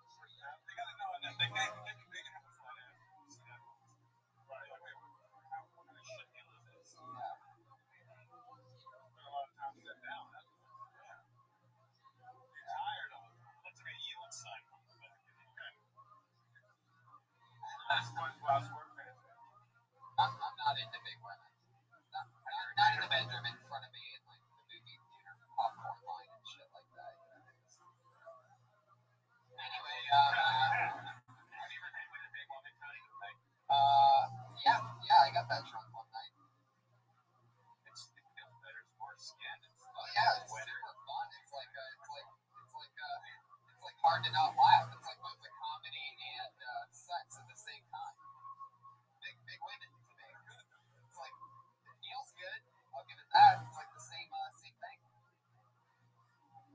I tell you what, I recently banged. Jessica can handle what I'm saying. I'm not into big women. Everybody's into different. I'm also not into black men, but I didn't go, oh, when she said that. Well, not anymore. Bunch of weirdos in here, man. Can't make fun of big people anymore. Oh my god, he said that they order a lot of the concessions, man. It's like, yeah, they do. I like that you went into like a gay voice, like a gay voice, Yeah. almost the same. Oh my god, they order a lot of the concessions there. Isn't that rude? Son of a bitch. The real character. I do not even talk like that. Jerron, how you doing? Would you call Jessica? What's your thing? She's got enough personality. I don't think so. No, you're a black guy in like a Captain America costume. You are everything her dad fears. I have a deal. Oh, well, that might work. Just show me debit card with no money on it. Rub it in, Russell. You do stuff. You could probably pull it off with your dad. You'd have to keep the mask on the whole time. Yeah, you know, I wouldn't have known. Yeah.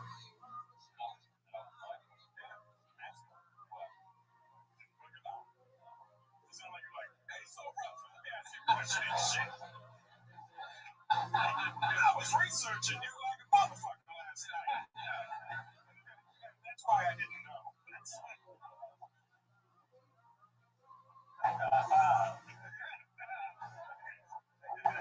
Have you been with a big woman before? Almost. What? Wow, now that's crazy. I wouldn't have been able to have sex with them. I'm not saying that big women are bad. He's just saying that your shirt off. How old are you? Well, no, I'm 44. Right? At this age, I'm like that. You gotta do them all.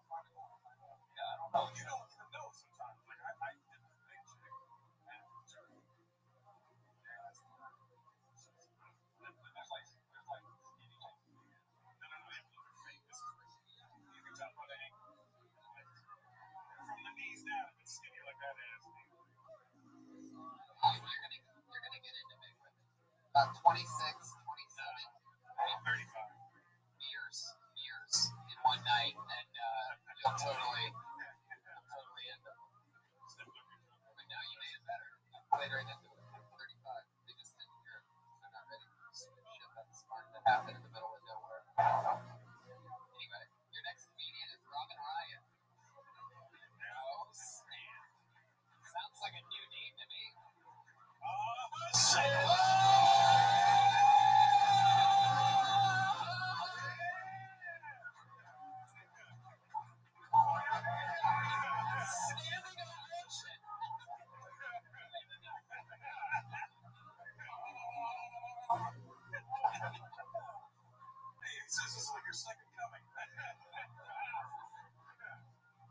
time. Give it up for Robin Ryan. Yeah. But yeah. I really wanted to be like my mom when I was a kid, and the problem with that is my mom is just a really butch lesbian. She taught me to be like her. So I'm not very good at being a girl. I didn't know that bras had cup sizes until I was like in my 20s, and I just had like one move down here for years. We'd go to Target. She was like, "You can pick any of the sports bras you want." So I did.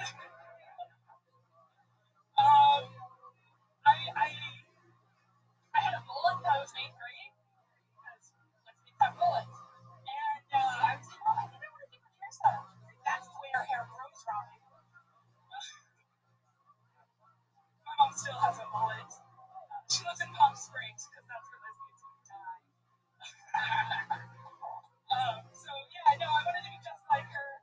I don't know how to put on makeup. Oh, that's it. Okay. You can finish it. Finish that one. Finish it, Robin. Finish it. Put on makeup. I don't know how to put on makeup, so I put it on like a sunscreen, just like this. Wow. It was worth finishing. Oh yeah, totally. It's nice to meet you, Robin. Where are you from? I Oh, you live in Stanton. Do it up there, and you come down here. I live down here. Oh, cool. So you live down here for the past year. No, I live down here for Awesome. So much fun. How are you enjoying it? I love it. You ever miss your mom even though that's Santa Monica? No, they live in Palm Springs. Yeah. I liked your bra cup size, but I think you had it a little bit, like, you need to reword it 'cause it's a little backward. Like, I think the idea of where you can buy any size overall, I think that's what you're saying, right? Like if you Should put change it to tank top. Or like is that what you were saying? Like that you put on like a sports bra and it would just be one big move down. One move. Yeah, maybe. However you said it, I think maybe you should say like this, like I got the sports bra and then it would make it one move. You said the one move first, and then you go. I go to the store and get a sports bra. Like I think you should say that first. You know what I mean? Yeah. Just because I was kind of confused what you were saying, and then that's kind of. thanks for that. Yeah, I have no idea what that. You gotta go wash. It makes sense. You gotta go wash your bra because you shit all over it. What do you do for work? Wow. Elementary school special ed. That's So what are you teaching, like 35-year-olds? 9-year-olds. Did Jeremy Lopez come with you, or did you? That's why he had his backpack on. He came from school today. Is this an outreach program? Right, and when does writing class start? What you know about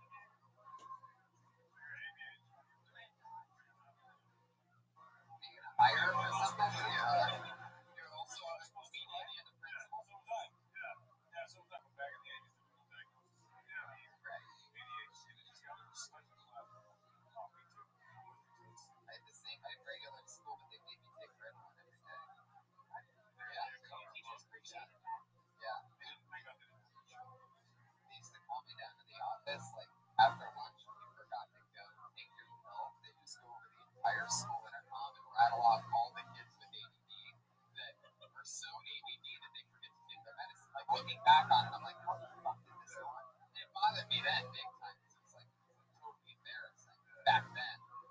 But well, I just spoke it all away. I just remember reading books. Like I remember reading books with big ass headlines. I think like I was like the book would be done about 3 pages and I kept going on shit. Yeah. I can't even find this. Yeah, it's like being in church with a priest like, oh, thank you. Yeah. And you look like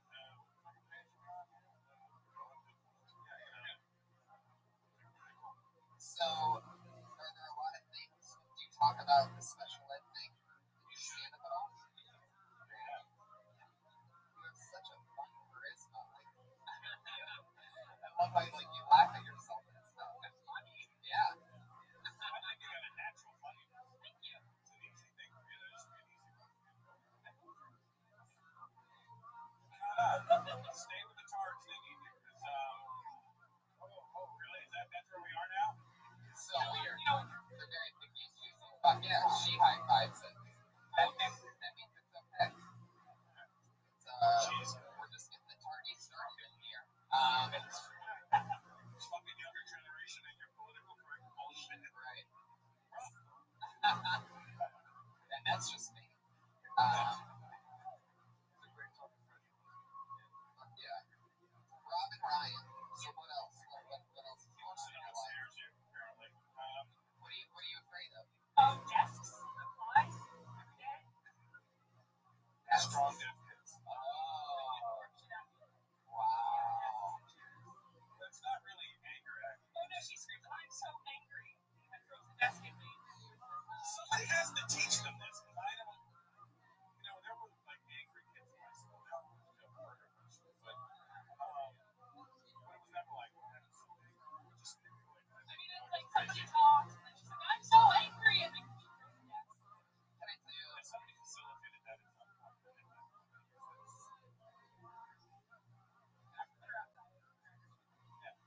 There was an enabler in that. Can I tell you a joke that I'd love to hear you do? Okay. You talk about this, and it's like, I feel like it's funny, and you can really set it up just by being honest. And I'm going to follow it up with a question to get more stuff out of you. But you were like, I've been teaching special ed for 10 years, and it's very rewarding. I had a student that I taught 10 years ago come up to me the other day, and he told me just, but in real life, after teaching for 10 years, have you gotten to see any of your students go on and do anything? Like, there's a good, like, Salvation Army Christmas bell ringers and stuff that have gone through your system, like coupon clippers or something like that? I'm not making this up. I went to that kind of school, and there's a Denny's in my hometown. I walked in and I see in the dishwashing guy. Oh shit! I go, David.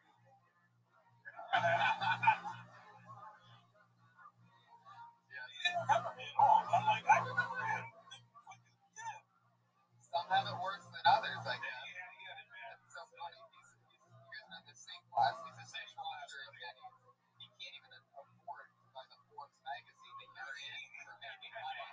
He doesn't even know what I do. Like, he still doesn't, like, nothing registers. And I'm like, oh, there's Russell. Wow, he did great. It's like, yeah. I'm like, we were in class together for 2 years. So I looked around a lot. I got my niece. Oh, wow. Oh, yeah, you're one of those teachers that just, like, kills kids and then moves on to the next city. Yeah. You find out later that snakes are like this. I'm from Napa, and then I went to Georgia, and I taught something like that from Georgia. You gotta go where there's abundance. Oh my God.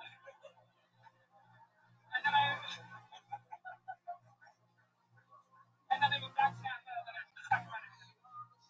Wow. I think Jessica, the reason I asked you for your opinion is something about when I first saw him. I did that for 4 years. You said that's why I could totally relate every time when you show up. It was like something had set him off.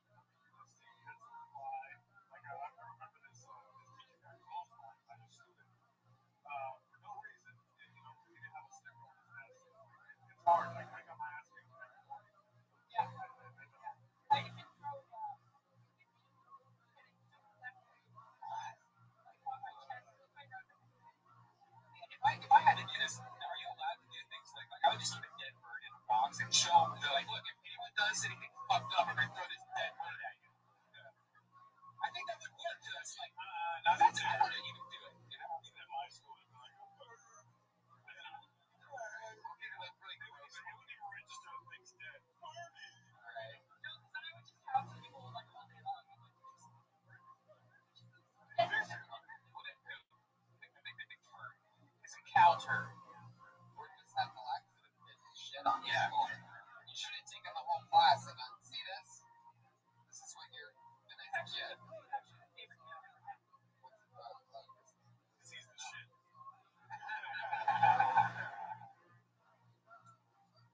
Why do you like him so much? He obviously doesn't shit on the walls like that every day.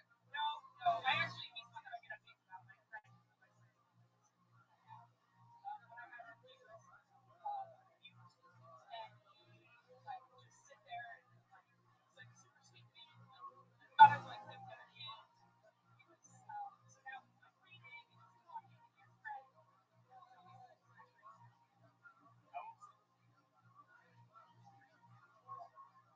He's a sweet kid.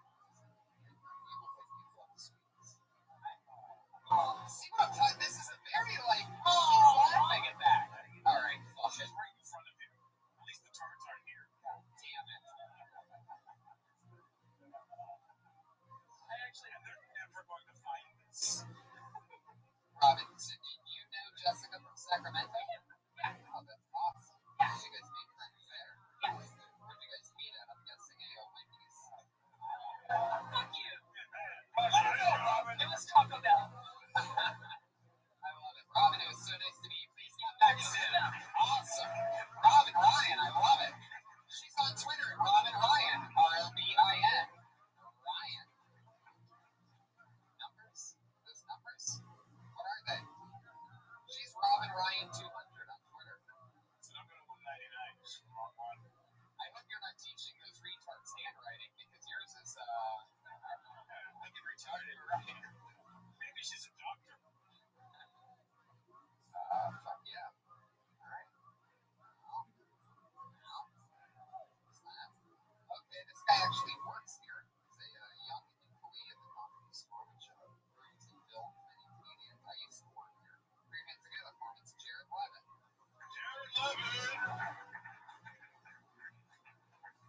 I'm guessing he's getting stoned behind the comedy store. This is about his third time missing a spot here on this show, so he just got blacklisted. Make noises. Probably Jared Levin. There he goes. He's got blacklisted. Somebody else got a spot. The actual comic major just tweeted this. Just tweet stuff at me like movie fun nuts. Did you know that Samuel L. Jackson was the movie haircut? Yes, he was the gunman at McDonald's. Is that true? Yeah. Oh, wow. Did you know Jeff Garland was working at a donut shop in RoboCop 2? I did not know that. Apparently he's dead.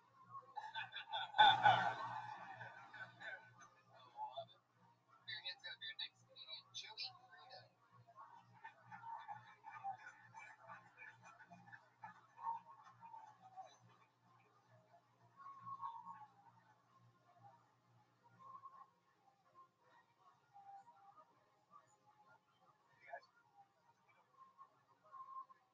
I had a very interesting doctor's appointment the other day. She had to take off her shirt for an x-ray, right? She just looks at my body and goes, Joey, you're overweight. I don't know if you know this, but men can also get breast cancer.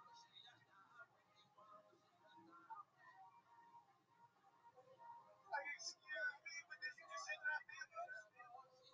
I swear to God, so much of it, she looked like cupcakes, right? And then she reached out and squeezed them. Like, she actually squeezed my titty, okay? And then she said, yeah, you have a damn hole. But you're a good size. I've seen bigger. And she left for a right. And I'm like, oh, it's not fair. And I noticed that one nipple was hard and the one she touched. But my other nipple was soft. Kind of looked like Forrest Whitaker, lazy guy. I guess all I'm saying is that all the costume people, guys. There you go. Exactly 1 minute. Joey Crudo.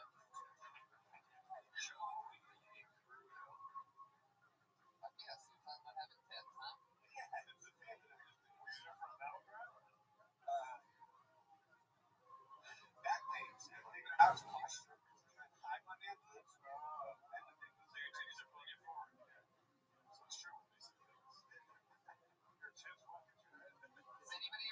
You sort of look like a real life version of one of the South Park kids. It's funny. I was looking at it and I was like, when they do like an artist rendition, like of somebody, like, and he had animation eyes and sort of an afro, and then he was kind of white, but he was tall and he was big, and he childlike features, but he was a man. I don't know what the fuck was going on. And then fucking Joey Crudo shows up.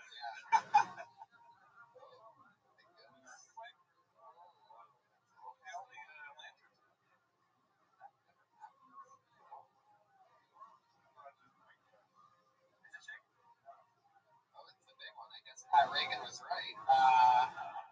Wouldn't that be fucked up if the podcast made it through? I think that's just the reverb of this podcast crushing. Joey Crudo's tits. Right. Yeah. Joey. So when Robin Ryan taught you kindergarten, where you from? Where you from, Joey? Seattle. How long have you been here? We just came down. We just Visiting.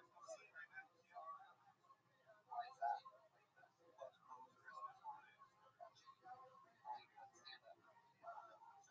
do you do for work? When you get fired? I used to be a doorman.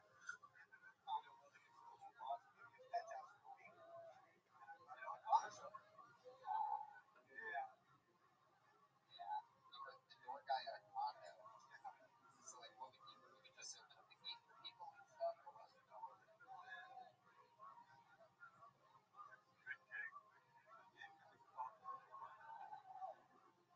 I guess they have it up there.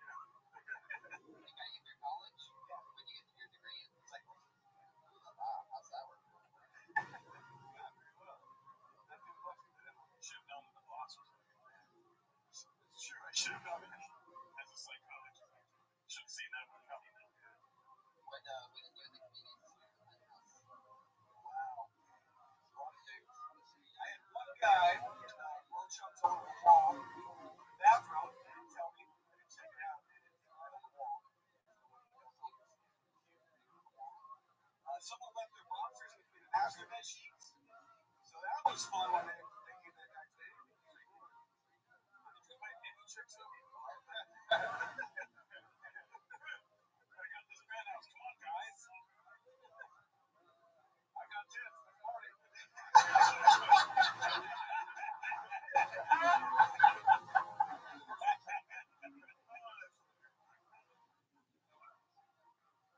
What do you like about Seattle? What do you love about it? Marijuana. Marijuana is legal, and we smoke it all the time. The coffee's great. I don't like weather's much. We're feminists, like feminist. The word what? Feminist. Yeah. You say feminist twice, and Lucky Crow comes out.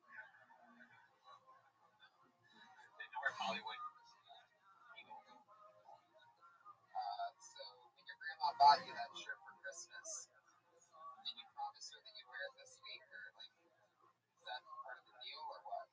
They get tall and snake. And there's only around Big and tall, more like short and wide. Alright, he's actually pretty tall. That'll fool some of those podcast listeners for a second that have laughed at that. And they'll really laugh at this part because they're thinking, wow, I did have laughed at that. Anyway, it's weird because it's a podcast. Anyway, Joey. Exactly. What scares you?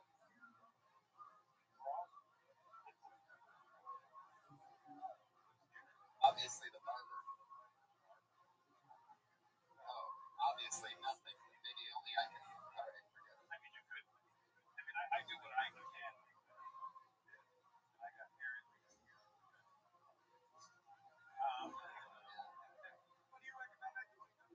She played on the side like they played it up the top. Yeah. You can't just have one line and all the way around. You're shaped like a ball. You do have like a white guy afro. You're like if Blake Griffin had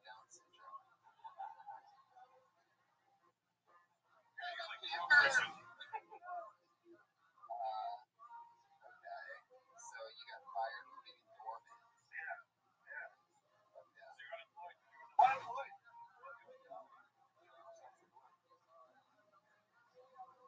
Where'd you get the shirt?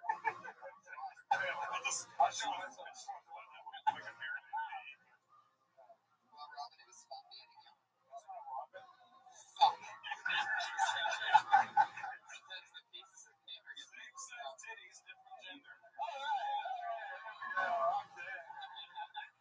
Joey Crudo. He's on Twitter at Joe Crudo. Fuck yeah, all the way from Seattle. I thought I saw something fishy. But it was just Robin and Jessica's vaginas, everybody. See, I just keep going back to them. You know I love you too. You're not getting to go up. Show business, bro. See you later. You got blacklisted. You're doing that? You're doing people not showing up on time for their... Working. You're working? Alright, come on up here. Jared Levin. Jared Levin. Unlike Joey, he's an employee doorman of this comedy club. Right, man. Trust me. Yikes. I know, exactly. I don't know, man. Yeah, dude, my mom's like a stripper, and I think I got her ass. Like, somebody took a picture of my ass, and it's like, mom, it's like, who's that chick? And then I'm like, that was me. I started getting that hot chick ego, man. A lot of people ask me for drugs a lot. Like, dude, moms are asking for drugs, man. I gotta stop dressing like a Charles Dickens character. You know, I'm just like, oh, I got a bunch of pills, and I'll make you high as a kite. And I'm gonna need them, I'll make you go in every stack.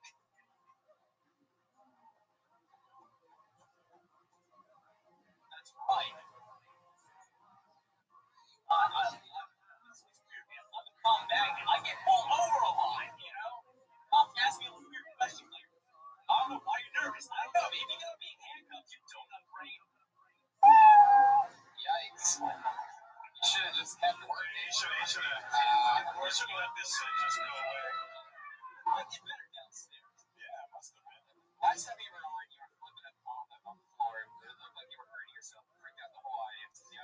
This time you started punching yourself way too hard for no reason. I mean, what is up with you, man? Why? Yeah, you smack yourself at night. What do you do? Oh, dude, man.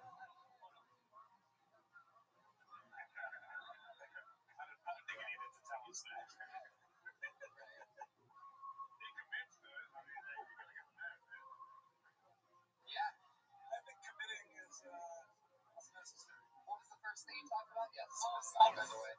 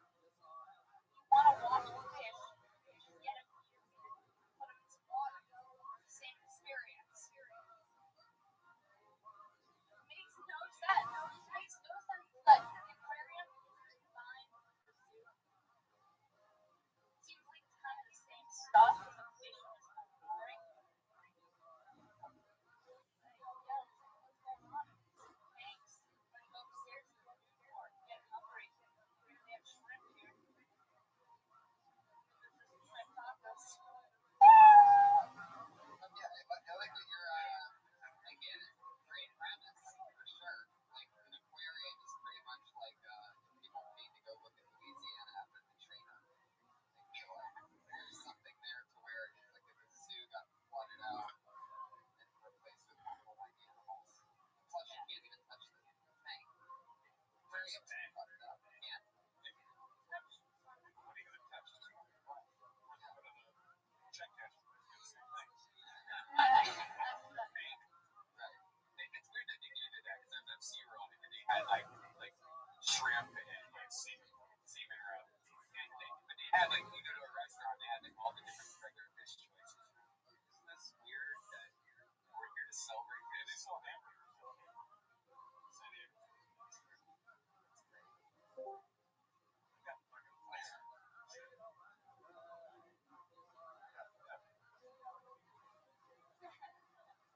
Did you go to an aquarium this week?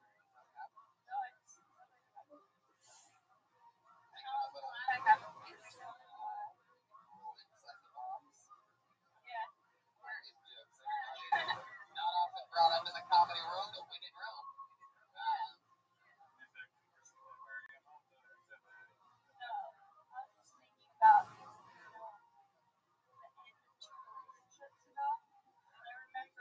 Part of that and was an aquarium visit. And I feel like that was like, you know,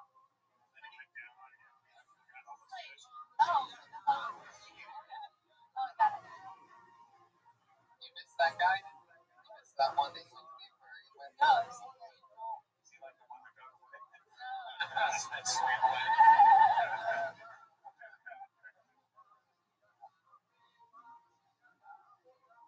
You didn't have shrimp tacos there.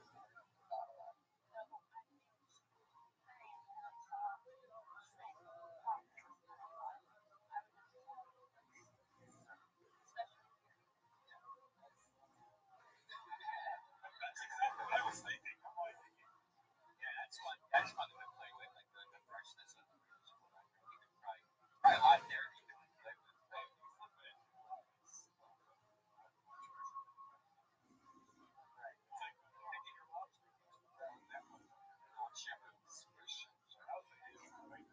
Fuck shrimp tacos. Where's the sushi bar in this store? Obviously this audience can't afford sushi. Turned on you, man. Wine Shang. We gotta wrap it up. We went a little bit too long this show. We gotta go. She's amazing, everybody. Sarah Wine Shang. She writes a brand new minute every fucking week. All these other people just got lucky out of the bucket. She's on Twitter at Princess Shang. Does a brand new minute every week. So fun. Jerron Horton, thank you so much. A great name, man. Unbelievable. Follow him and his mustache on Twitter. He's at Jerron Horton. JerronHorton. Jesus Trejo, what's going on? just chilling. I want to be in town. I'm in St. Louis at the end of January. All right. St. Louis at the end of January. He's Jesus Trejo. JesusTrejo.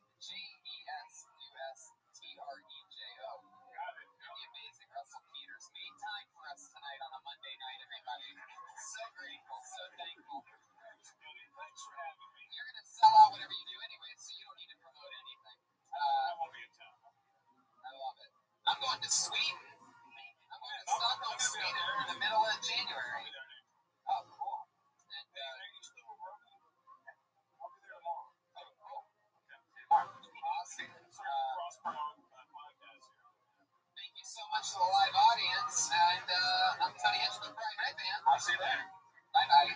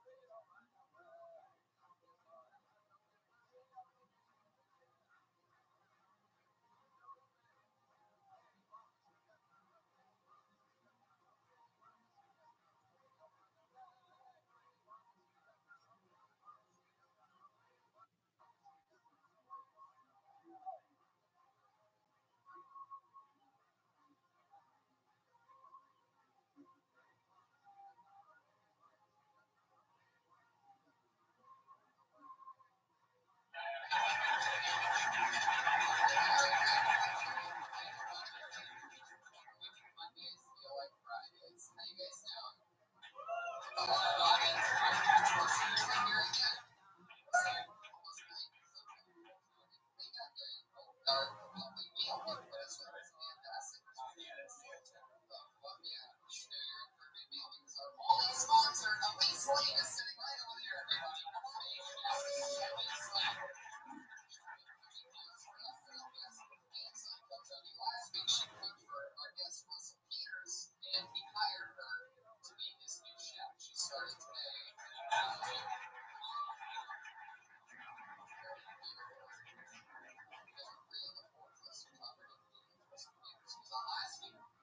awesome guests tonight.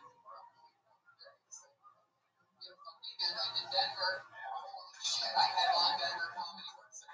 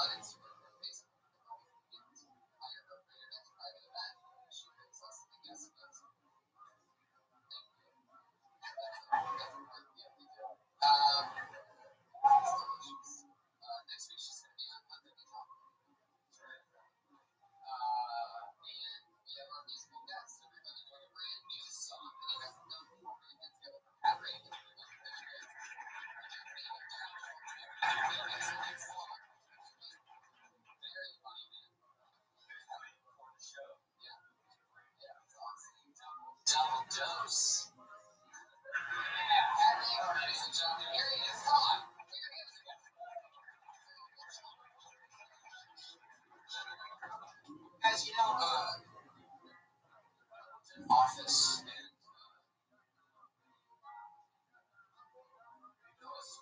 coach me and asked me, Pat, set up a laptop on the office.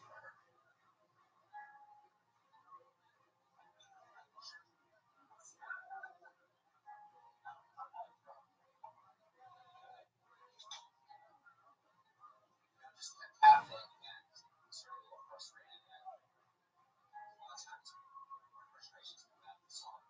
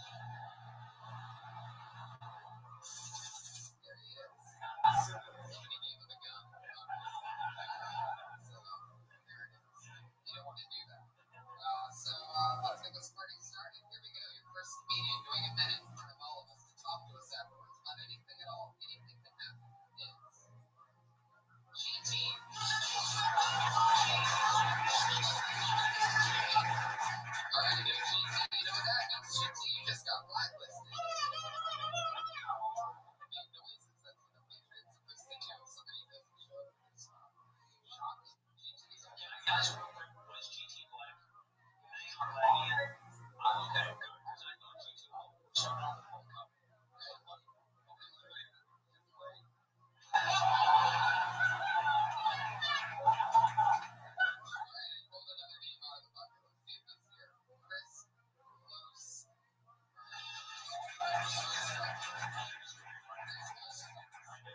Sounds like one day this is going to be one next.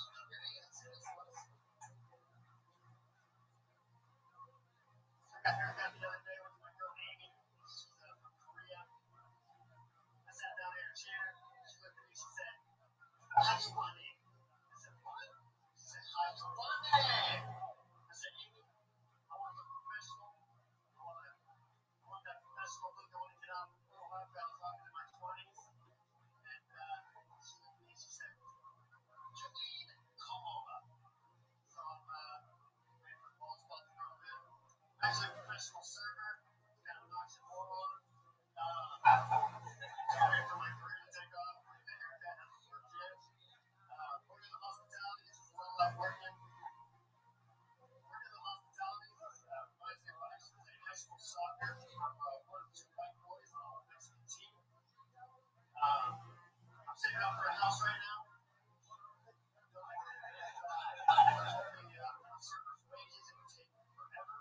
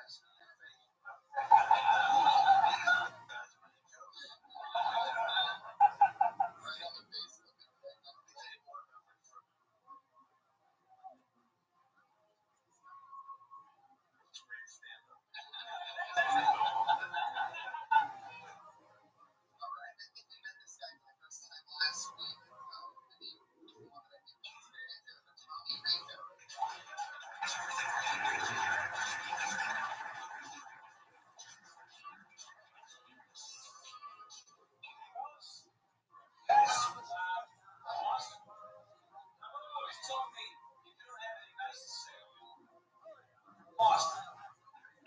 It's very impressive. Every city has a travel slogan. It makes you want to go to New York.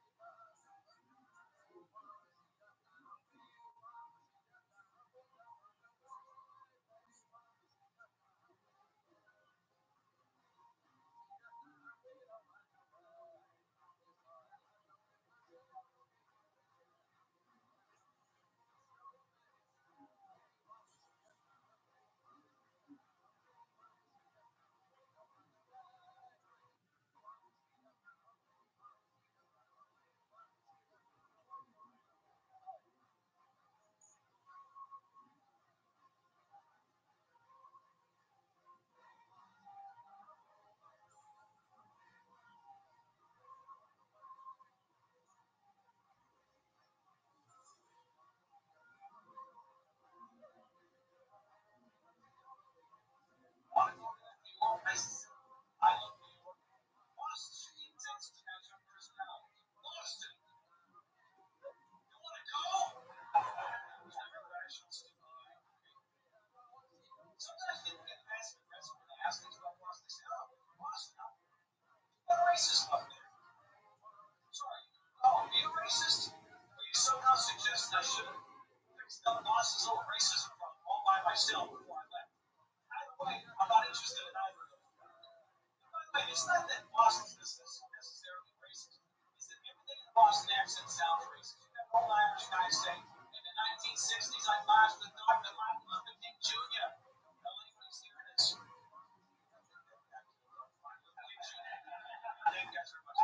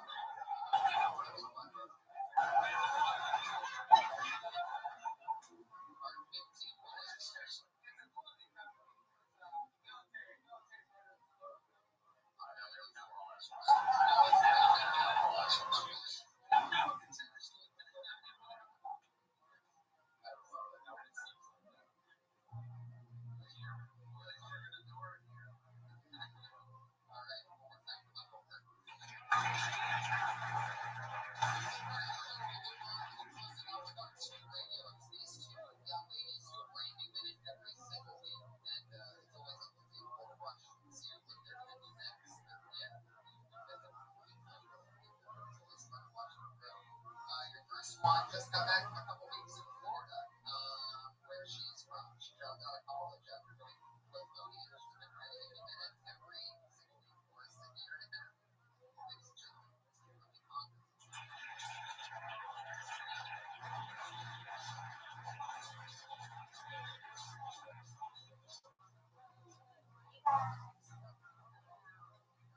So I recently got on first control, which is really exciting. So I'm excited about it because I'm learning it, like really get it. And now I feel like guys, guys can like come near me and I take the equipment. It's nice. I bought for my first time in Florida. I forgot all my friends and family.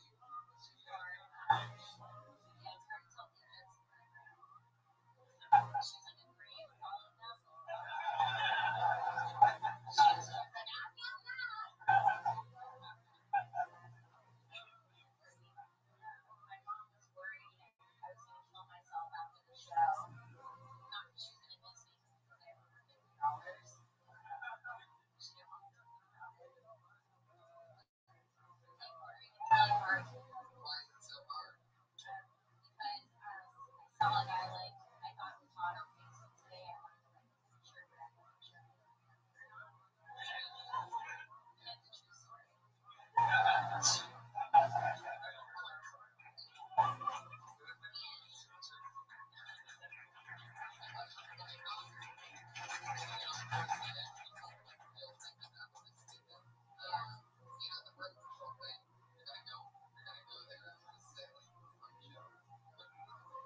Yeah, I bailed on him like after the first week.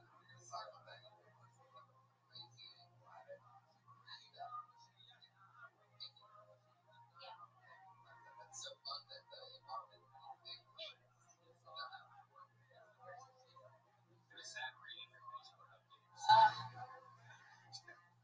wanted to die.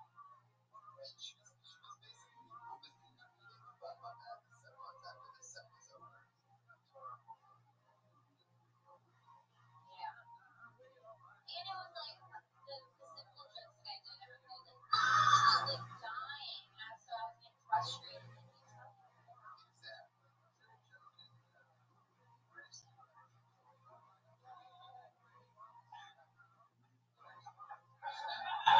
well, it's just the truth.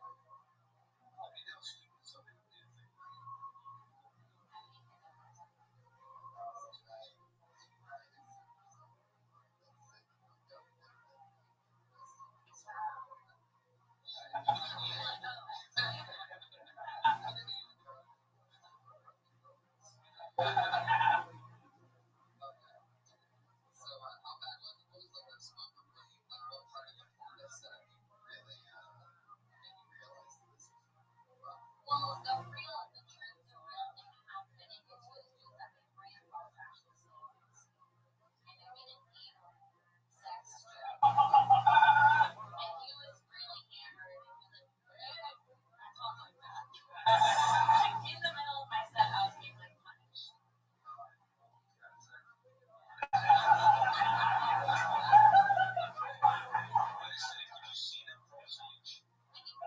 It was outside. I was just gonna. It was outside.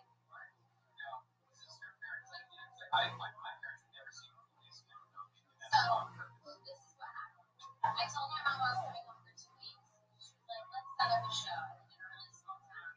And I didn't think she was gonna actually do it. And then she called me like 2 weeks later, sold out with 140 people from my town. Your mom sold it out? Yeah. Produced your Oh yeah. But she invited my whole town. And I couldn't turn back that one because she was so excited and so happy to do it. And I was like, okay. But I told her that I was going to fail, especially because they wanted me to do 25 minutes. It's not 25 minutes. I did really good up until like 15. And then things started to get weird. Things started to get weird after it's like 10. I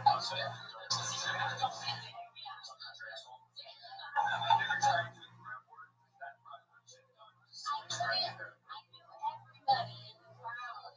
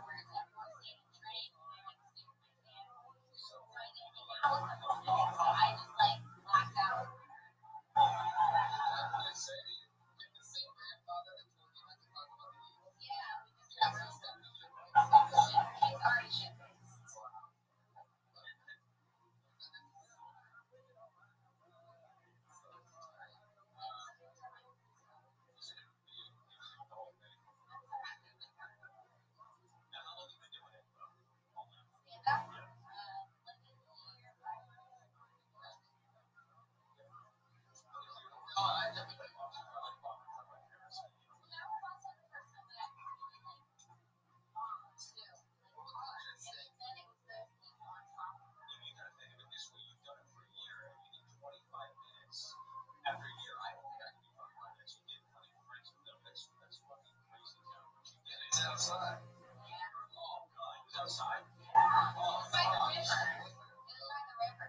Still on that boat. Clearly it won't go for it. It couldn't be any worse. Literally out of sea. Oh, fuck. It's like turtleneck. The first big salad shit. It was a fucking nightmare. Yeah, but you can only this is the worst thing to look back years from now when you know that amateur from grandpa.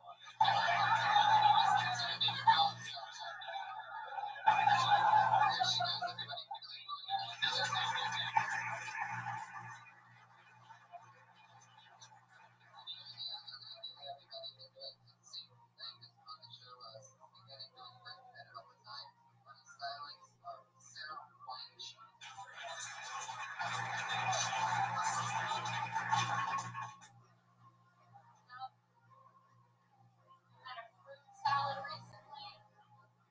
It disappointed me. Nothing worse than a generic fruit salad. A lot of places they do this. They say that they have a fruit salad, you order it as a side, just the same generic ass fruit. A piece of kale, cantaloupe, something that looks kind of like a watermelon, and a red grape. What is that? It's just the generic fruit salad everywhere. It's a fruit salad that normally just comes in a styrofoam cup. If you go out and you order it as a side, they'll just empty from the cup onto your plate. It's gross. What about you? You can't tell if this is honeydew or pale ass cantaloupe. Just white. I know it's the melon family, but you can't tell which really it is. Yeah. What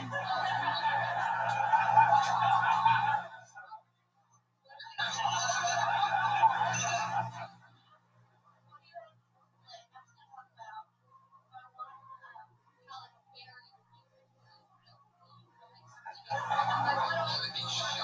Piece of kiwi. Yeah. Yeah. Right. It's interesting. You got it.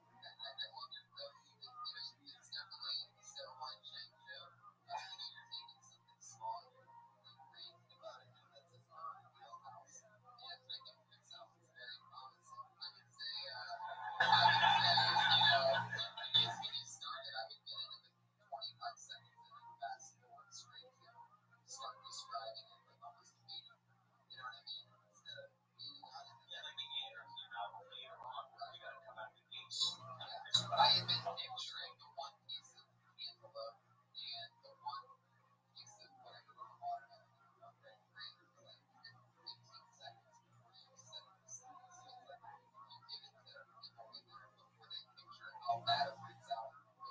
Right. You know what I mean? If you let them realize at the same time it's when you're saying it instead of Well, this one, I really wanted to come out more angry, but I was like, I don't want to develop a fruit salad movie that looks all like you want to get it out and feel passionate about it. But like, you don't want to start off by yelling at it like about cantaloupe.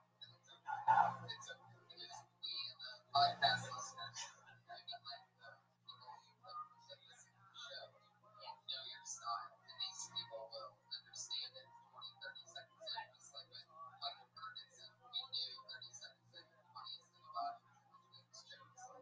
So I wouldn't be afraid of trying to impress the audience because they'll always jump on board. You gotta go 100 miles an hour. But I think you're saying, yes, fruit salads, bold premises, fucking smart. They made fruit salads so many more people eat fruit. It almost seems like unhealthy companies promoting the type of food that we're eating. Shit, we're just missing the wireless mic.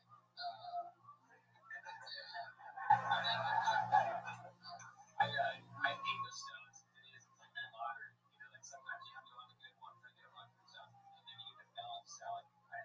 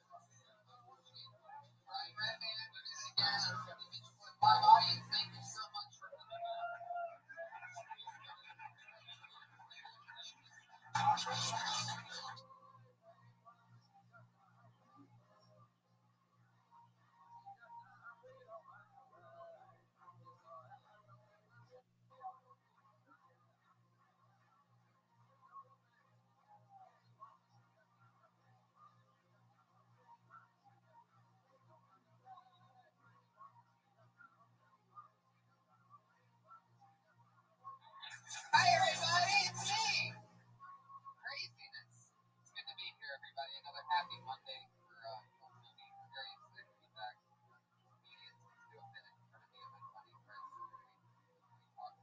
Whatever happens, happens. Crazy shit happens. So welcome, live audience, to this crazy show. That's where you guys clap. That's where you guys clap, proving to our podcast listeners that there's an actual live show happening here. Our sponsor, Elise Lee, came out sick today. Hopefully not from food poisoning. She's the gourmet chef that comes to us every week, but she's not here tonight, so we miss her. Yeah. The Buckeyes are playing in the national championship game in college that I dropped out of many years ago, which is very exciting for me. That's happening right now live. So thank you, live audience, for abandoning that game and being here with us in this cozy box tonight. So let's have fun, shall we? What's going on? Anything you want to talk about before we get started? Anything good? All right.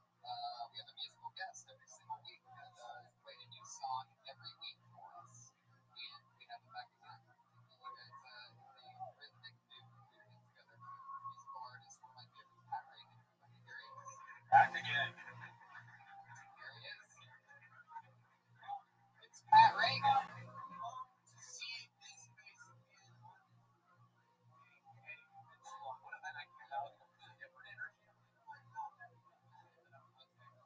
Oh, fuck! Okay, here we go. I just feel awkward. I just saw you. I just got off the stage to light applause and not come back with a different professional, polished, together energy. I'm going to show this people. I think the contrast. I love it. I think this is what I love about spending Monday night in a creepy belly room is that anything can happen. And when great minds come together, crazy shit happens. And that was Patricia Reagan. That wasn't Patty Reagan. Yeah. We don't do that type of thing. Yeah. For those of you listening to the podcast, who know what we're talking about, the last couple of weeks we've had Pat play a few songs before the show starts. You know, and then when the show starts, we bring Pat up again, and then he plays a brand new song. And all right. So, Stalling anymore. I'm sorry to take this time up. It's pretty fun.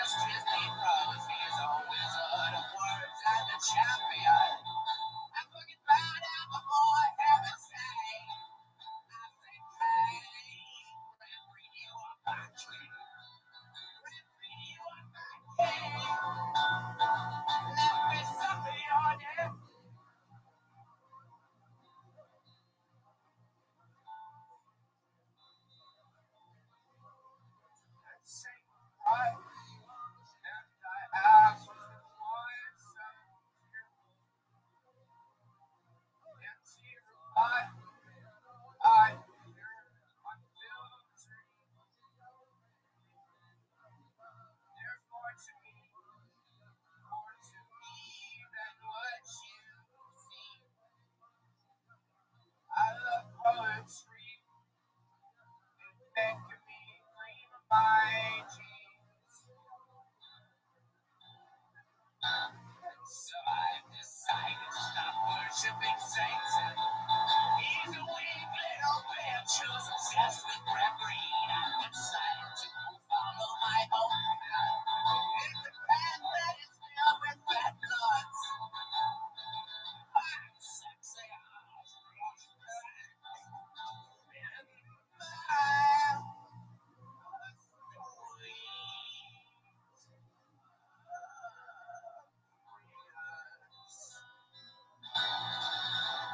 Fuck yeah.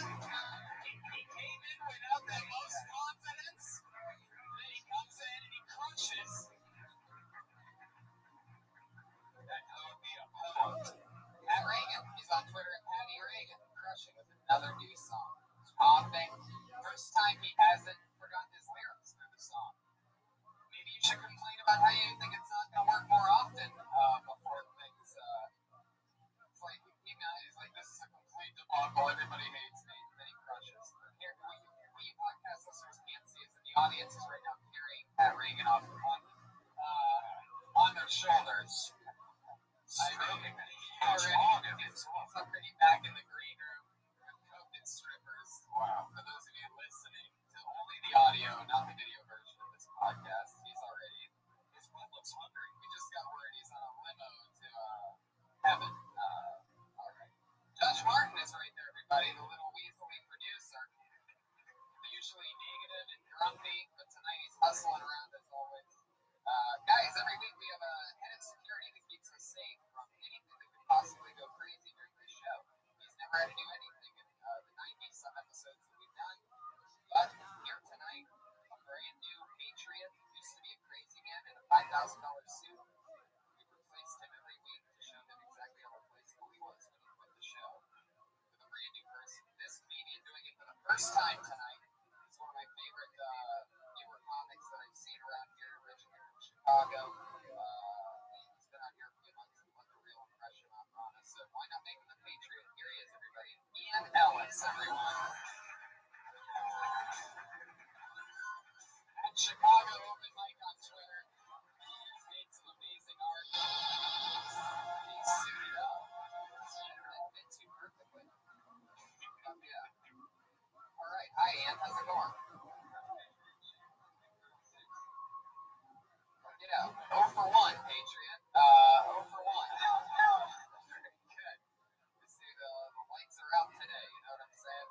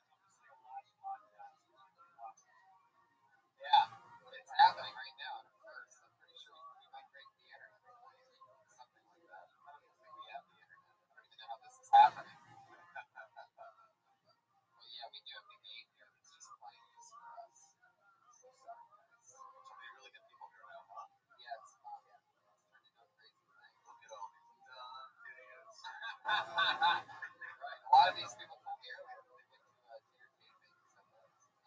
Really? You're about to find out what over 2 feels like. Every week our Patreon has a question for our guests. Patreon, what are you fired off? What do you got tonight?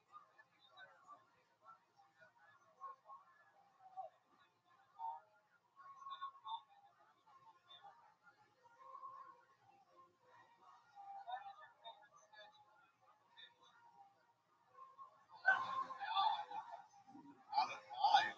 Start to finish. I I have problems with that. I don't have them run these questions by me.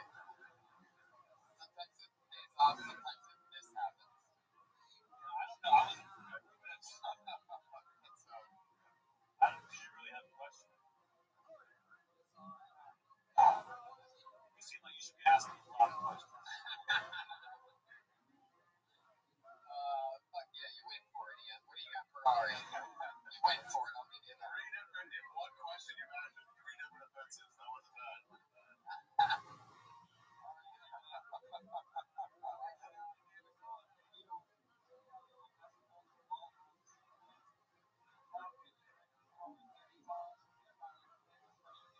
Why, bro? I don't know where your level you're on, but there's no application process to fill out. You just stand up and do terrible comedy and project it like everybody else. Not bad at football. That was a catch. He caught the ball and he was making a football play towards the goal line. He was done with it. He had the ball and he was moving on. I feel like we had to do this. Waited on that one. So that's the analysis. I'm pretty sure he signed up to do a minute in the bucket too. So maybe he'll end up performing in that soon as well. But let's do it, guys. Comedians, you get a minute. Comedians, you know your minute's up. That's 60 seconds when you hear the sound of a kitty.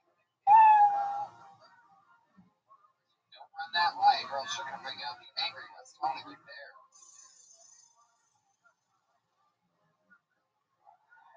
There it is. Okay, got shot here. All right. So let's get this thing started. Your first comedian tonight, like 60 seconds, and then talking with us about anything. Who knows what? First comedian is Chandler Draper. Chandler Draper. It's a good name for comedy. First time we met Justin in comedy, he already draws a Reaper to the eye. Do you think Reaper's real life? So.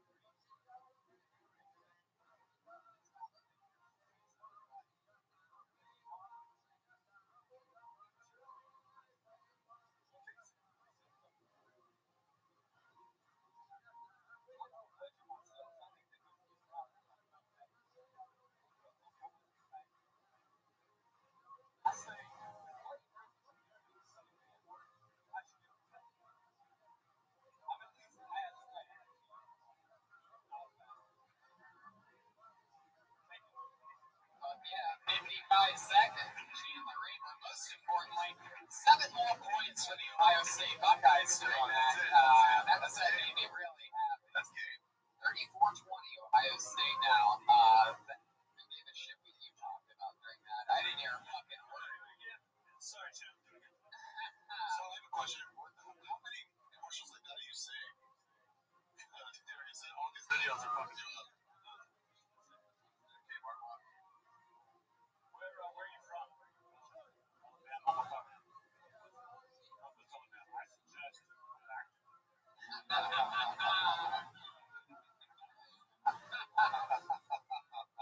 I don't think there are a lot of rules in comedy. I would say almost no rules. But I would throw never talk about commercials into that level.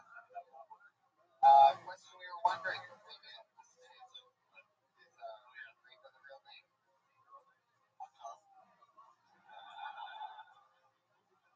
Big last name.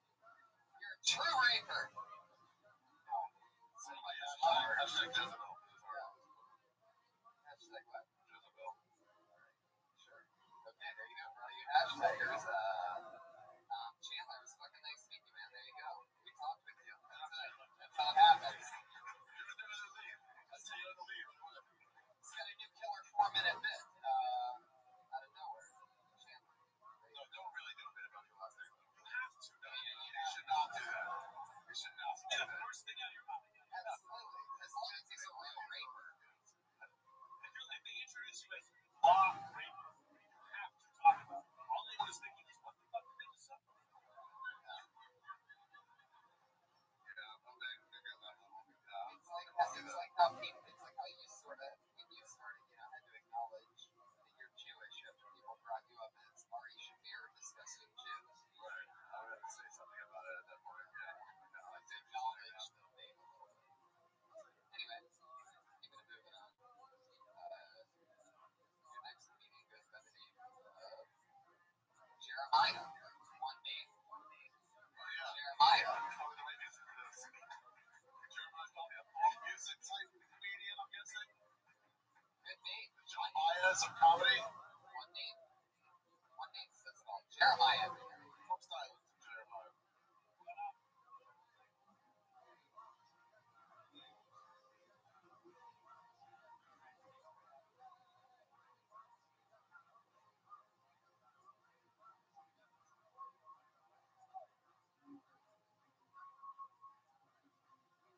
But concentrate on the good cemeteries you did memorize. That. Don't let that go away.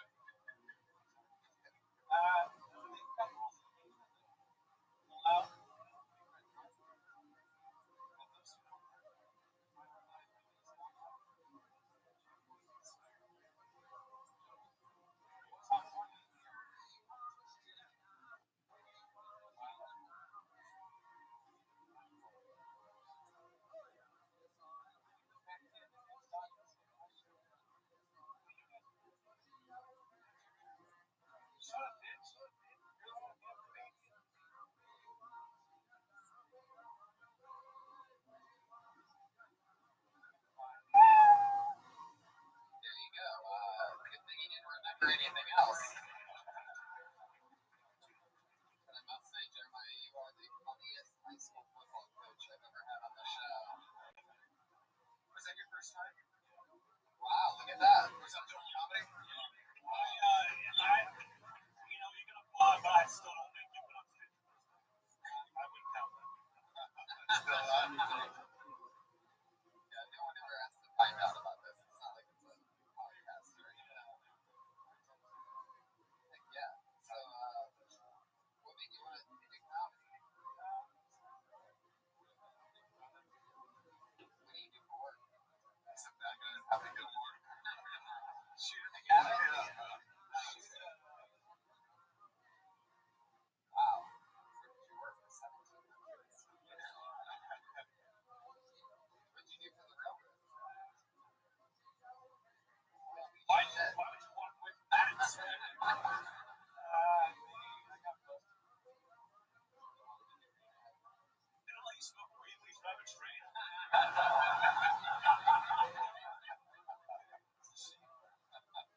How did they catch me just laying on the lawn?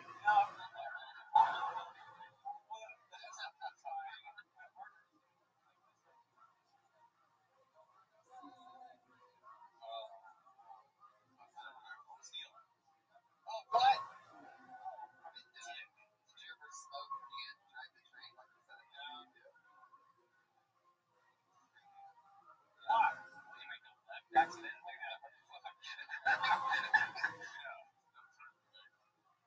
Have you ever been to when girls ask you what you do, do you ever just tell them that you're a conductor? And they think that it might be an orchestra conductor, and then they find out that it's the orchestra. What's the craziest thing you've seen on the railroad driving up there? There's a lot of suicide. You ever seen an Asian man die while hard at work? No.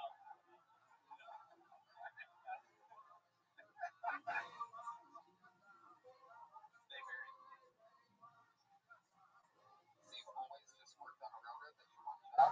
Yeah, well, When you're being chased while they're chasing someone on top of a railroad car, what's your best method of jumping from train to train?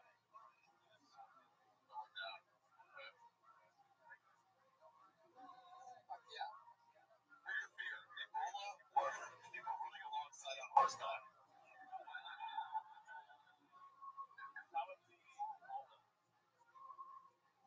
Oh, yeah. Good answer. You got nothing else to notice? That's the real answer. Where are you from?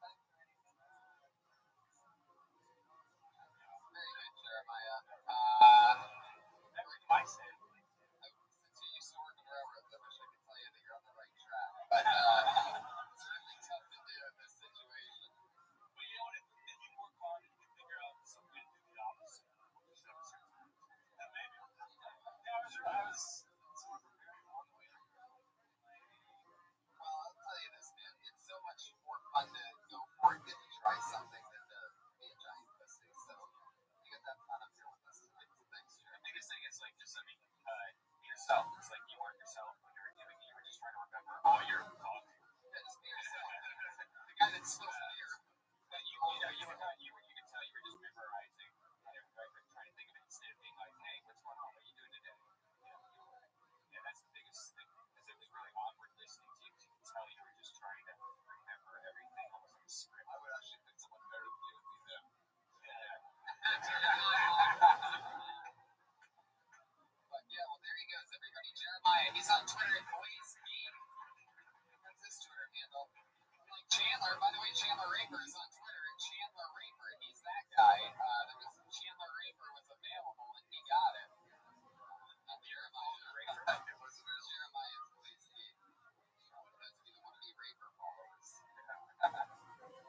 Anthony, the question that I always ask when you guys when they come on is there anything that you ever did when you very first started the video?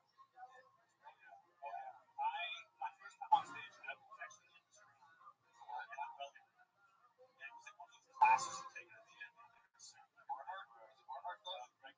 No.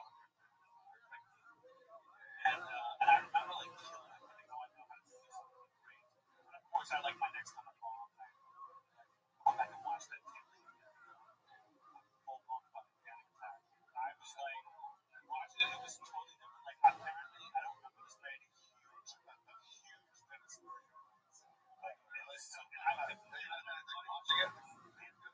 Watching it was so bad, so awful. I was pretty crazy. But I. How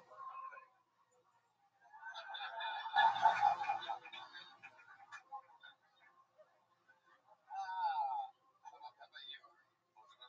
Anything you very first did when you started that you can't believe that you did? Or I remember when my special came out on Friday, a regular Friday at Comedy Central at midnight. What was the question again? Available at orangeshapiro.com. I think that was the answer. Yeah, no, we had to do some board share for the Scoobies. Or those just like Southern California open mic. We'll never forget. I don't know why, but me and Bradley did this whole like piece together. I was so excited to put it in called Combo Check. I really looked up to. You'll want to see this. Just 14 minutes of horrible. Let's throw it together. Not one of us gonna pull the fucking cord on it and just say this isn't working. Let's just stop. Does he still talk to him? Yeah, he does. Did the show just not do it all like quite as much as you just make this one go all? Yeah, it was like that. Yeah, how about you? Anything crazy happened your first time starting out?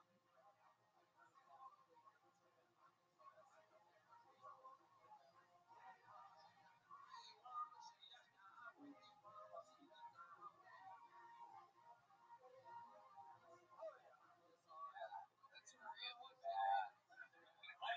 What's more horrifying? That or right now? Having it not work on a bigger platform. I love it. Keep the fun train moving along, guys. Your next meeting goes by the name of Michael Schertzer.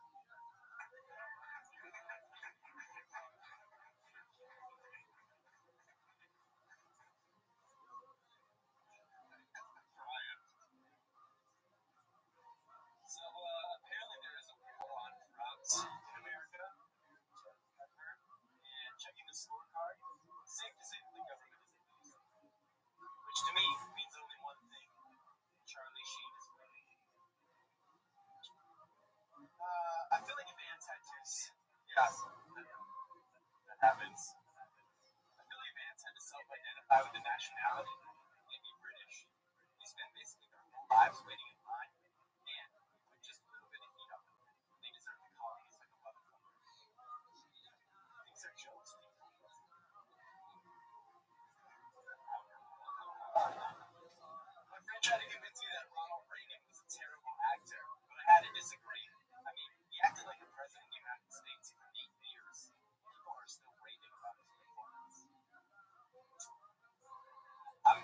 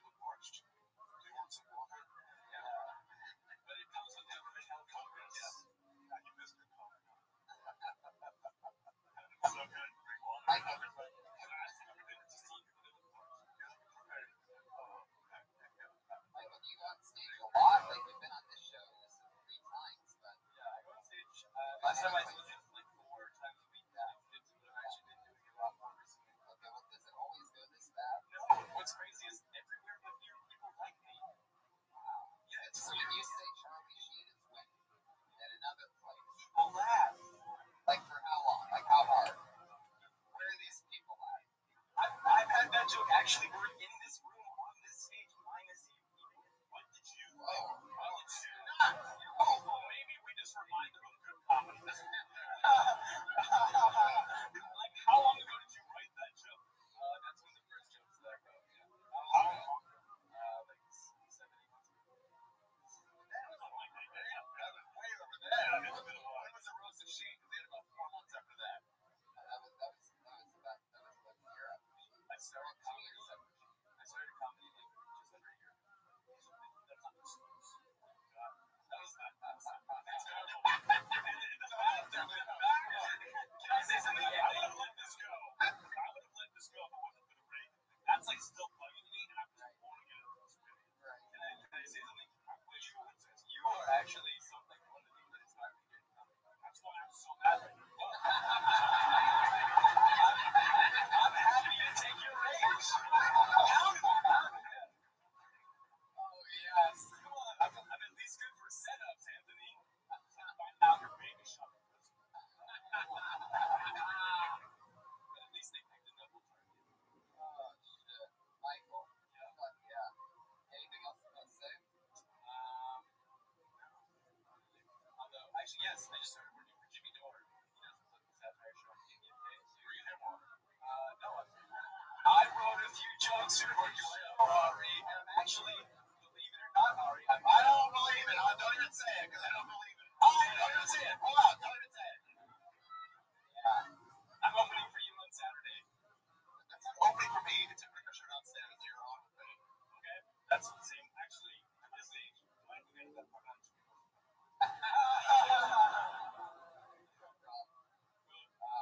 Michael, there you go. It's true, you don't get to see the open for people when you have to see them that coincidentally on the same show. That's not the same thing. Okay. Alright, well, that's less. I get to say that you were on the show. Ari is a really good one. That one is good. There you go. Michael Scherzer, bombing all the way. Scherzer! It's hard. Bombing all the way is not his Twitter handle, by the way. However, son of Satan is. Rage of those jokes, they're still like, this is hard to do. It's tough to listen and watch the national and watch them all at the same time. And I'm going to say running away with. Yeah, that's one. Put your hands together for your next meeting and stretch. S-H-E. Stretch S. Not a lot of guys have 3 initials. Oh, here he is. It's stretch. S-H-E. How's it going, guys? My new favorite navigation app is Waze. That's a great navigation app. It always gets me to where I'm going. It also gives out all of the good lookouts. I mean, while you drive to where you're going, they give me watch out, heavy traffic before you head. It's like, good looking out, Waze. You know, I live in LA, I get traffic. Now I know I can handle some stuff, man. Make a phone call, but I know traffic. I don't know what to make. Be like, watch out, watch it before you throw ahead. Look out for that Waze. There you go. Pull up the road and start. I might not saw it. Make sure you're right before you hit. And then my favorite is when it's like, watch out, police reported ahead. Good looking out, Waze.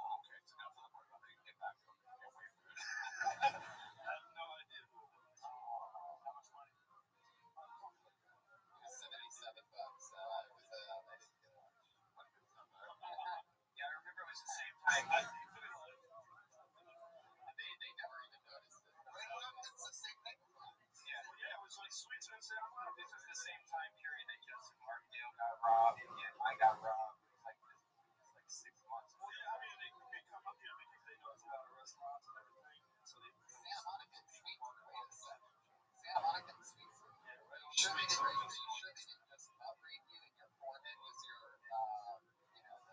what would they call that? The fucking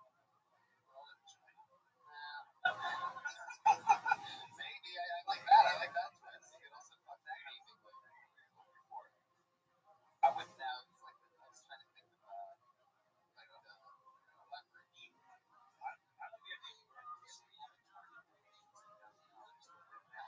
what a dumb fucking idiot. Yeah, exactly. Your waist joke was, I think you have a lot about it at the beginning, honestly. I think you can just go through, like, waist is this cool app that tells you, like, there's a top ahead, and, you get right to that almost, but maybe just say a couple things really quick and stick. Yeah. I've heard a lot of waist jokes, though, in Boston, especially. I've heard three. Ryan performs it on the technology.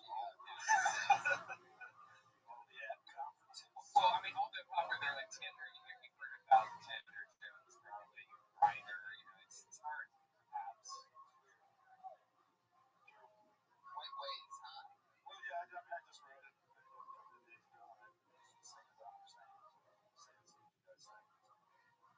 Do you really use ways? Yeah, I do. For that reason. What did you use before that? My eyesight. You didn't have another go-to app? Well, I only use it because it'll let you know when the cops are around. It's great. It's the best. Yeah, but they took it under heads and the entire line before the cops were around. I'm super drunk and walking home late at night. Yeah. Yeah, waste triple edition. You just know, bugger ahead. That's crazy. Anyway, let's before we go so far.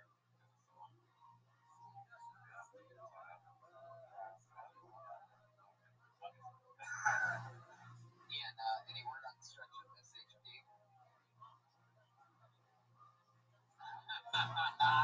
Well, you know what? I want to know how to explain stretch SHP. Yeah. I will stretch SHP. Stretch is my name. I got like all the classes in basketball and always kept it. I'm a ill-heighted person. Well, you're short or tall. But it's not just because I have a long reach. My first was called stretch. I like that. And I kept it. I always had SHP. What's Michael referring back home is really like a sample word. It stands for similarities, comparison, similarities, production, bonus. It's more like a symbol of disbelief that amongst the okay. Sounds like you just have to be really weird business cards. Gotcha. So SHP is like the group of friends that you have? You don't have to make a name or production company. No, I know. It's just what I'm. And you don't have to. You know that? And what you've done is you've managed to make your last name like a shout out to your friends from another time. It's like a hip hop station. Well, good news is you're not going to first black comics making a stupid name. Right. Hey, leave it alone, Irish American Incorporated. That's Stretch, fun times. Thank you, Good chat. appreciate it. There you go, Stretch, SHP. I love how you say things. Sometimes you say things so perfectly, but these are like you kind of upset it. I love how you talk. I'm gonna check my flip book real quick. Oh yeah, Ari went back. He decided to lose the smart phone and go to an old school phone because he can't control himself around today's apps. It's ridiculous. Yeah, they work fine. Okay. Start. You're not going to. No, not public. Ari, what if you're in your car and you need directions or a map real quick? You just call somebody and ask them how to get there. Yeah. Traffic. Yeah, I know what you mean. It definitely works. You know, so yeah. And yell like, "Where's this restaurant?" Yeah, sure. We're all going somewhere. But like, well, a lot of people are here. I'm gonna try this place. Your next meeting, go spend the night. Hotel. Supper ranch is the after place to eat on Sunset. I agree with you. And I'm embarrassed with it. That's such a good big portion. Bring it together for Eli Gorey, everybody. Eli Gorey.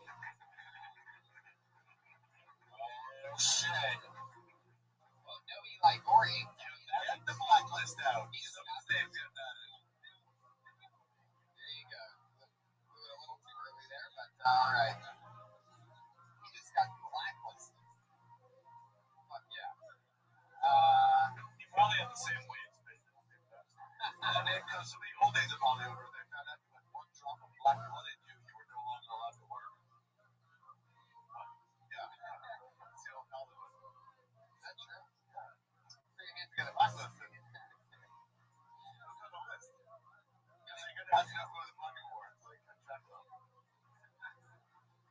It's Big Liz, taking the mayor's office. What was it called? What was? It's gonna be your next comedian, Speedy Guerrero. Oh yeah. It's a new name. I'm excited to see what comes up here. Oh shit! Turn it up. Yeah, trust me, it's slow. It's gonna run the fuck up here. Seems like a guy named Speedy would be like take his time. You said Speedy. I was like, please let his last name be Latino. Yeah. Speedy, are you here? That means he just got blacklisted. Wow, 2 in a row. Yeah, you just got super mellow blacklisted. All right, let's give another guy a shot. Your hands good for Johnny Gold. Here he comes. I see somebody moving up there. This is another new name. Johnny Gold. Oh, yeah. The Jews are doing the job the Mexican wrote. Cool. I like to start off with a couple of impersonations. Here's some impersonations. My dad loves beers. My dad loves beers. See it.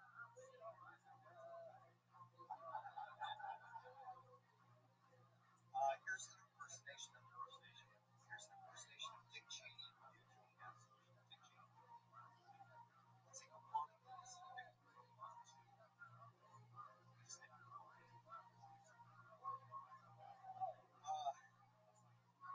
I've been dating a lot of lessons lately. And I don't know if they're very sexually adventurous. And you know, it's kind of shocks me. I don't know how they became like that. Maybe it's because they were at some big at an early age. You know when they tell you, you know, my uncle molested me. Like, no. Look, you get yes, he talked to you. Thank you. Okay, for real. As a comedy fan, I have a question. Chandler, if you could take that, do those topics that ain't the funny, could you not? It's just writing, right? The topics have been done. I think I have jokes for these topics. There were some. You said he wasn't funny because you laughed at him. Setup of that, how dark that was. This crowd that wasn't getting it. You know what I love the most? That makes so funny, right? Why do you keep asking that? You've never heard of it.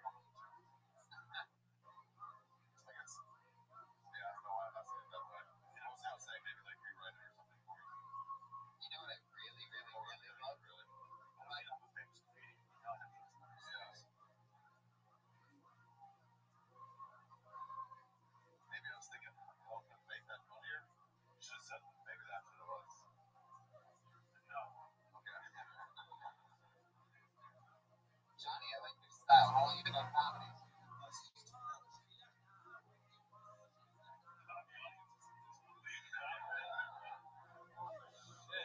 Well, to be honest, I really give a fuck with audience. Oh, thanks. That's cool. That's cool. I mean, no disrespect. Jeez, they like you, Johnny. Settle down. I'm not. What an asshole. I didn't mean it like that. You're acting like a villain here or something. I don't know. Wait a second. I take that. Wow, see why you haven't broken big in 13 years of doing this. You have a real attitude problem, Johnny. No, I'm kidding. Go ahead. How often do you get on stage?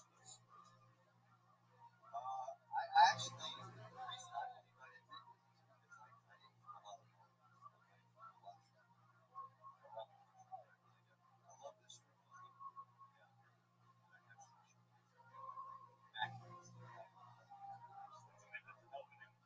Yeah, I know.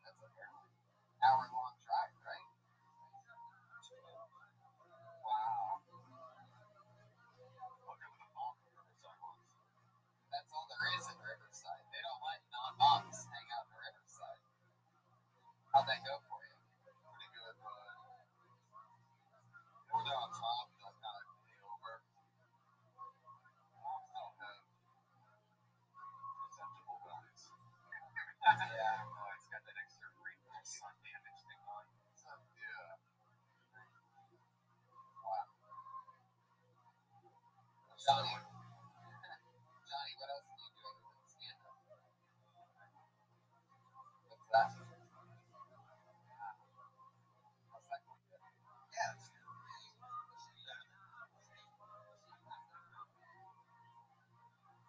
I think I did win a contest. That's probably the best thing I've won. Yeah, you don't even get chicken wings after this. No, I'm so fucking grateful. I love it.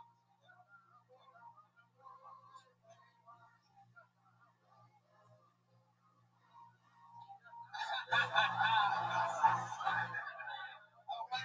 wanted to see what would happen if I didn't say anything, and I'm so glad I did. I'm so glad. Normally I would try to host it, but no, that was amazing. Fucking everything. Oh, it's visual. No, it was beautiful. That was like a work of art. That pause right there. I mean, I want to be an artist. You know, like, I just like. I know. We just saw 57 seconds of it. I like doing that. And I just love the art. I think my parents were actors.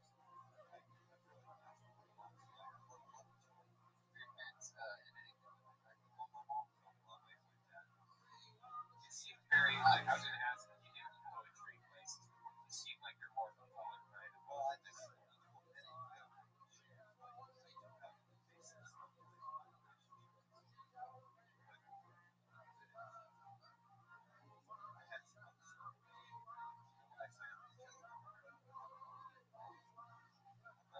he's fucking dark too, man. He's certainly did.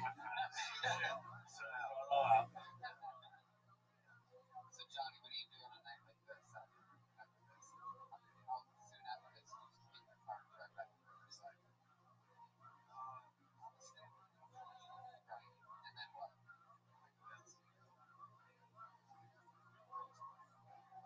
How often do you come here?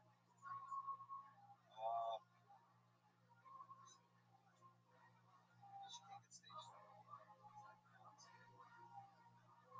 I'm a long beach mom. So you get out there tonight, you come down here, you're unknown. You're not famous. Fuck you. I'm just trying to fuck it up. I don't know if you lost this. The guy Tommy, I tried to get him. Personally, didn't like my comedy, so I think one time I did do a set here at Ari after my set. I told the audience. Ari apologized for you? That was wow. Damn. How long ago was that? What are your what types of other art are you into? Like you said you want to be an artist, you said you do slam poetry. Yeah, well, like what exactly is slam poetry? I really don't even know. Well, a lot of people hate it. I know that. I love it. I love it because it's stand-up comedy. You know?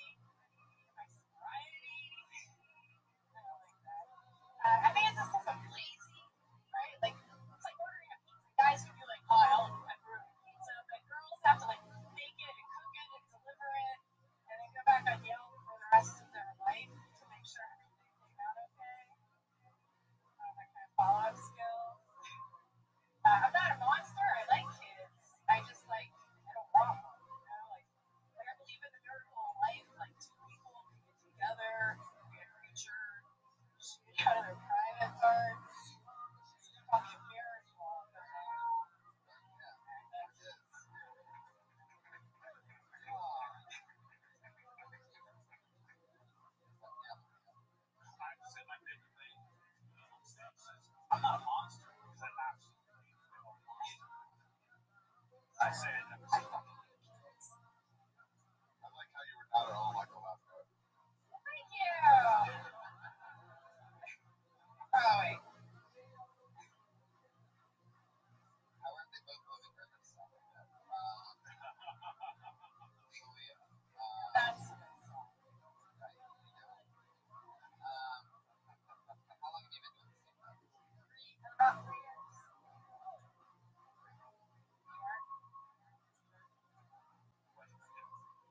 My day job is just transferred out. What's that? I'm a fashion designer. I was. I got laid off. And then I was like, he's like focused on my comedy right now. It's really paying off. Well, I was huge. I was huge during the hip hop era. Yeah. I brought you rhinestone custom. You're welcome. You can see my stuff on like Pops on American. I see what you did there. That's a big ring that you're wearing. First one's rack, $5. So you're talking about how easy it is for the guy to make a baby and the woman to make a baby. Like, are you trying to make the baby? Do you think that is that on your mind? Is that Like what you were talking about with the mom that you're fucking, like all like your body, like I don't want to have to deal with all the. It sounds horrible. is somebody that you know wants to make a baby with you? No, I just like society puts pressure on you. I have a lot of friends that are having babies. I just thought about it. Well, you look like you withstood that pressure, so it's too late.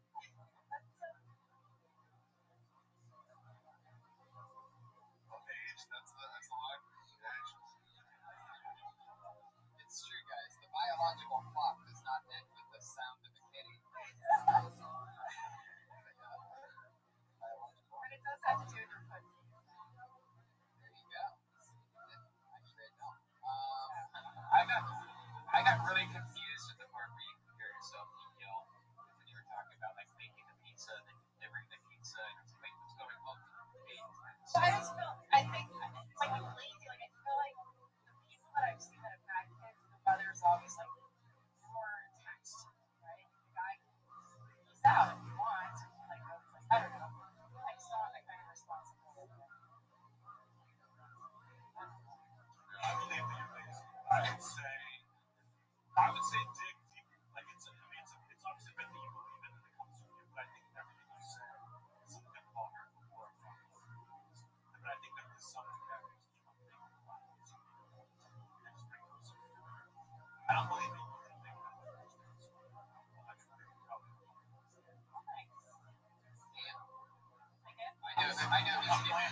I know who's getting you pregnant. But yeah, well, there she goes. The Messiah.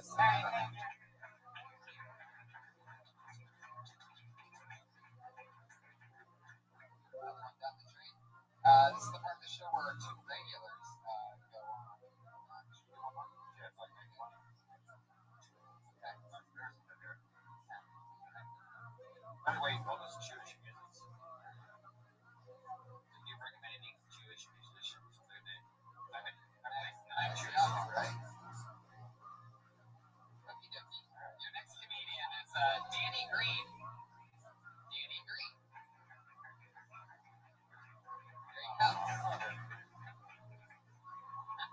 Thanks so much. Thanks for calling my name last. If I wasn't here, I'd be at home crying, wanting to text my ex-girlfriend. She dumped me. I told her that I love surprises,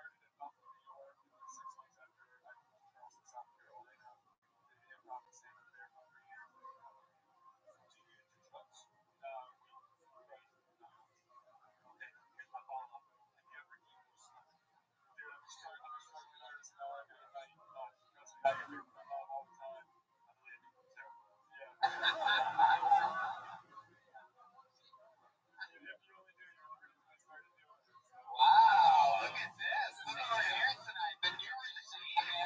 How does that make you feel? There's blood on my hands. I'll take it. I had good intentions. Also, if you don't want me, me and Ari have a football connection. So if you don't want to meet them, we'll do that. We'll do that. I get the feeling that Danny's is not by choice. No, not my choice at all. This is loyalty. That's a valuable email address. That's all that is. It's loyalty. I've never gotten this. While you being loyalty to the AOL Corporation. Hey, they never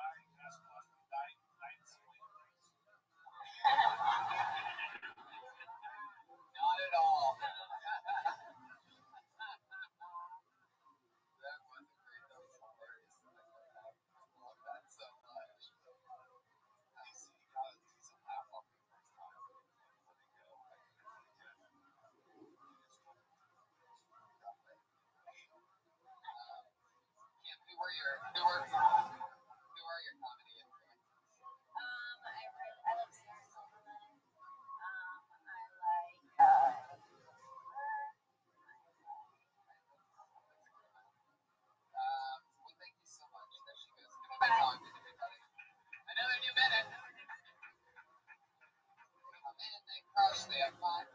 The other regular, put your hands together for Sarah Wineshank, everybody. Here she is. What's up, guys? So, I got a lint roller from IKEA. I didn't go with the intention of buying a lint roller.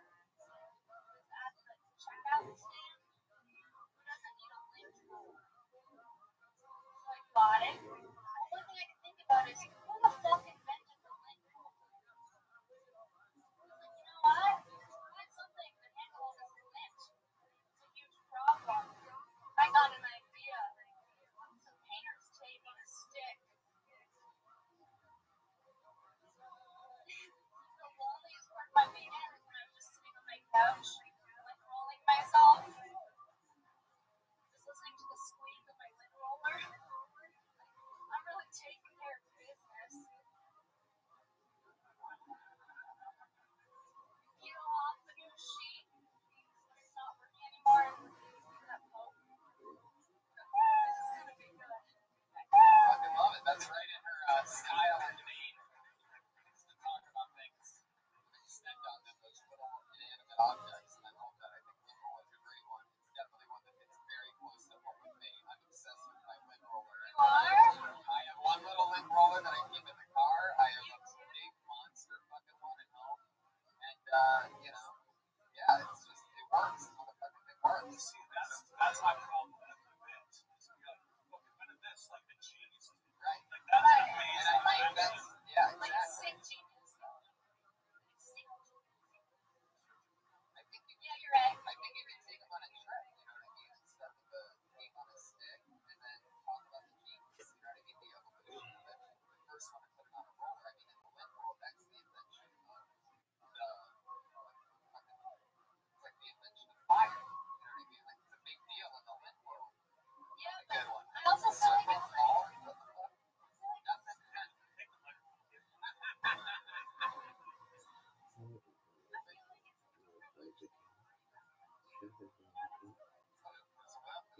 yeah, the lint roller is the thing, in my opinion, that lint rollers, I love it. But yeah.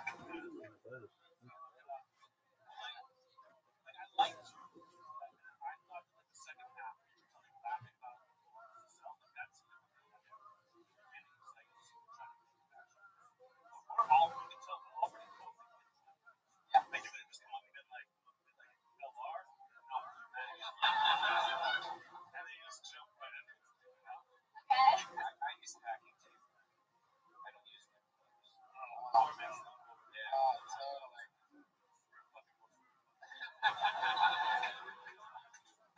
I really am, man. I've taken the step up in the lint roller game. I mean, I started with just a small rinky dinky one, but some of them you peel off the one and it's not a clean break, and you're like, fuck this. Dude, I don't even feel a lot of these parts. Just the entire lint roller. Yeah. Use it once, gone. This invisible lint roller. Who cares? Holy shit, you are living a life. I got money. Wow, I can't wait to get to that point where I'm using lint rollers one size. So good. Yeah, it's so good. That's amazing. I really do. I love the fucking lint roller, and I started small, but it's one of those things that you don't want to go cheap with. You know, it's worth the investment. Another thing that I did very recently, got new hand soap, went for the fancy. I'm like, you know what? I don't always have stupid hand soap. Like, what's a great fucking hand soap? Look that shit up, and now when I'm at home, just all day, just creepily smelling my own hands. It's amazing. You thought we'd be with you on happy to talk about that long together? No. Yeah. I'm telling you, so I'm ahead of you. I'm ahead of you on the 7 months ahead of you. 7 months. They're gonna be telling me about the new hand soap you guys. Sarah, so much fun. You did it again. Another new minute on something goofy, something great. Sarah Wineshank. You guys get it all in on her? Did you guys feel good about that? We did it, guys. That's the show. Iron Patriot tonight was Ian Ellis, everybody. He was there for us. Terrible questions, but he played it off well. Great guy. We love him. Follow him on Twitter in Chicago. And my thank you live audience, Ari Shafir and Anthony Jeselnik. You guys watch on Twitter. Have a lot of shows coming up. Anything else you guys want to promote?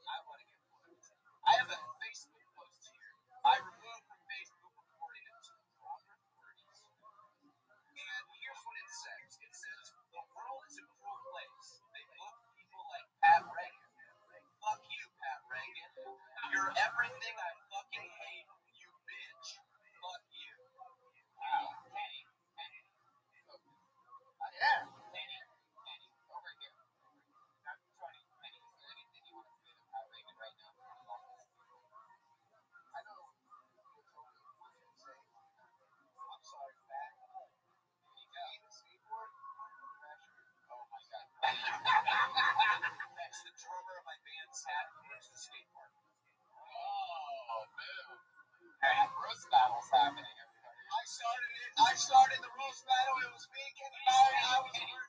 Stop. All right, honestly, Tony, Kenny, go sit down. When I first saw that post, though, I honestly thought that Kenny was joking around, and I laughed. I saw that, and I was like, really? It's Pat Reagan. Kenny is so backwards as Tommy. He's the only person that even barely dislikes Pat Reagan whatsoever.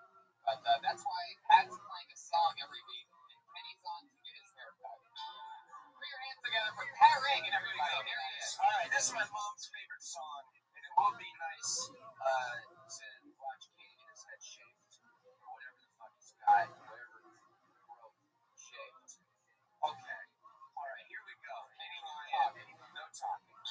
She stuck the dog on wearing pants and a shirt and another shirt on top of the first shirt. She said, I'm not even sure you know what you really want.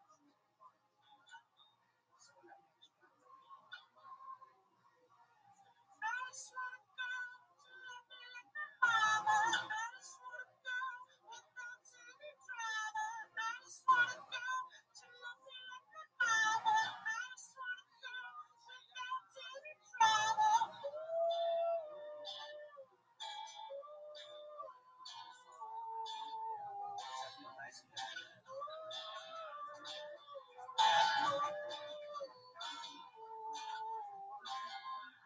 I just want a girl who sends me cards on Easter with $50 checks and delicate reminders that I should go to church and I should call my grandma. I just want a girl whose mom is my grandma. I just want a girl who lives way out in Boston in a house with my dad and my brother Austin. I just want a girl who raised my sister Megan. I just want a girl whose name is Vicky Reagan.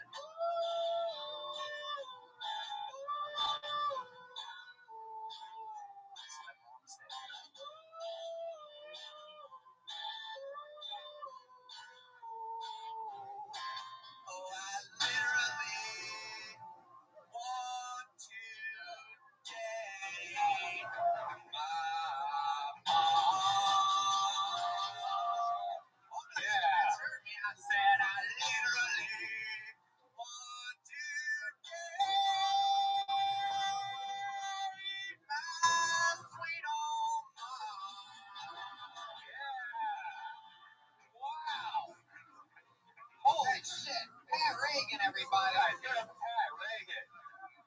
I'm gonna go over here and explain to you, Tony, what's going on. Who's that lesbian Manny Pacquiao in the corner? Wow. That's the bump is gone. He looks like Sarah Muscajavi right now. Too Muscajavi. No, but it's I think we should have Pete finish it off because maybe for the next. No, you're not getting back on that stage, man. That looks perfect. That's great. Go with that. Put your hands together with that haircut from that PDC. Yeah. Kenny, why are you by the microphone? I love every single one of you guys, and my name's Kenny Lyon. Please book me. That's right, Kenny Lyon. Yeah, that's the one perfect way to get booked. That's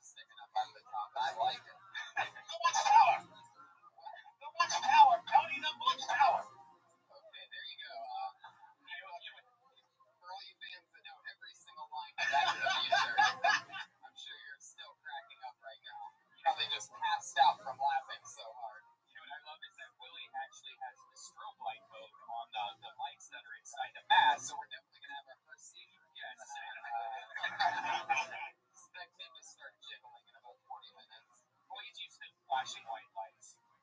Red lights. Never mind. Oh, I see where Jesus really tried to go on that one. Well, Willie, you excited? Very excited. Let's get to it. Our two guests tonight, two of my favorite people in the world, two of the funniest comedians out there. Excited to have them both here. Put your hands together for Matt Bronger and Greg Fitzsimmons, everybody. Here he is, Matt Bronger. Greg Fitzsimmons. Two of my favorites, two guys I work with all the time. Matt's been on the show before. Greg, this is your first time. It's good to have you guys here. Thanks for having me, man. Awesome. Sorry, I was almost late. I lost my voice. So I went to a Jewish deli. And I was getting some soup, and I was feeling like 2.5 hours. They said they're in town. And then he texted me like, "Where the fuck are you?" And I asked him. I left the Jewish deli.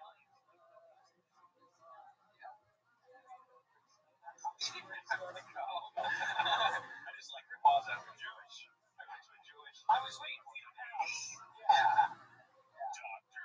What is it about these Jewish? Right. I love it. You ever been on a show that has anything like that to the stage?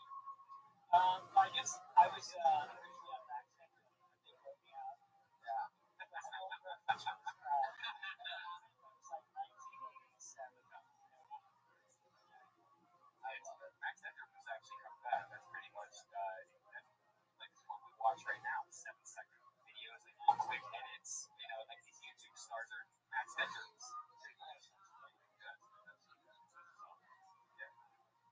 Every week our Patriot asks our guests a question. What do you got for us this week, Patriot? I'm laughing. Oh, that what it is? Hell, you're gonna kill someone. Oh, stop talking to them. I'm Iron Patriot. Whoa, what do you medic me? I think you can say that about Pat Reagan. He's such a great guy, great entertainer. I want to say give it up for Pat Reagan. There you go. I absolutely agree. We are huge supporters of Pat Reagan here.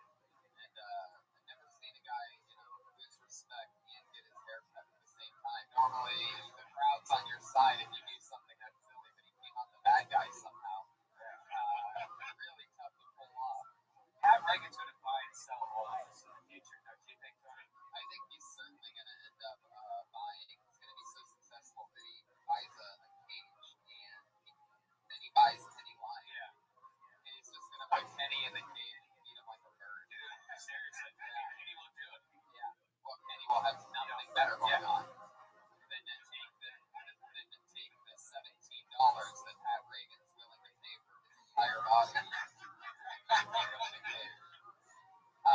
Willie, what are your questions for our guests?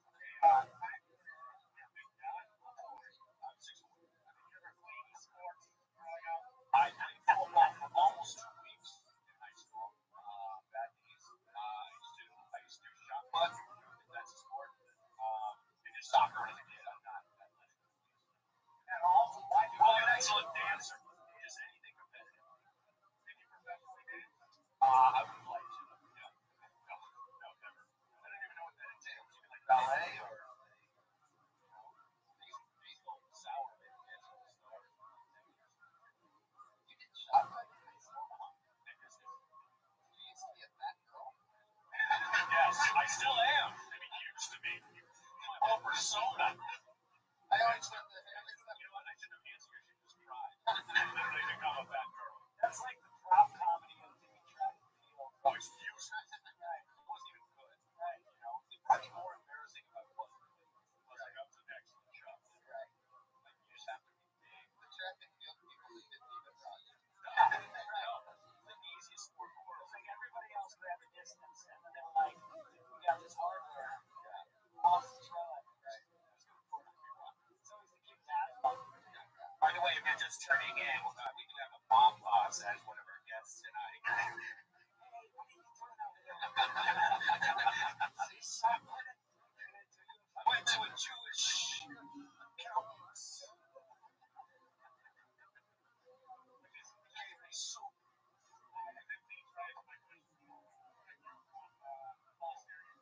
Yeah, from New York, actually.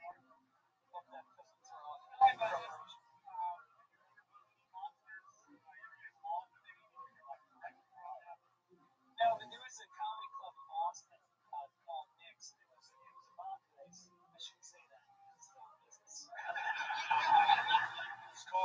a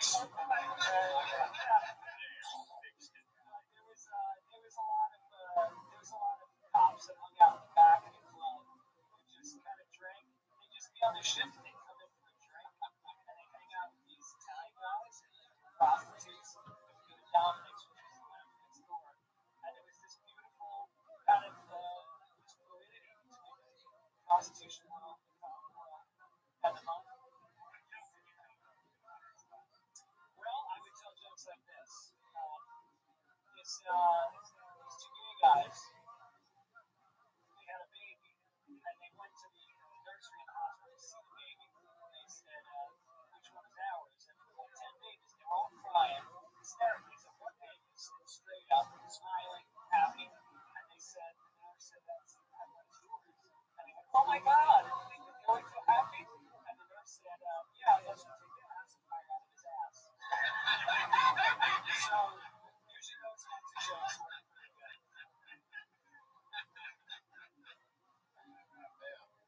Wow. Well, you guys know the show. We sit here, we talk to brand new comedians, guys that or sometimes older and more professional comedians that just come on and hang out and do a minute and we talk to them afterwards. Comedians, we know your minute is up when you hear the sound of a kitty. Better wrap it up then, or else you're gonna bring out the angry West Hollywood bear.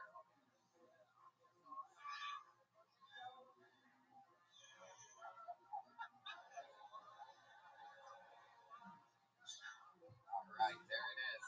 The bear has a laser? Yeah. Laser bear. The always evolving West Hollywood bear. You don't want to hear that noise again, so don't go over your time. So let's get this thing started. Audience, are you ready? Let's do this shit. Let's watch a minute of comedy from Dennis Wade. Getting us started tonight. Wow, all these people know Dennis Wade. That means he just got blacklisted. That's what happens when you get blacklisted. The head of security makes those noises and we move on to the next person that gets pulled out. Whoa, we know this guy. He is a straight up hillbilly from Mississippi. He was actually the Patriot a week or two ago. He just got back from being on an oil rig. He said, what you see is real. Put your hands together for Eric Carter, everybody.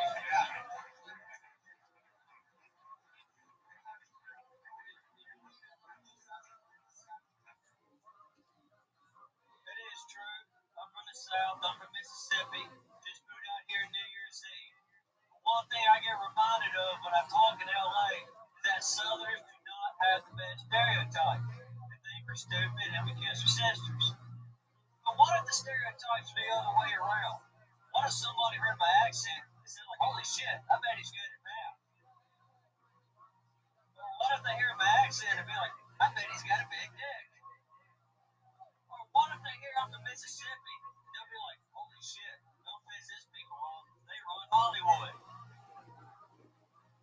But I have been working on the oil rigs for the past few months in North Dakota. Boy, do you work with some winners up there. I worked with this hillbilly from Arkansas. The only guy I know who smoked crystal meth for 6 years and still had 6 chins. And you can tell by this guy's extra chromosomes that his daddy and dad can see him and El Camino over a bottle of Mountain Dew. Wow. You can almost say anything with your accent. It's pretty much funny. Are you loud in the bed? Like, do you make noises when you have sex? No, I'm quiet. I just thrust and push and breathe. What's the craziest?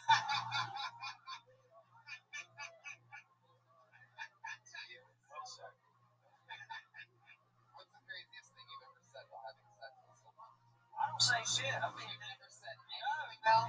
I'm pump and breathe. That's it. I'll let her do the talking and drink. All right, what's the craziest thing a girl's ever said when you've been banging? Well, afterwards, I've had them tell me that my dick looks like their dildo. Oh, wow. You gotta take the rabbit. Like, yeah. The ones saw the bumps, the ones with bumps. Oh, they see the pain and all that. They're like, man, that was like the toy. Yeah, this was one.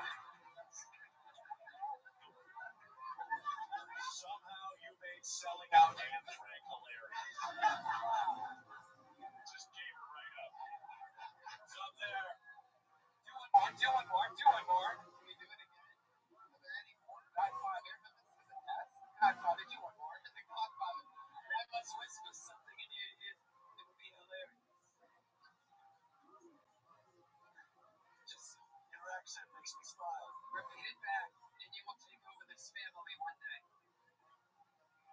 Wow. I don't think he's gonna be able to remember this. Don't worry, it ain't AIDS.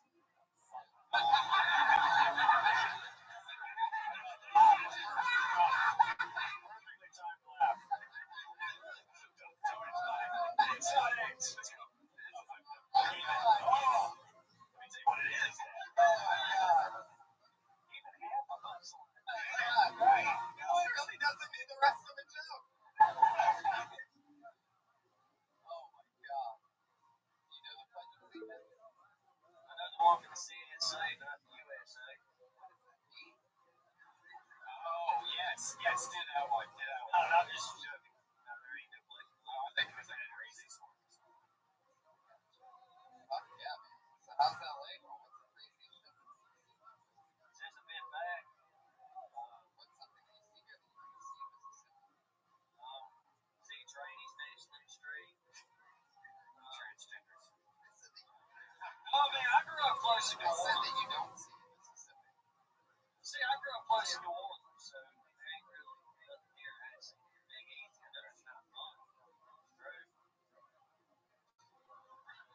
Sounds funny when you say it. What don't you see here?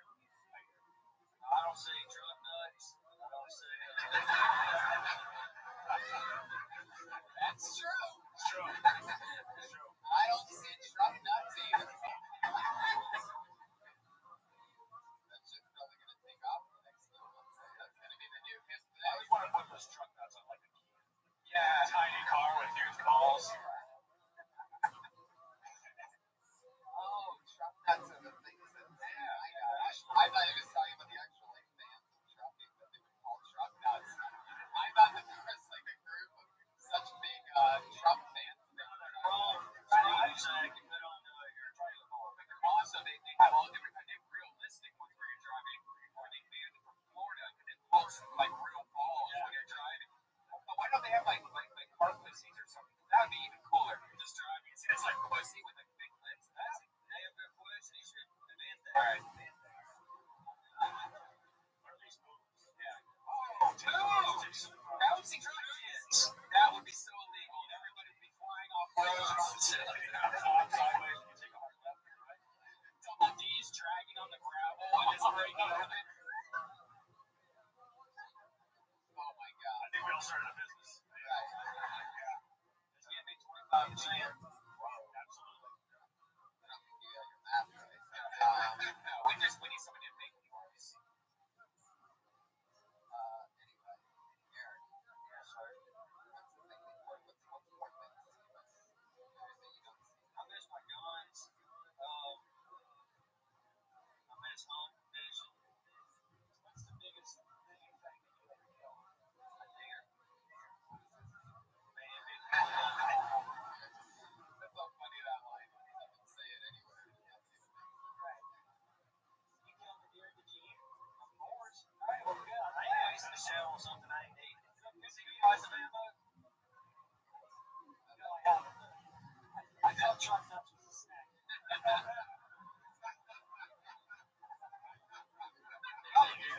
Probably is. We're talking about this hard kernel fence. We got some entrepreneurs up here, man. We own some.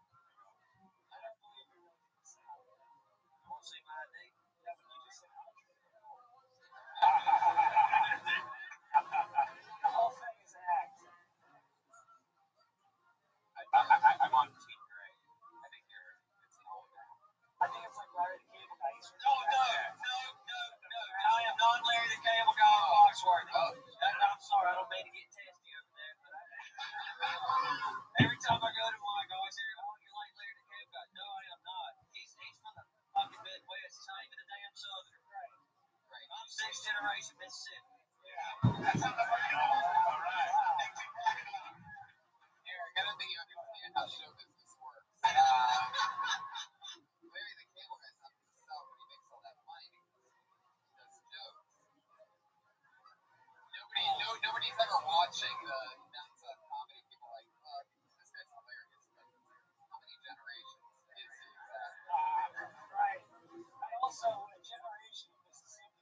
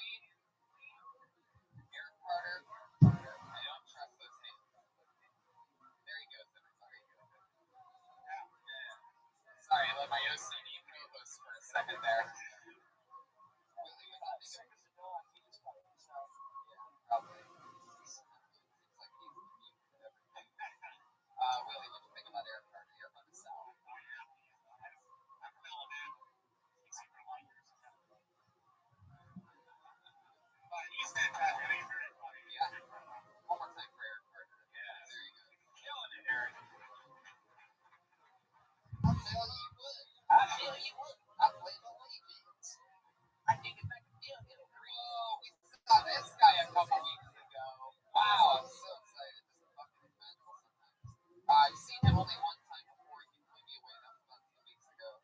Back here again, we're gonna together for Michael Curtis.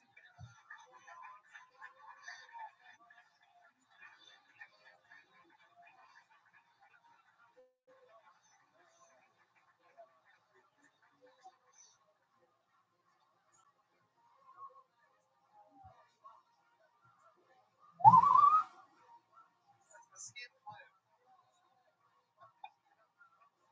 Oh, goodness gracious. Goodness gracious. Well, hey guys, I jerked off today. First time I jerked off in 8 days. Guys, you ever jerk off? When you're about to bust your load, they zoom in on the penis, and you're like, oh, fuck, I'm gay. I tell ladies, you ever jerk off? They zoom in on the penis, and they're like, oh, fuck, I'm gay. First time in 8 days. First time in 8 days, man. It was like a champagne party. You know, like, you know, like feel like porn star except it didn't come out. His penis just kind of threw up. I was like, ah, no. What else? Hey, Iron Patriot. When I was a kid, my dad. Yo, classic. Classic. Hey, Iron Patriot.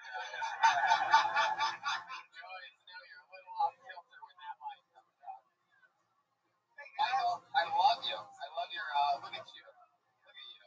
It's a big baby, aren't you? I love your style. You're like the happiest guy. I got a little dick, man. I got a little dick. Like if I tried to ask fuck a chick, it would never even get in there. So I'd still get off the fire. All right, Because I just say this, if you're going to talk about your looks, get on it. no, Don't do that. Michael, stand up. It's too far. You have penny lines there on your already terrible shirt. Did you, Shirts, man, just in general, like, you look like, don't take this the wrong way. You look like you have a toupee, fake teeth, and fake glasses, but no Oreo. Is that odd? you're absolutely dead on. I gotta punch this so thick that if I put glasses on my dick, it would be Jewish. Stop.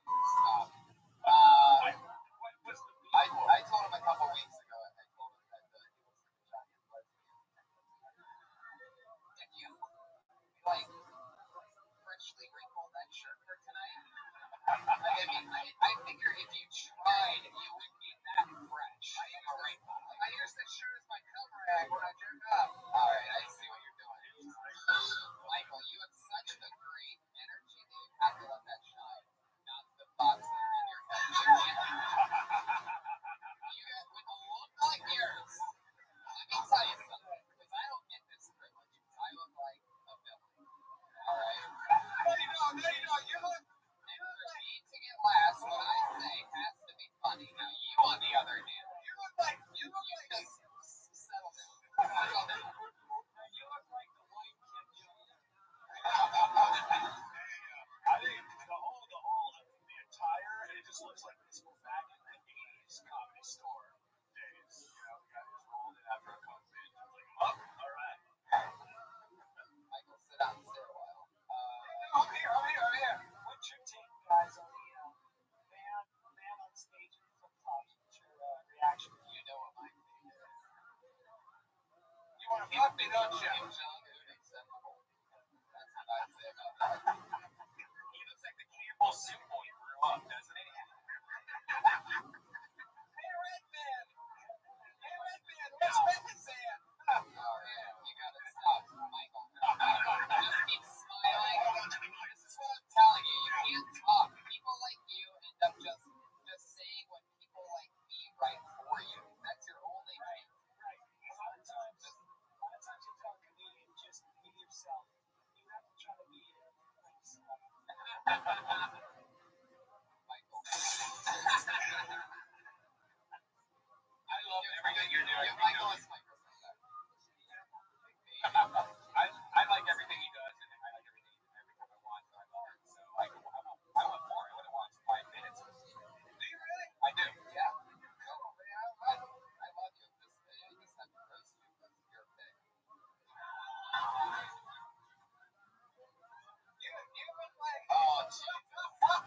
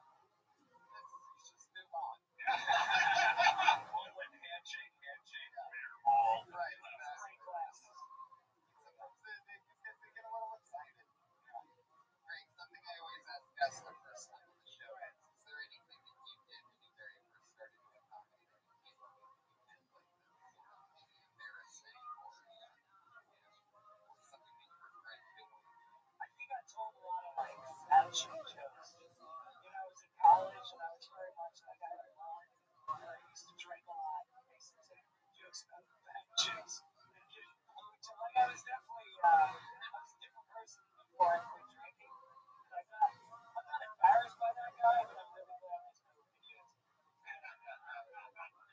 Yeah, and I know like I started with Rogan and he remembers funny SNL the bad memories. I don't know that he saw me in the first few months. He was really funny, really bad. Wow. It was like a lot of, just cockiness without any fucking comedy. Do you remember any of the lines?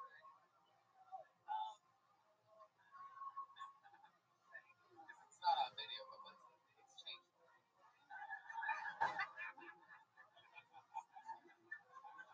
let's get it now. I think it was like I want to fuck his head, but I usually end up as just like a number 4, and I just stand there like I'm jerking off with that looks like Right, that's fun. I like that. Right. That was the old.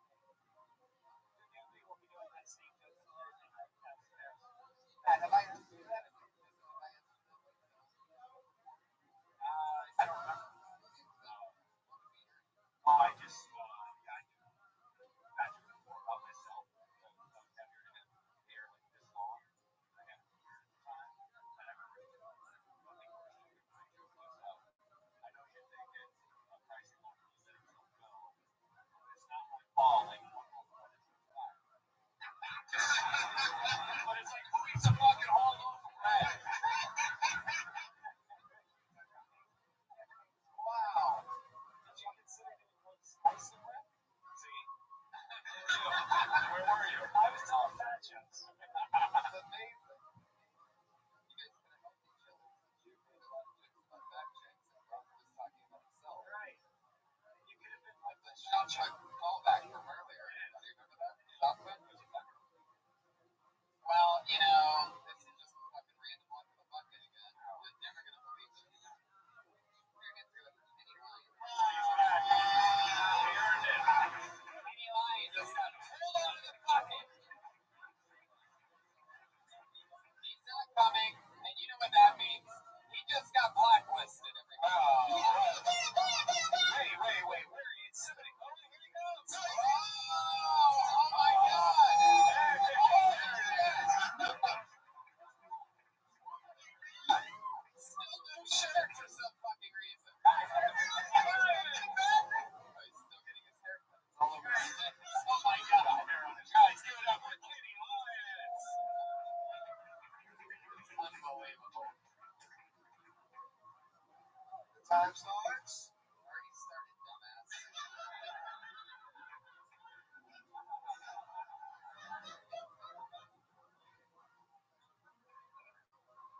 I don't own a ruler. My life has no rules.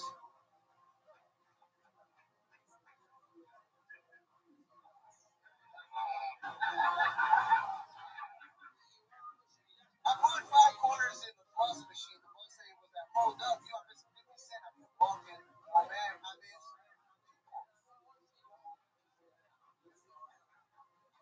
I lost my girlfriend rules. Now I'm ruthless.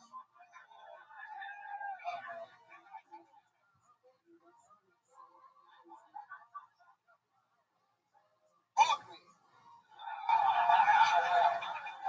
Kenny Lyons. Stop, man. You have hair all over you. Get the fuck back. Everybody stop doing that. Stop trying to give us fist bumps because we look like we're bad guys if we don't do it. So we have to do it. So just don't do it. Yeah. Sexual tension in the room, I guess. That has nothing to do with sex. Kenny, quick question. Are you Asian on the team? I am Guatemalan. You're Guatemalan. It's worse than those. The bottom of those barrels. Why? Why are your nipples at the same height as your belly button? That is a great question. Holy shit, it looks like Domo or something. The reference? It's like a square. Square cartoon thing. His chest does look anime. If you just look at his 2 nipples in the mouth, it looks like a piece of toast or something like a cartoon. Yeah, it does. Alright, stop, Kenny. Stop everything you're doing. He kind of looks like a monk, right?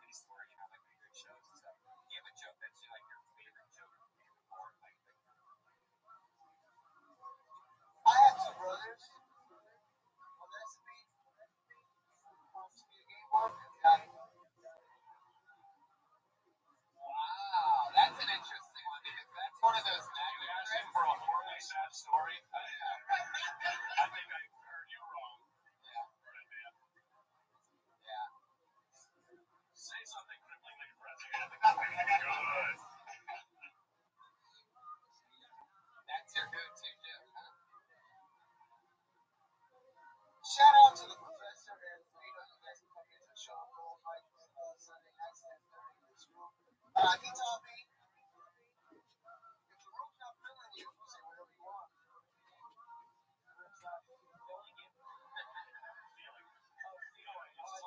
That's my Guatemalan accent. I gotta say.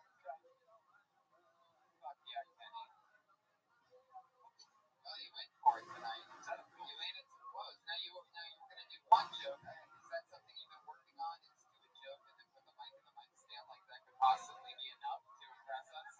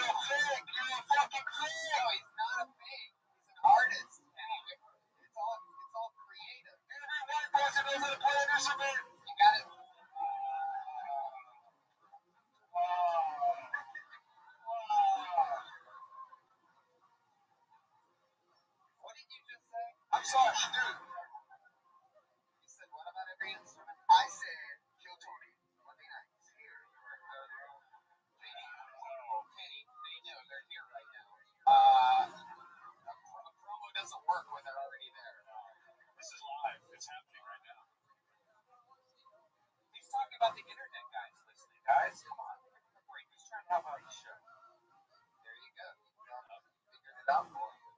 He's the best right now.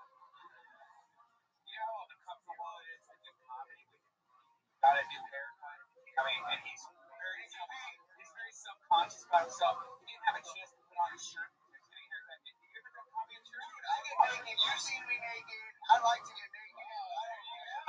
Trips coming out. What? Holy shit. Making some trips to South Central, eh? Are you the one that's been running over all these dogs and cats?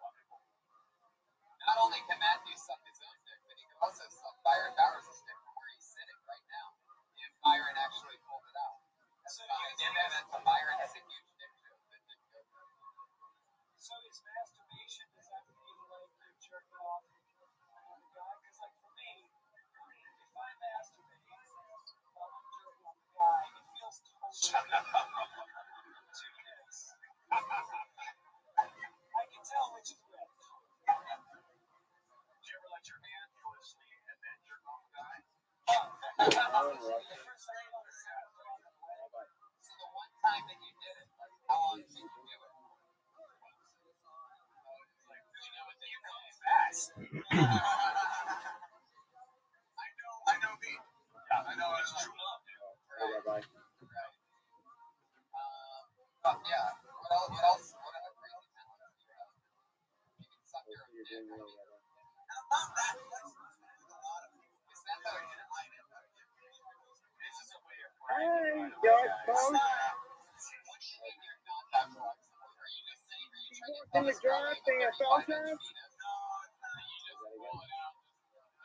He works in the NFL draft. Actually, no bending and I'm not even that fucking It's gonna be flexible, man. here, you. I mean, I just pull it out, rub my head on it, wake it up, and just fucking touch it. The NFL draft is gonna be here, you. It's tough being that nasty. Yeah, that's what time they'll be on. I don't know if you'll be in here when it comes on. Keep going, Matthew. I feel like some kids I don't know if you can stream it.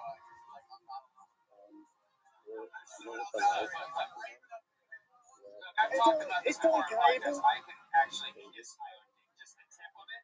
It's on. Immediately, It's on. Is it on NFL Network or ABC? Elbow or something. People can do this, but you can wrap that. My team is going. Which I can't. I can My just team kiss just it on my cheek or dropped something. the player. Still a good morning. Yeah, who's he playing? Who So line? let me ask you this. Your choice of the word kiss. So Who's I can just my foot. Every team. I'm gonna kiss with my tongue. I'm a big sport guy. I support all the good teams. Back, weights over the head, sitting on the ground, Indian style. Hey, not for you, What are we man. talking about here? I'm You supporting tell all me, the don't teams. think about it. You said that you did it. Oh, no, you don't tell me you can't remember 11 years ago. I mean, I just, that one time I sucked my own dick. I completely forget about it because I'm so straight, I have to find the painting that I did. It's in my way. But the it's on my wall. I have the floor legs over my head. Wow. Good morning. Studio 54. What's the truth? What's the real answer? You were sitting on the ground. I don't think you need your bed legs. Whose bathroom was it? Where? I can't hear you, Rabbi. I can't hear you. You're lying up, but you're lying up while you're talking. But I can't hear you. So you're sitting there. How are you sitting? Indian style? So you're just sitting there, grab the back straight out, and your back is straight. I was in my bed, and I put my legs, I pretty much just go stop. You're doing it. You're knocking over things. Yeah, like that. I'm all standing. No, I can't do it standing. You can do it standing? Guys, who wants to see himself? I mean, it's been a hell of a show so far. All right, so show us how you do it. You getting it?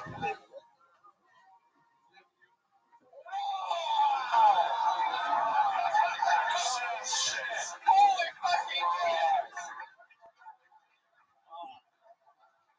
Oh my god. Congratulations. Sucking dick for Twitter followers. Yes, I have. Holy god. You can puke on your own dick. Oh, that's the other thing I can do. I can throw it. You can what? I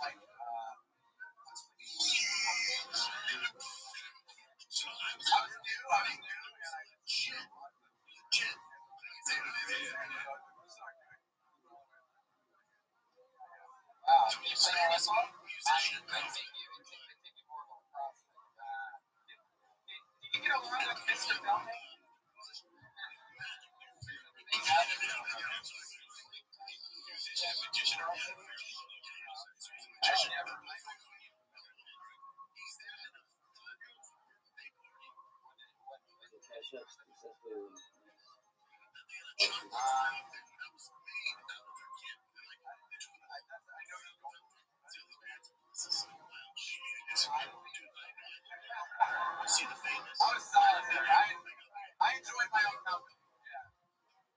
Yeah. Hey, who do you guys want to have lunch with?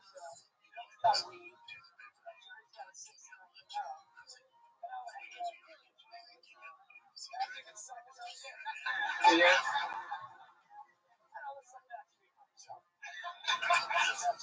Yeah, I got it. I can watch it. Good job. It's insane.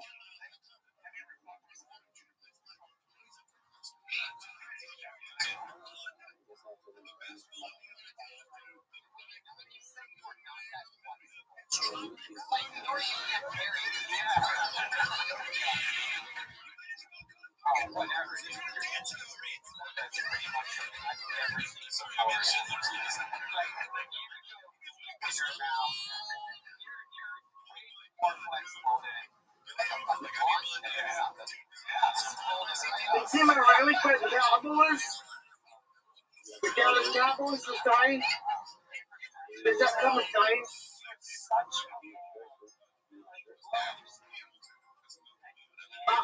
I'm a fan of the Larrys, and my team plays. They're going to be playing my team's game. Like, NFL team's game.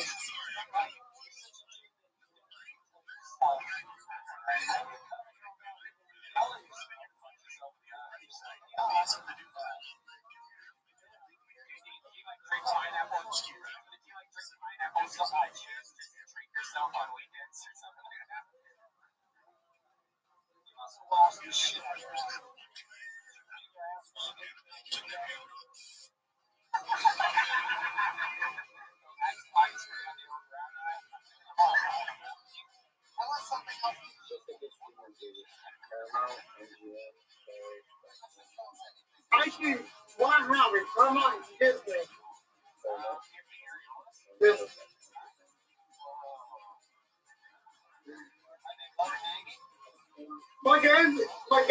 My latest game is gonna be on CBS and Paramount.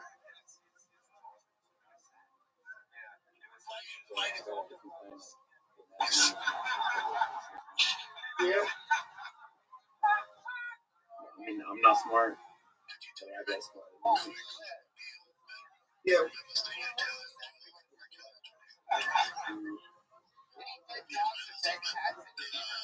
You guys want to watch this right now?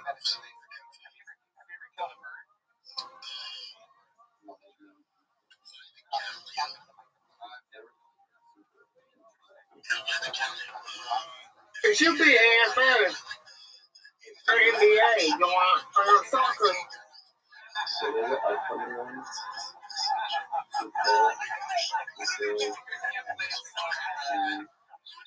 What about NBA?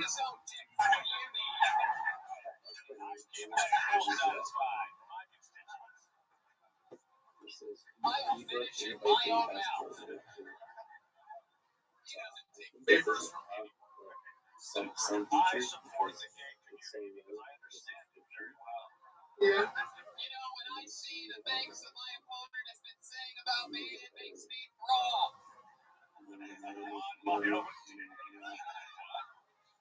I'm a parent of my hair.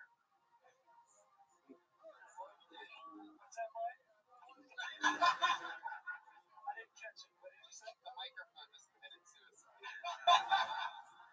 I want that. I stumbled. Yeah, I think you'd be great. I get NBA TV. Can I ask you this, to be honest? Man, giving up. I like NBA, MLB. I know BTV. That's just my name.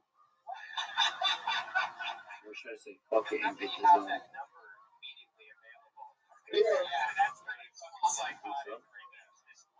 That'd be cool. That'd be something cool. Okay. People, I feel like guys do. You ever like sat down with a gentleman?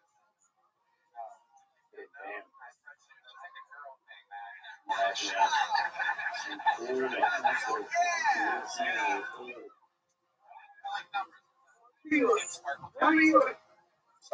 for this.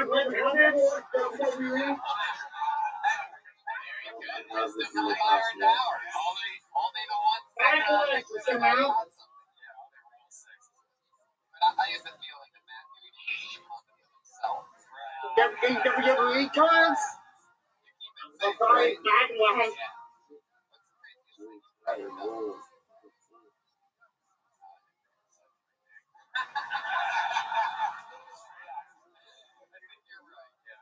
Matthew Broussard, everybody. There you go.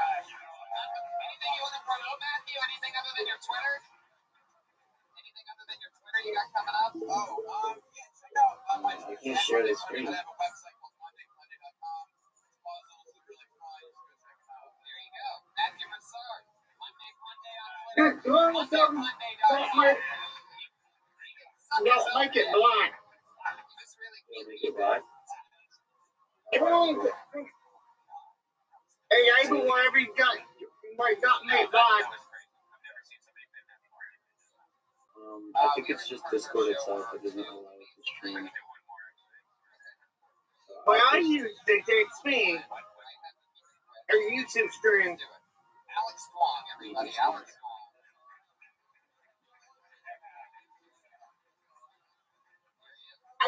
But from what I use, YouTube TV is good.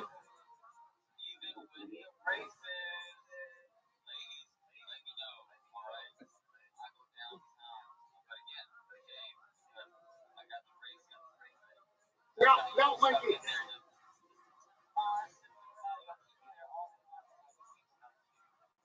I'll be right back.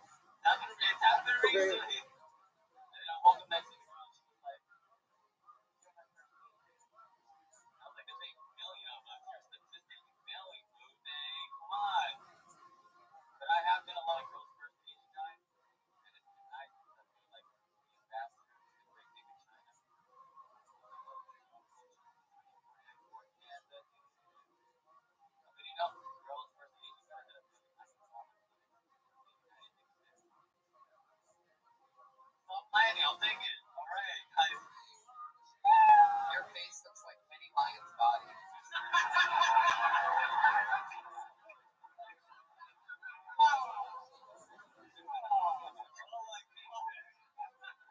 And your eyes are the low-hanging nipples, spread apart. You can clearly see.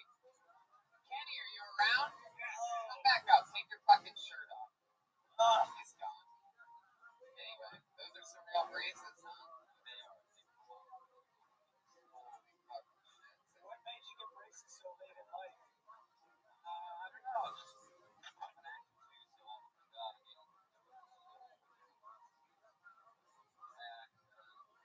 While they're hot. Your OCD and MSG. Is that what it is?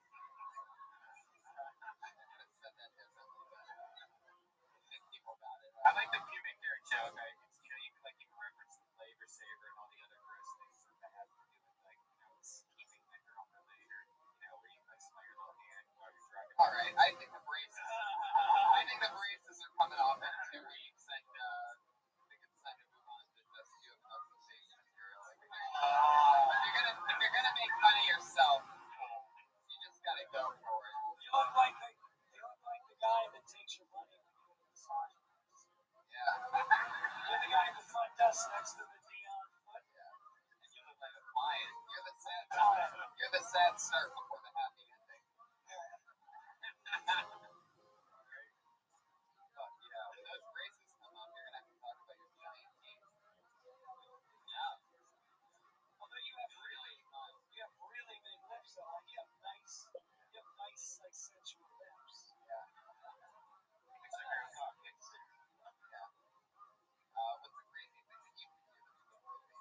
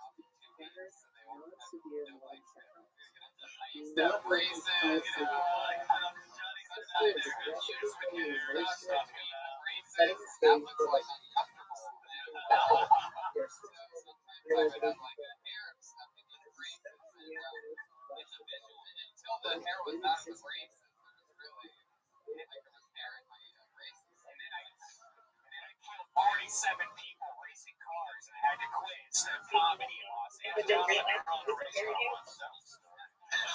that.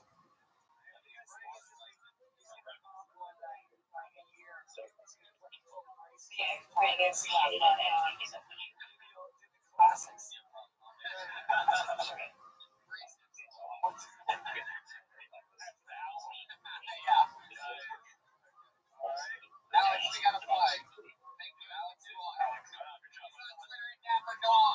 We're in the part of our show where our two regulars. There's two young ladies that write a brand new minute every single week on this show performance.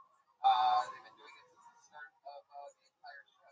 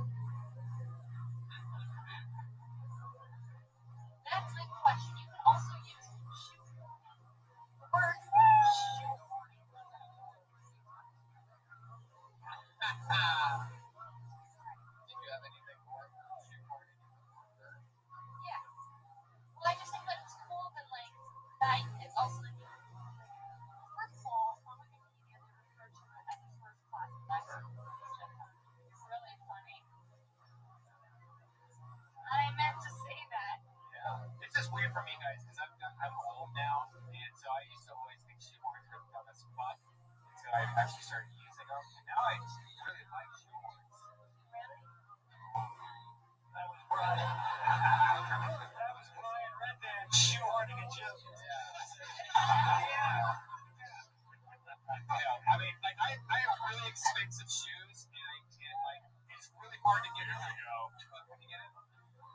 That's how you use it as a verb. Yeah. And it's also the only form of walking the sun. Yeah. I've done it. I had to. You ever tried to play a shoehorn? Real hassle. That's not true. There's the horn of plenty. There's the horn of Africa. Yeah, there's a lot of horn. Yeah. Horn of Africa. Yeah. The horn of Africa. Yeah. What is that? Sorry. It's a racist horn. We're getting really horny up here, guys, and I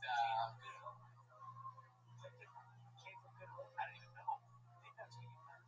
Yeah, but it's a thing. The horn of Africa. I don't think it's for Yes, it is. No, it's not. Okay.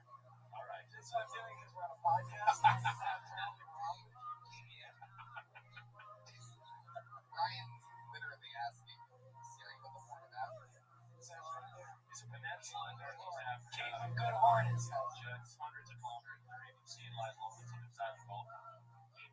That makes it like all stuff, Sarah, that you're not going to use for your shit. Don't use it. I'm just calling you on your shit. Just you're so full of shit with your horns and people snap. So if you're gonna go, if we're counting geographical horns, then you can go right ahead. But again, just like I don't think people are checking the generational wealth of Eric Carter's bloodline of Mississippi, I don't think they're gonna apply the geographical horn. Horn dogs make their noises. And they call them corn dogs. Wait, I thought you said horn dogs. You're just completely forgetting what we're even talking about. I know. You went to a shoehorn and corn dog. Look at you. Look at you over here. Well, I love it. I think it's a very wine-shank topic, you know. What about other articles of clothing that you would use horns for, like bra horns? You know, because what about those push-up bras? You need a horn. I need a horn for that. Guys. Right. Yeah. Ass horn. Yeah. Asian girls. Yeah. And that's horn. You know, some women have camel toes. They must have pants horns.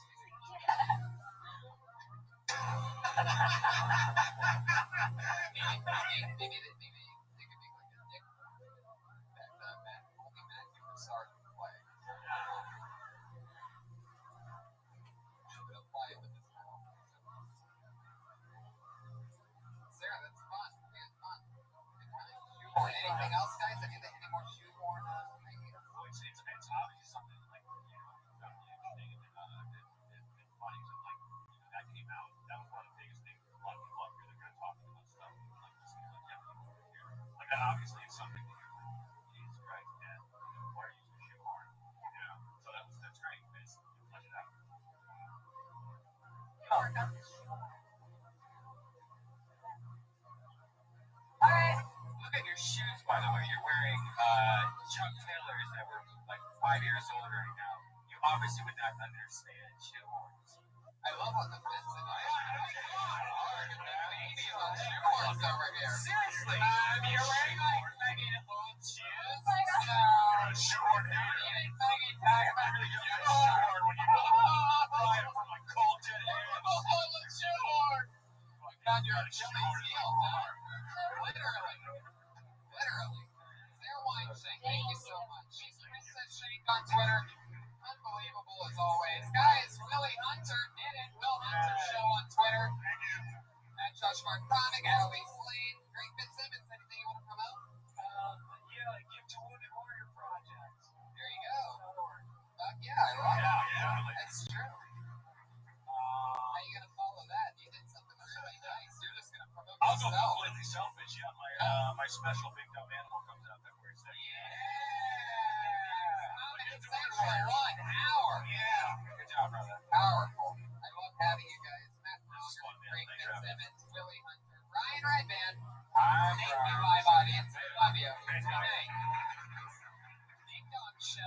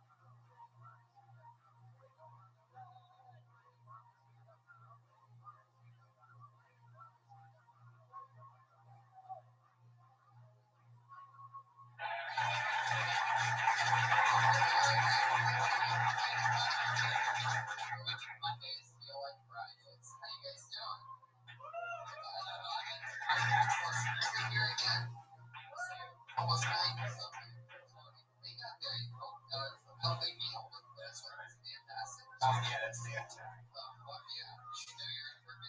Our only sponsor, Elise Lane, is sitting right over there, everybody. Gourmet Chef, Elise Lane.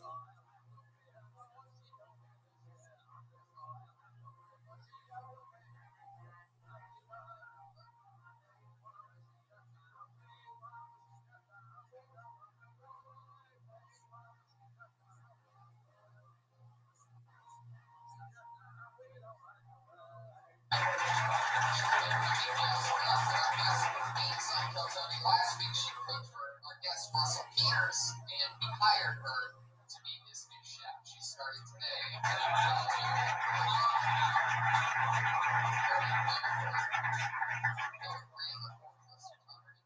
Russell Peters was on last week. We have two more awesome guests tonight. Very excited. We had a fun week.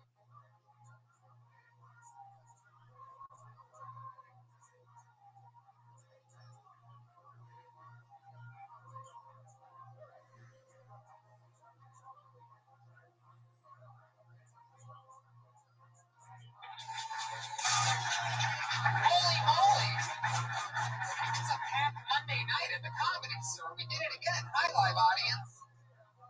Yeah, this is so exciting. I'm glad you guys are here. We have another crazy show where us comedians and two other hilarious comedians always watch newer or recently transplanted comedians. And we talk about comedy. You guys excited or what? It's like our last episode of 2014, everybody. So we're doing a little New Year's blowout.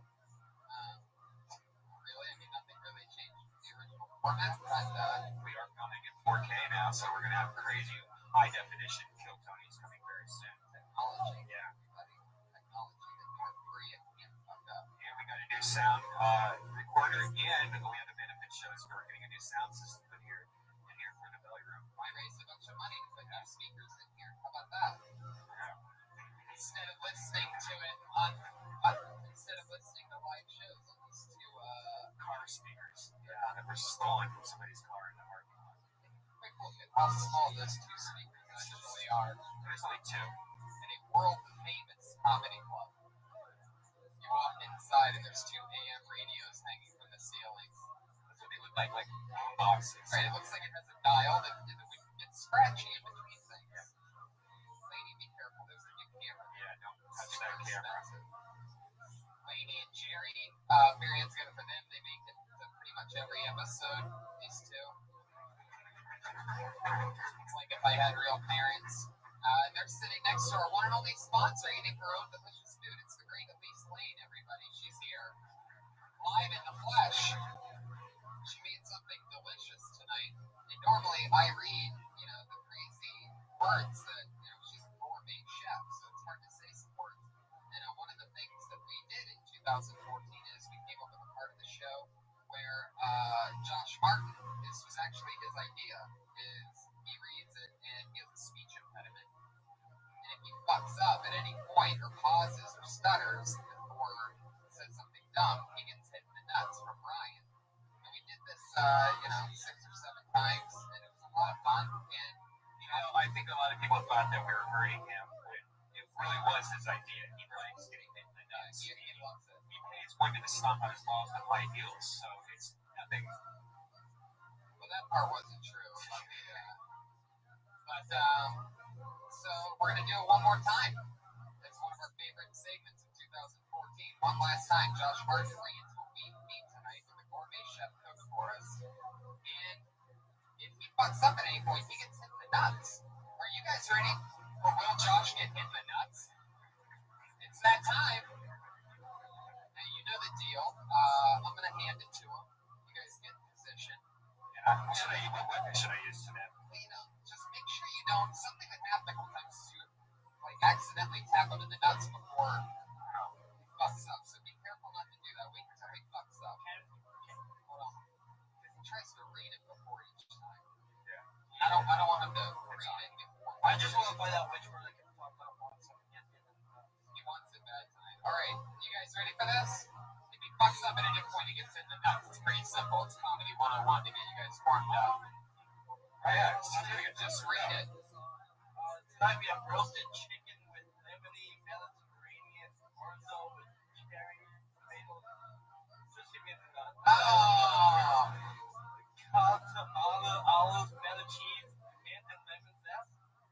good. One tap for each testicle, and he's out. It's true. It really isn't as funny as it used to be.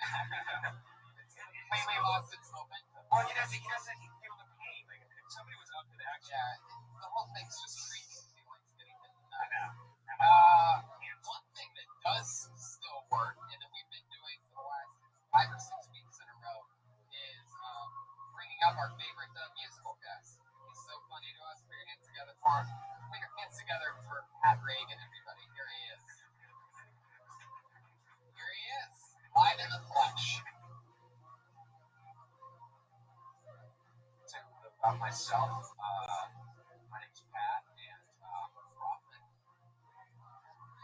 I'm here to tell you about the end of the world. It's coming very, very soon. So enjoy this song. While you still can.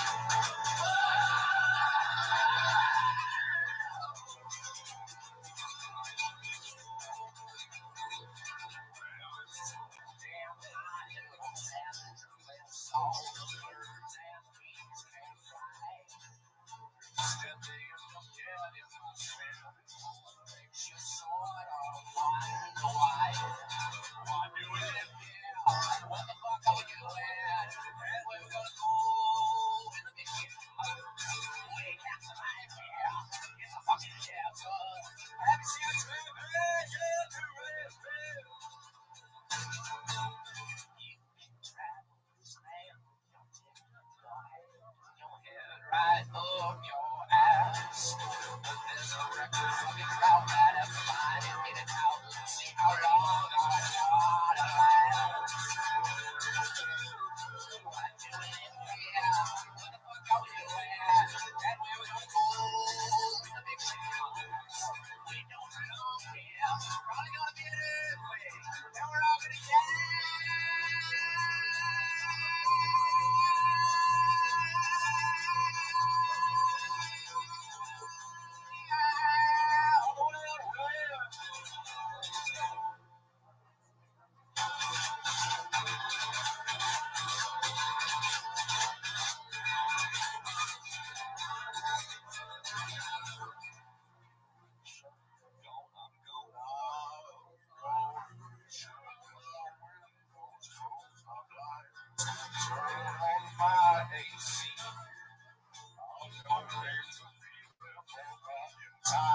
Just watch it on TV.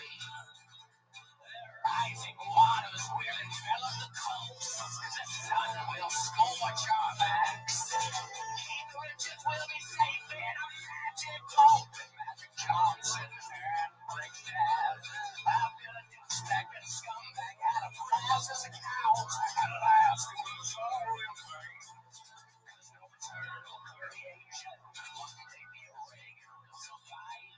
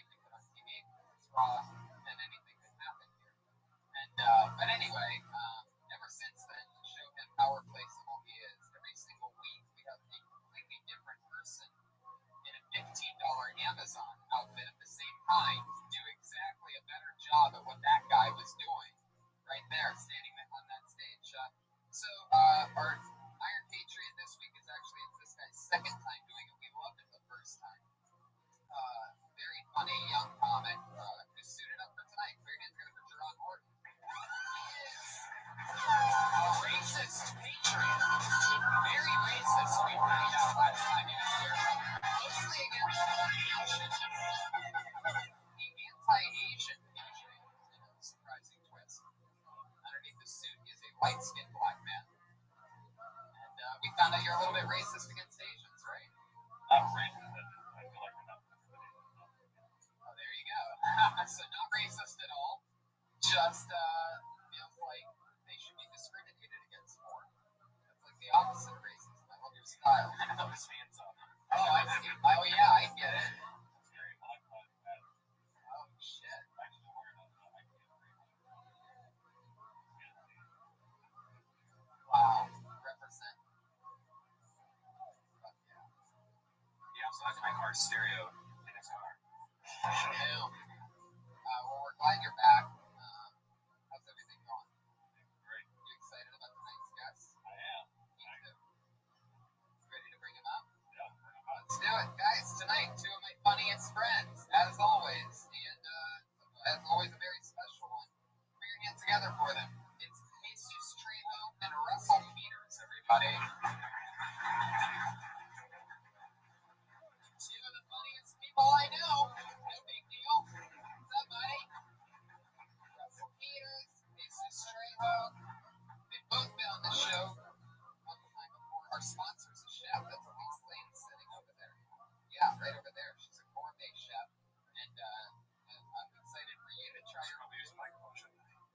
Excited for you to try her food because you're probably the only comedian that we've had on this show in the past 15 weeks since she's been our one sponsor. She comes with a guest. You're probably the only comedian that we've had on the show that can actually hire her for something. I actually do need a chef because I'm getting fatter than you can fucking imagine. There you go. She specializes in vegan and yeah. I hadn't said the king gay. I just said that. Oh, shit. Son of a bitch. Are you vegan? Yeah, well, I dabble in that. I can't have dairy. Really? Yeah. Are you from like Midwest? Yeah, it's weird. I know. I can eat every day. You're like me, but eat better. And Jesus is just too poor to eat, but yeah. Jesus, how's it going? What's going on in your life? Anything crazy? I'm not chilling. I'm just excited about this. Yeah. Look at that. It's a skinny one.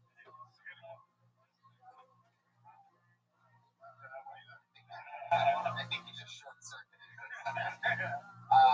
Patriot, every week, everybody always has questions for the guests. What are your questions for tonight's guests?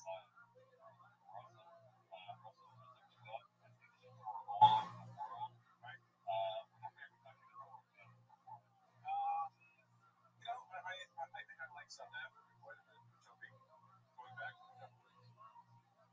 It's an honest answer. Yeah. The first place I was ever famous, like on any level. 13 years ago. Really? Yeah, I literally, the first place I had to change my name. That's amazing.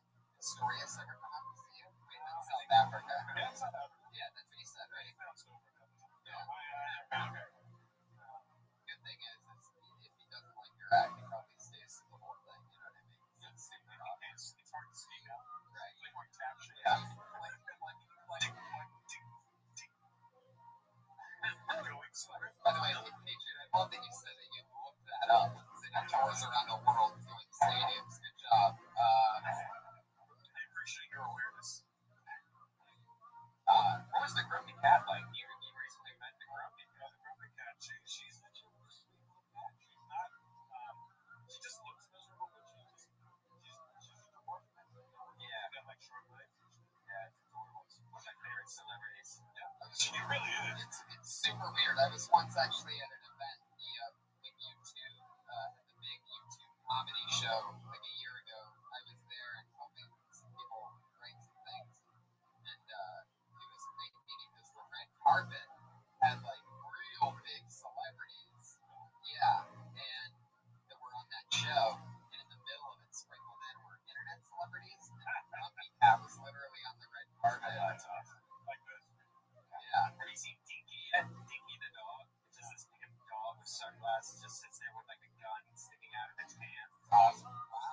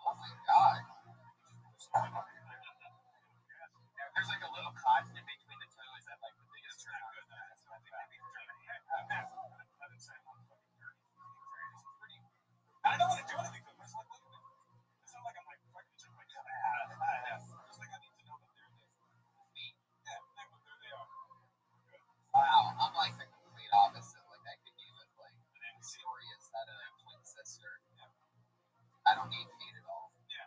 That's what is your thing? You need more moves. Right, you know, like yeah,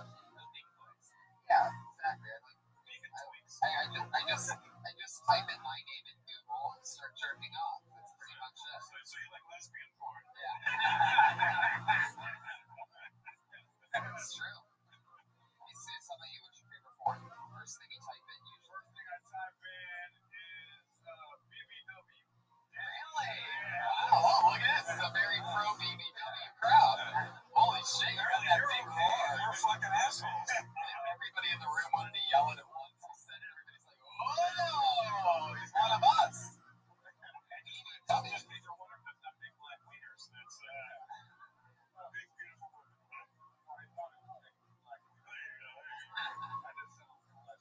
I like that I discovered what cloth meant. I used to have DNA cutouts. Wait, what is it? The game. Perfect ass. Why not? I know what BBB is. Saying black beautiful. So that's what I used to do. They're usually suggesting. Yeah. If you like these ones, how about try the other one? Sharon, what's your question for these things?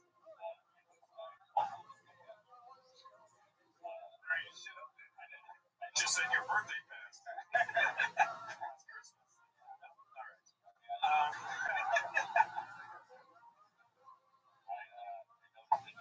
All right. All over South Texas. South Texas. That's in Corpus. I like Corpus. I say no home people there. Yeah. Yeah. His family's coming up to go see Yeah, Corpus Christi. Lovely. Thank you. Great questions, Patriot. Well, you guys ready to get this thing kick-started? Over 30 comedians signed up for the chance to do 1 minute. Yes. Wow, somebody just figured out what the fucking show is. Thanks for coming out. I forgot what your show's about. Yeah. Oh, wow. Yeah, I know. It's like the Kool-Aid man just came here. Yeah, exactly. So, you know how it works. There's comedians stacked up against that wall over there, and they sign up for the chance to do 1 minute. And if you get picked, wrap it up in 1 minute. You know you show already? No, that's a different one. We don't judge. There's no winners and losers here. We just try to talk. 1 minute's up, and you hear the sound of a king. Oh, that means wrap it up then, or else you're gonna bring out the angry West Hollywood bear.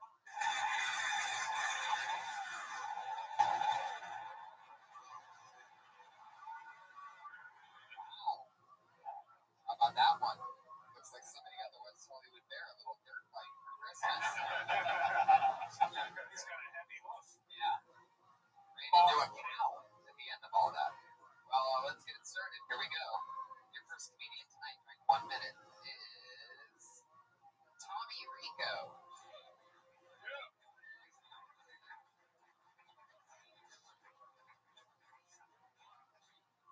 Thanks, everybody. Larry Guy, wife is a successful attorney. Stand-up comedian, the field where success is a more relevant term.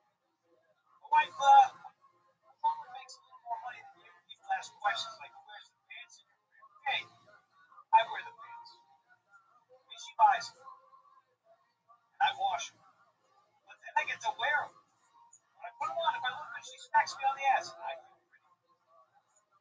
We got a 12-month-old son who I helped make. The cutest thing I've ever seen in my life was to become a huge problem. You can't spoil your kid definition of rewards match. A few months ago, my son learned how to hug his phone. I wrote him a check for $25,000.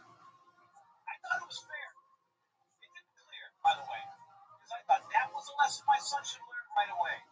Daddy's long on love, but he's short on dough, kid. If you really want something, hug your mother. That's what I do. All right, thank you guys very much. Tommy Rico, 53 seconds. Tommy Rico.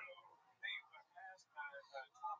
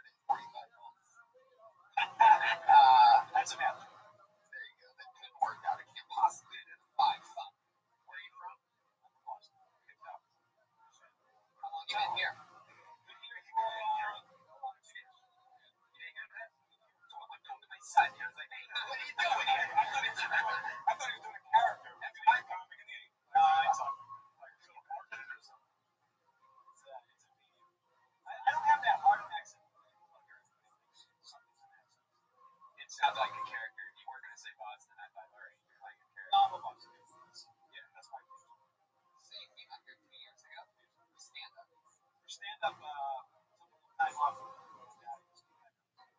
Yeah. Gosh. Out here, realize that no matter how many people you work with, no matter how much you do it, you start to and it's humble. It's a pleasure. And if you can take it, it's a beautiful place. How long were you doing it in Boston? I did 11 years there, 2 years in San Antonio, Texas. Wow. That's great. What does the wife do? She's an attorney for a government agency. No, I missed it. An attorney for a government agency. Wow. What? Yeah, I can't tell you because the whole thing is Wow. don't run. It's just, oh, God, it's not INS. Is your real name Tommy Rico? It's my last name is an unusual last name. There's already a famous guy. My last name is Morello. Mom's side of the family is Cuban. Last name is Rico. Last Rico passed away. My grandmother passed away. As kind of true. My last name is Holy shit. That story went 9 generations. Tom Morello. Yeah. Is your first name really Tommy? No, he's the arts.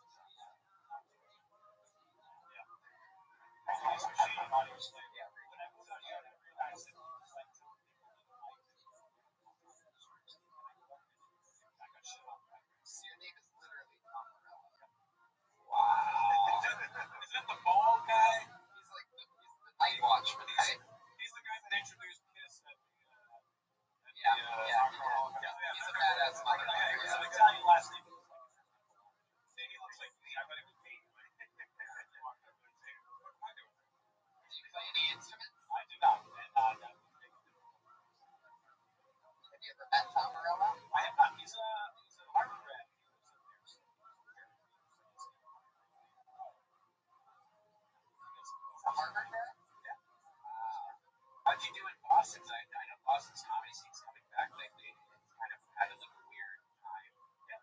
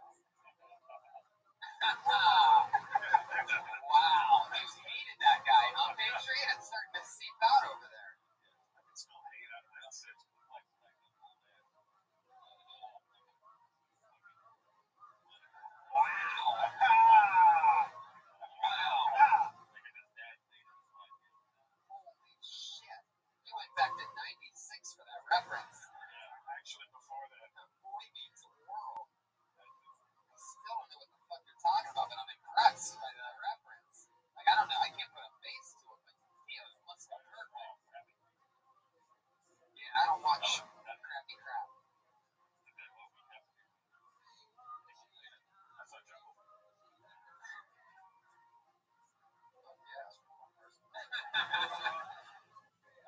Okay, well, I pulled out another name. Your next comedian goes by the name of Jeremy Lopez. Jeremy Lopez.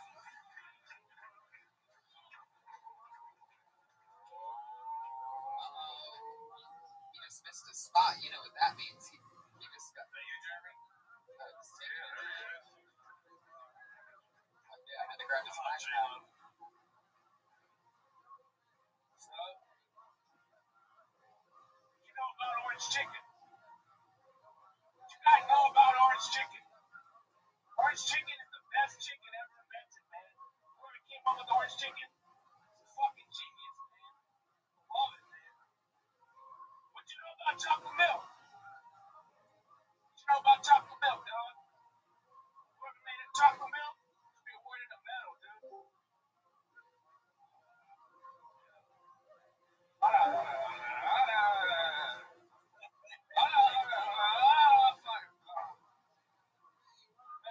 don't know if black chicks got chocolate milk coming out of their titties, but if they do, I'm gonna marry one.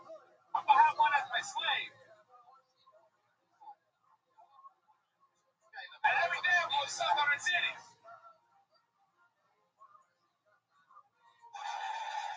All right, there you go. Yeah. Hey, what's your name about stand-up comedy?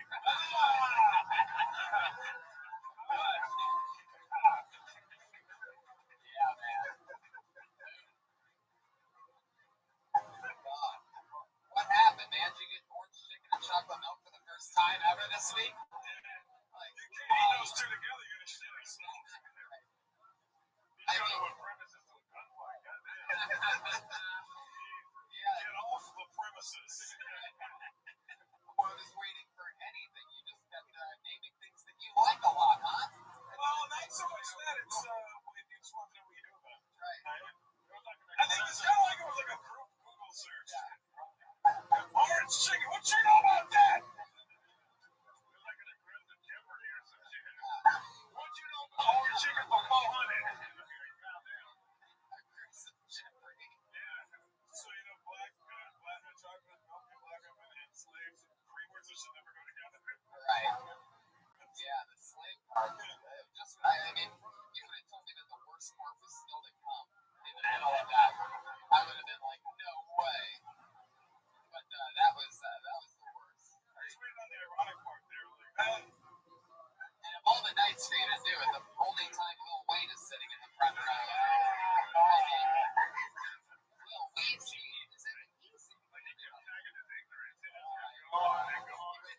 I was watching, by the way. You know, we have like the best cameras for people sitting in the front row. And as soon as he said slave, he's like this. I saw him react. I'm like, oh, His eyes just close like this. you know what it looked like? You know when you get that sharp pain, like you're sitting there, ah, Right. ah, what is that? Like you said on the hemorrhoids. What you know about hemorrhoids? About 400. What's in the backpack, man? I don't know, but if he leaves it behind, I'm out of here. I don't think he's gonna double ball.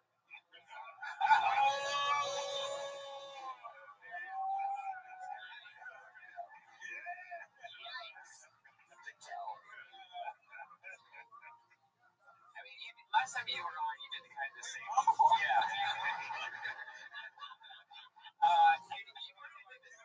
You did the same thing kind of where you're not really doing material, and if you are, it's like what? Like, is this? Do you really want to be a comic, like, or like the autistic alternative comedy scene, or what? Like, you watch a lot of Josh and going to do this. Like, I think there's some like two OTs after a fight. Yeah, he does. Something happened? Nothing. I mean, really, like, do you really like have a set, or do you just fuck around? That's not like your thing. You're not just premise guy, right? When people think you're about to do a joke, you just go into the next thing.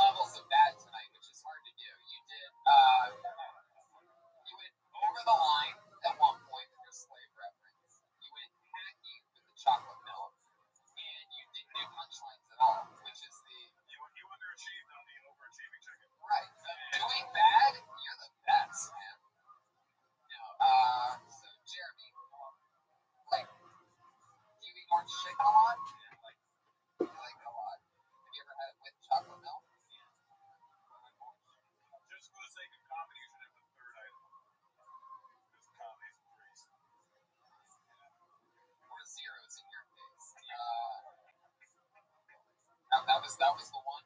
Everybody. Really? Everybody started to feel bad for him. He's bad. The tides have turned. Even the black guys like, hey man, fuck, stop fucking with him. Hey man, I got chocolate with my titties.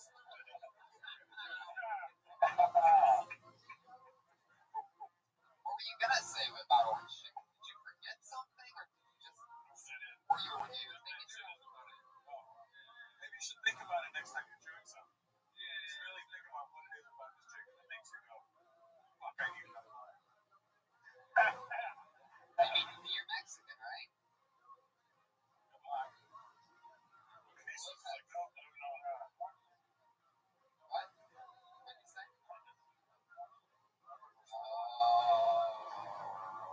Oh, Mexican. He's anti-Asian, so when you say orange chicken 5 times around him, he starts to flip out.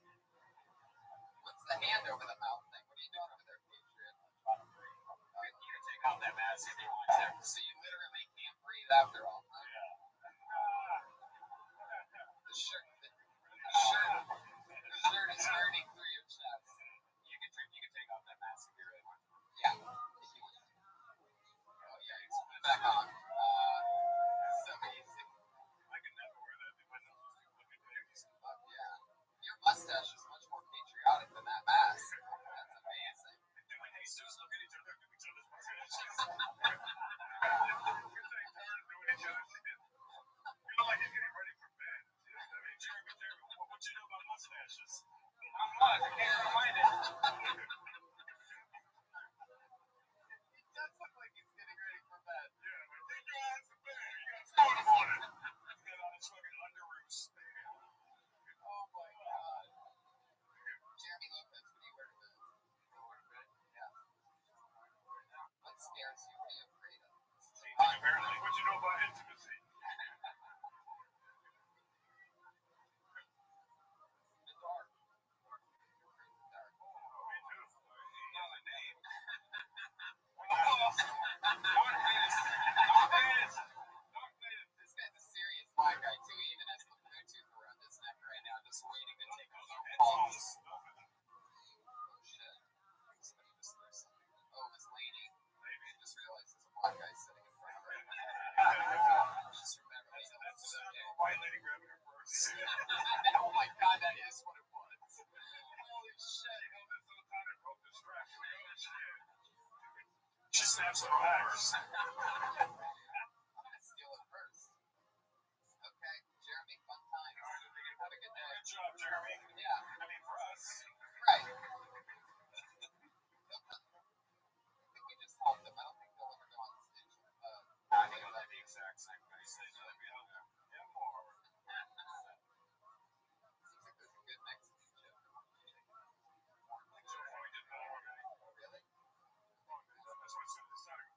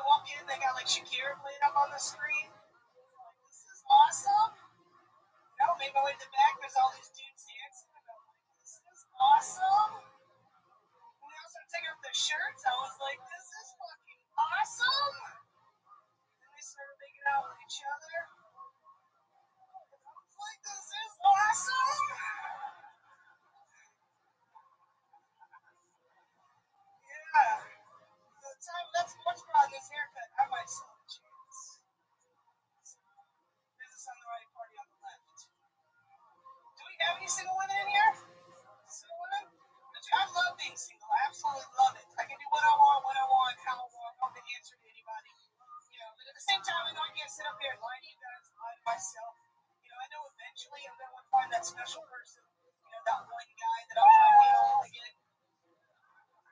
But yeah. I guess the punchline. Yeah. There was the one guy that Oh, the one guy that I'll try to hit on again. See that? I'm mad that I missed it. So fun, you crushed great times. So how long have you been in LA now? 3 months. Having fun? Yeah, I love it here. It's great. I mean, all the shows you can see, all the talent, you guys. Right. All the talent. And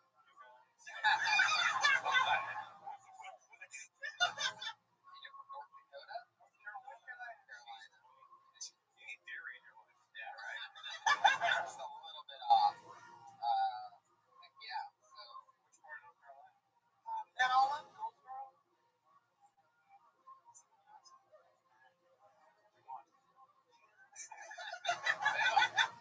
You're on fire. Come on, son. I've been on stage in a while. Yeah. Tell us more. How long have you been telling them? 3 years this January. Comedy Spot in Sacramento. Oh, you started there. Yeah. Right. No, I was in the Air Force for 6 years, so I left. I am the Air Force. Yeah. Yeah.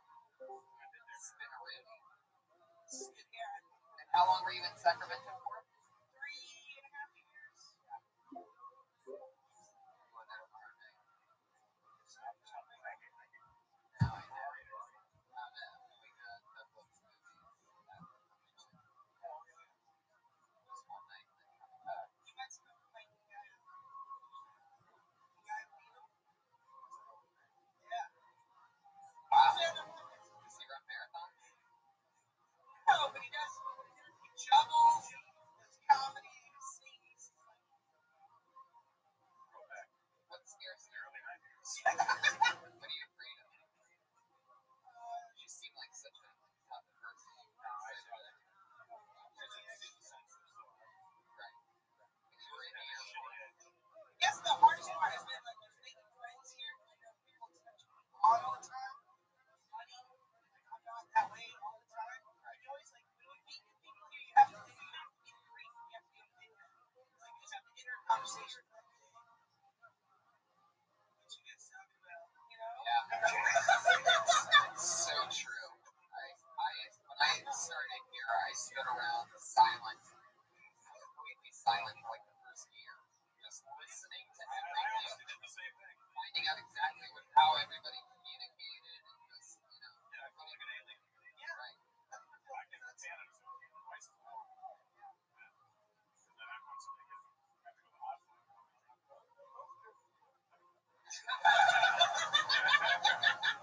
Americans. Did you start in Toronto? Yeah, 25 years ago. Wow. Amazing. Here you are. Kill Tony podcast. That's right. For free Monday at 8 p.m. See, Jessica, so you can make a stand happen if you wait. That's true. I love it. So, what scares you though? Just that, having to communicate with people, like social anxiety a little bit. Yeah, a little bit. What really scares you? Yeah, what's he saying? Like this, like Dr. Phil shit. What scares you? It's my favorite question. It's the Ron Funches question. He famously asked it to people when he was on the show. It's always an intriguing thing to find. What's your favorite more new material that's not right on the surface? What's your favorite part? Is a better question. Oh, corn. I said corn. Corn. Yeah, PG, roasted. What do you like? It's true. What search word would we find for you?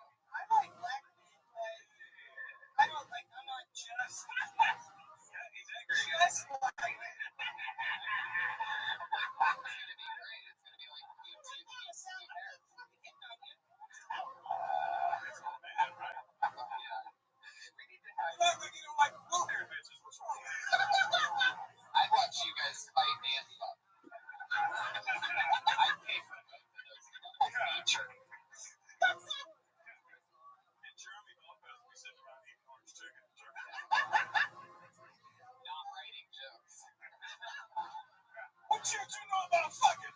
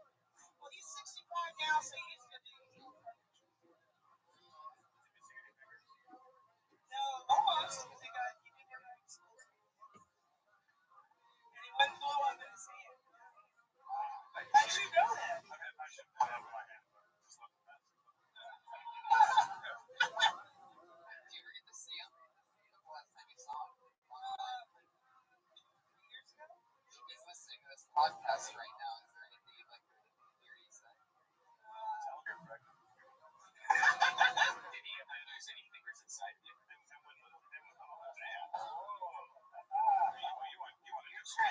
I am like trash, so. Jesus. And he's in North Carolina. Yes.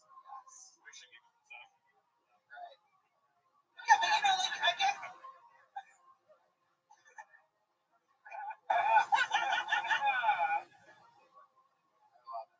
Well, it's fun times having you on again. Thank you for having me. I really appreciate it. Jessica Wellington is on Twitter.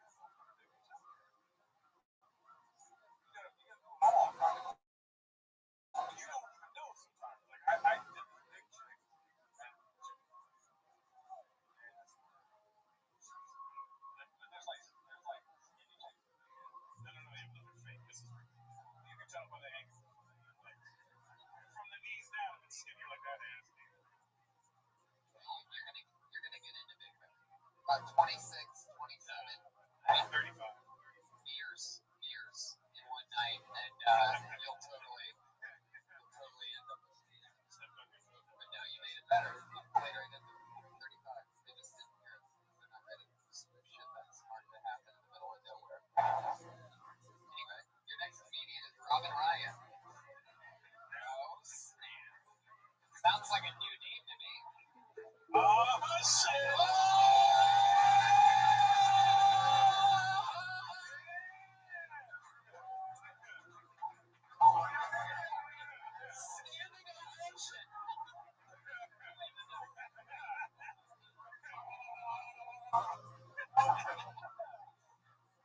is like your second coming. One more time, give it up for Robbie Rothschild. Yeah. But yeah. I really wanted to be like my mom when I was a kid, and the problem with that is my mom is just a really butch lesbian. She taught me to be like her. So I'm not very good at being a girl. I didn't know that bras had cup sizes until I was like in my 20s. And I just had like one move down here for years. We'd go to Target, and she was like, you can pick any of the sports bras you want. So I did.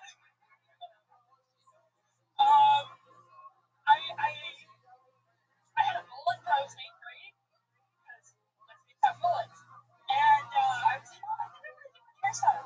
That's the way our hair grows, Robin.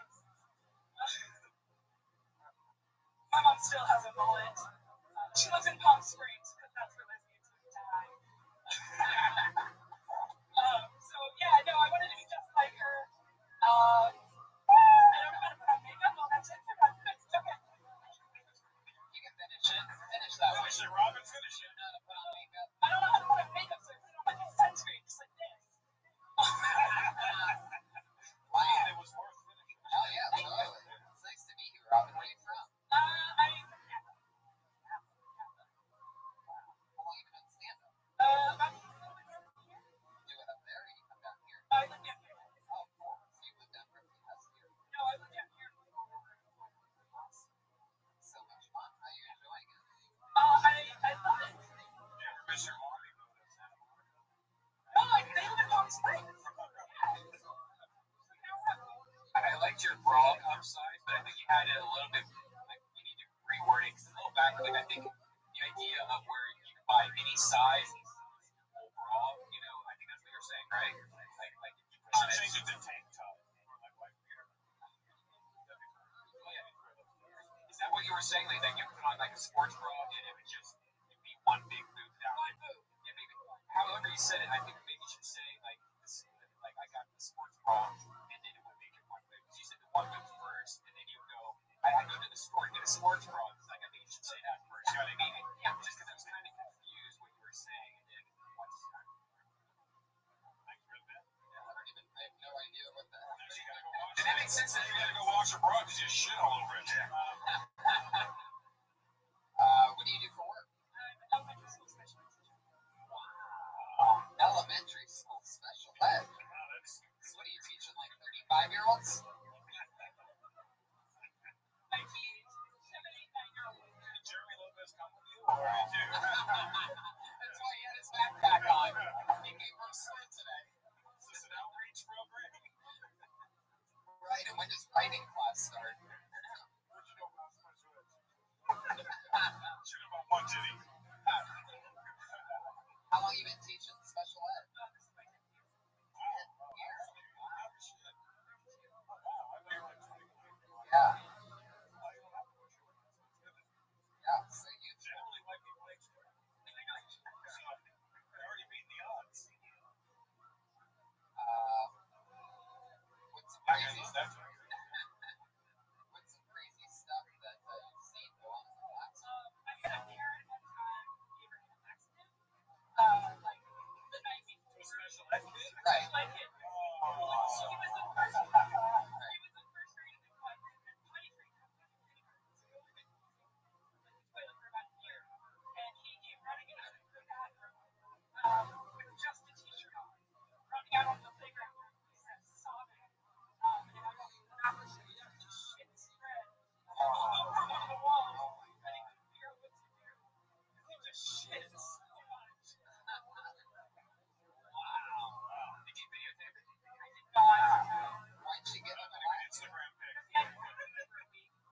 Oh my god. For a week? Yeah, that's a week's worth of shit on the wall.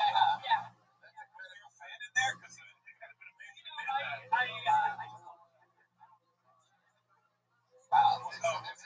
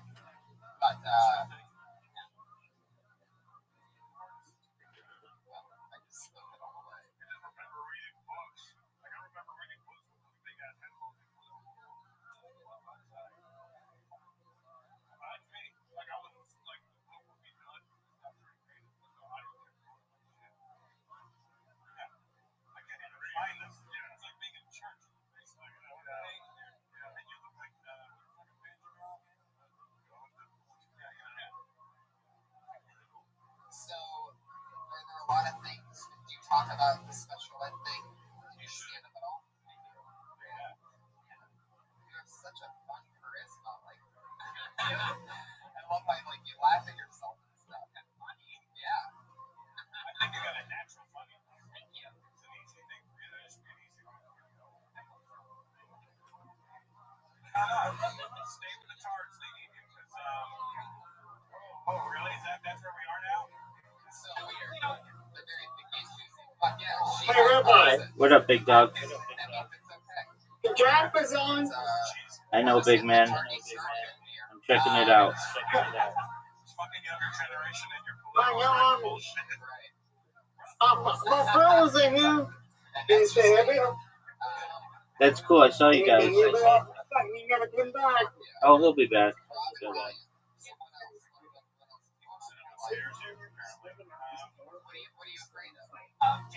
Daddy King, the KC Chiefs.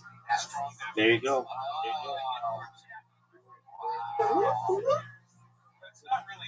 Next, I'm watching the Giants right here. next up is the Jets. Next up is the Jets. Yeah, The Jets. Jets. Yeah.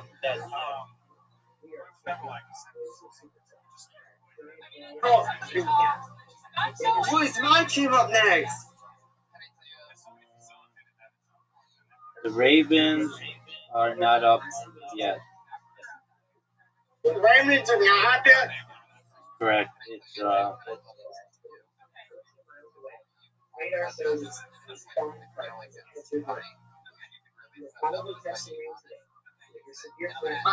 hope the Ravens strike the player.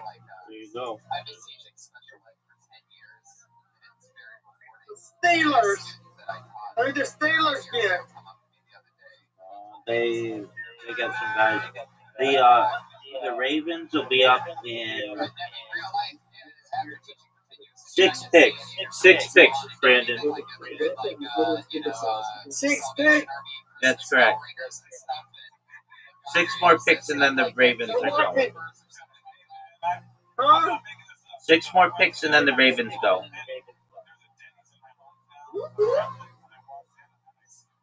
6 more picks and the Ravens go. Yes, sir. I can't wait.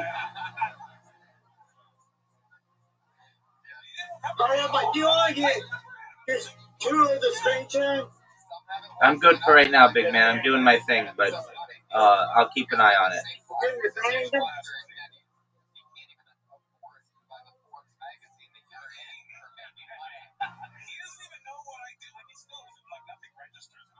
There's Russell. Wow, he did great. It's like, fuck you. Yeah. I'm like, we were in class together for 2 years. So I moved around a lot. I'm on my niece. Oh wow. Oh yeah, you're one of those teachers that just like kills kids and then moves on to the next city. Yeah. You find out later that shit's like this. I'm from Napa, and then I moved to Georgia. Can't wait. For the Ravens. And then I moved back to Napa, and then I moved to Sacramento. I think Jessica, the reason Okay, now.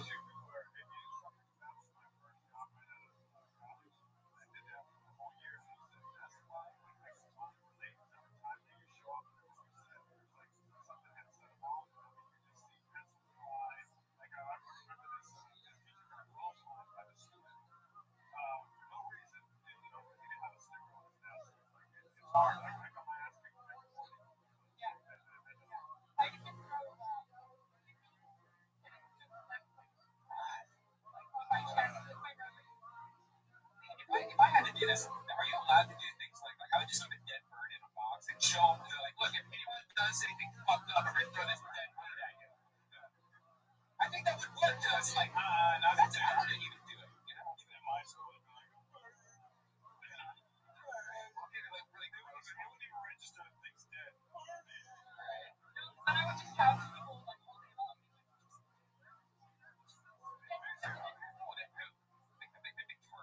It's a cow turd. Or just has the life shit on. Yeah. You should have taken the whole class and gone, see this? This is what you're. And they said, yes.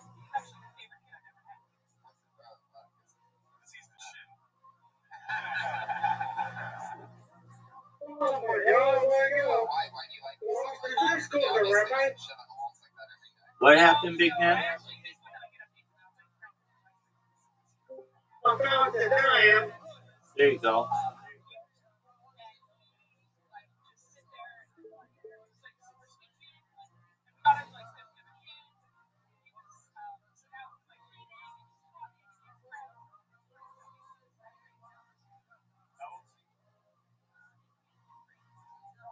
Remember, my sister wants to win. The ones that's bringing it, but you can Kentucky. I'm working on something right now, big man. Okay, I'm waiting. It's on the blind screen. Yeah. ABC. Yeah, why is that?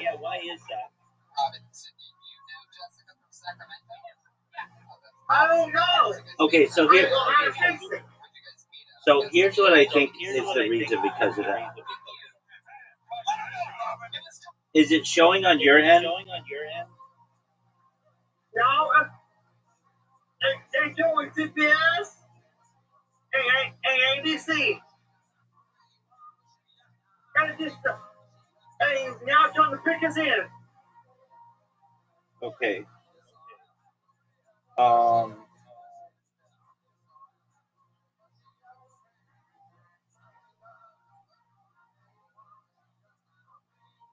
I'm not used to seeing this. We're biking. I understand.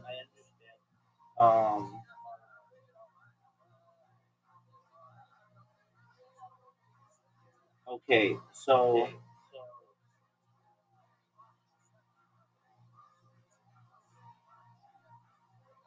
And I was afraid to cook somebody was showing Chase Green. right. One NBA, one MLB. They wasn't. They wasn't watching it. It was the full screen. Okay. You can see it. Okay. It looks like to fix it, you've got to uninstall Discord and reinstall it. I'm gonna start Bitcoin, reinstall it. Yeah.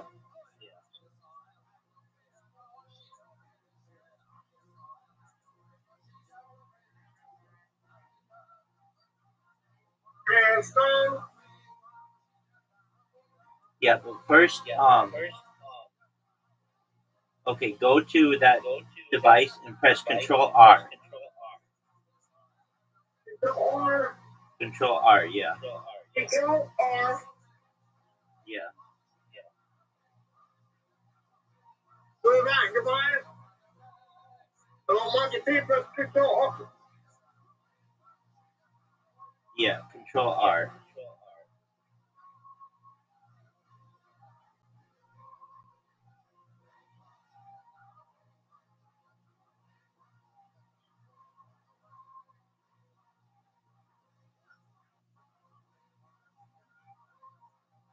Are you on a desktop computer, Brandon?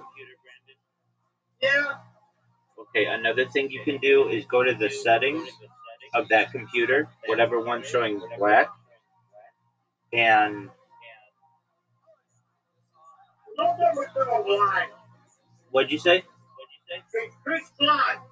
Okay, I understand. Go to that. I understand. Go to that computer and go to Right now. go to user settings. So go to your Okay. then go to advanced.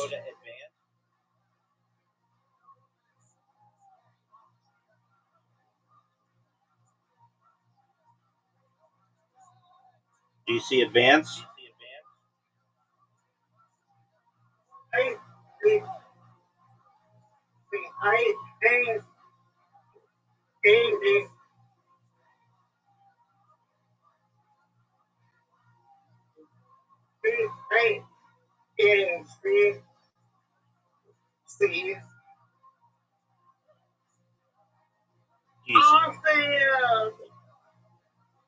Your phone make devices, okay, do you see advanced? subscription to cat policy. Keep reading. Order history, printed, box safe rewards, descriptions, keys, as this goes to other and you need to for your cycle, family, your accounts, link devices, signing answers, your info. You don't see advanced? No, Are you using the browser or are you using the app? I'm reading the browser. Oh, that's why. Okay.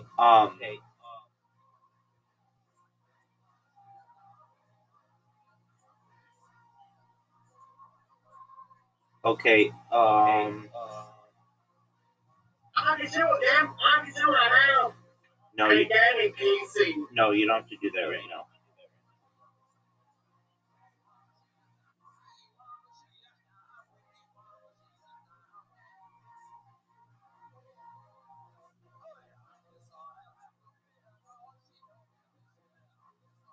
Okay.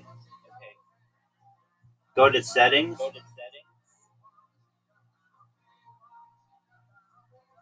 Hey, Yeah. okay. Did it used to work? Hey, YouTube. You know, it was on the black screen. It never worked? Oh, not the only CBS screen it was. The one Josh CBS, the ABC, the big black. Okay, so it works for some things but not others? And what's the CBS? But for CBS, the ABC, on the duo, on the dynamic screen, like, like this, like this again, the part. Like, what's on CBS? I didn't know last night. What it could be out. Okay. And what it could be out. But now ABC. Okay. So go to. Are you using Chrome? I'm using Microsoft. Are you using Edge? No? Okay. Are you using a browser? Internet browser, yeah? Okay, what browser?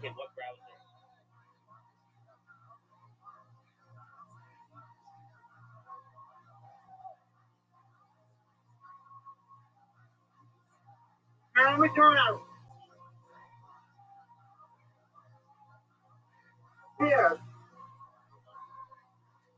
Okay. Just a moment.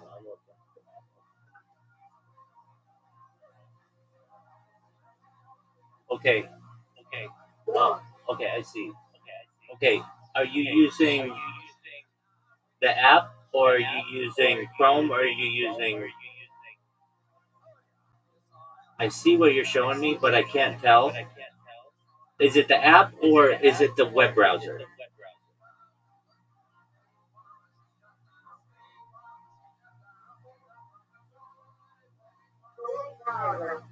Okay, which web browser are you using? Are you using Chrome? I'm using the Chrome. The light, blue is the light thing. Oh, okay, so Edge. The Microsoft Edge. Okay. Yeah. Okay, go to your settings in Edge. Go to my settings. In Edge. And Yes.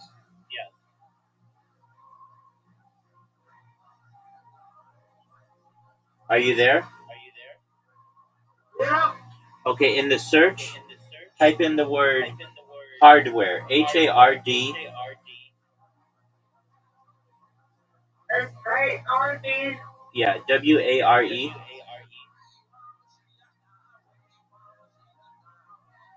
Okay. Does anything show up?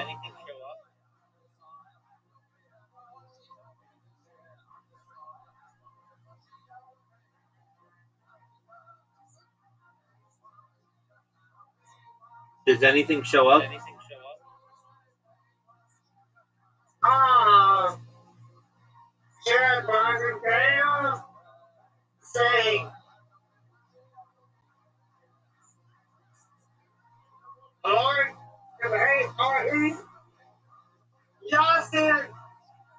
Okay, you see hardware? System.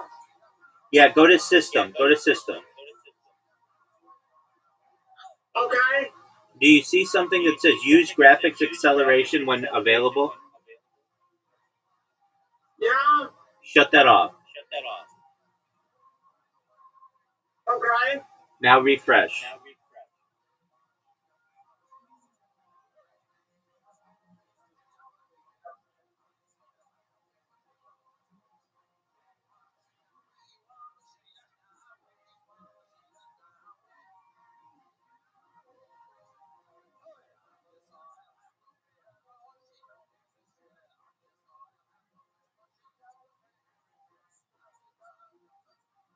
Now try it.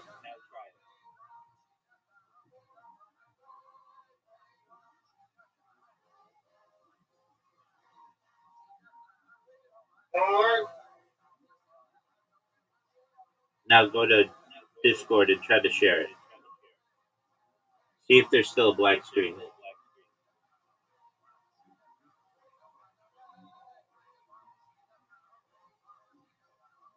it's still some of the black screen. Okay, go back to your settings Okay. and go back to system and go back to use graphics acceleration when available and make sure it's still oh, apology. Yeah, make sure it's off.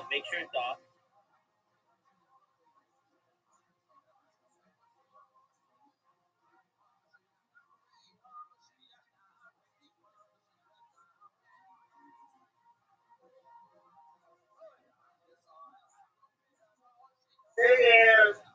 Is it off? Man. You back down. Is it off?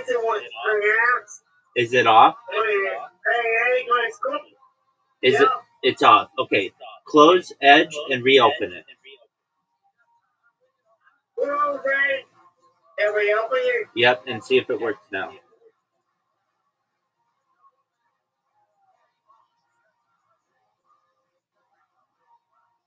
Close Edge.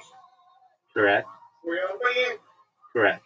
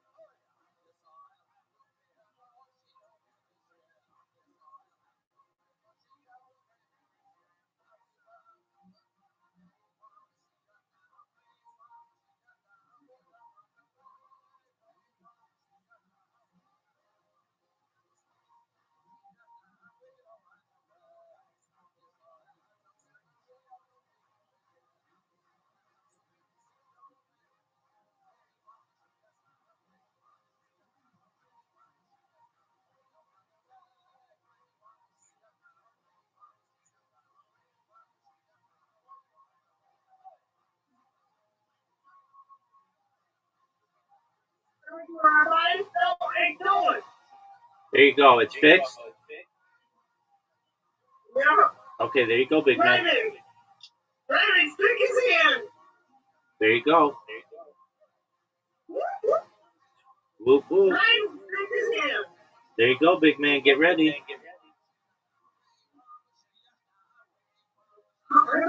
Here they go, shoot. I don't know.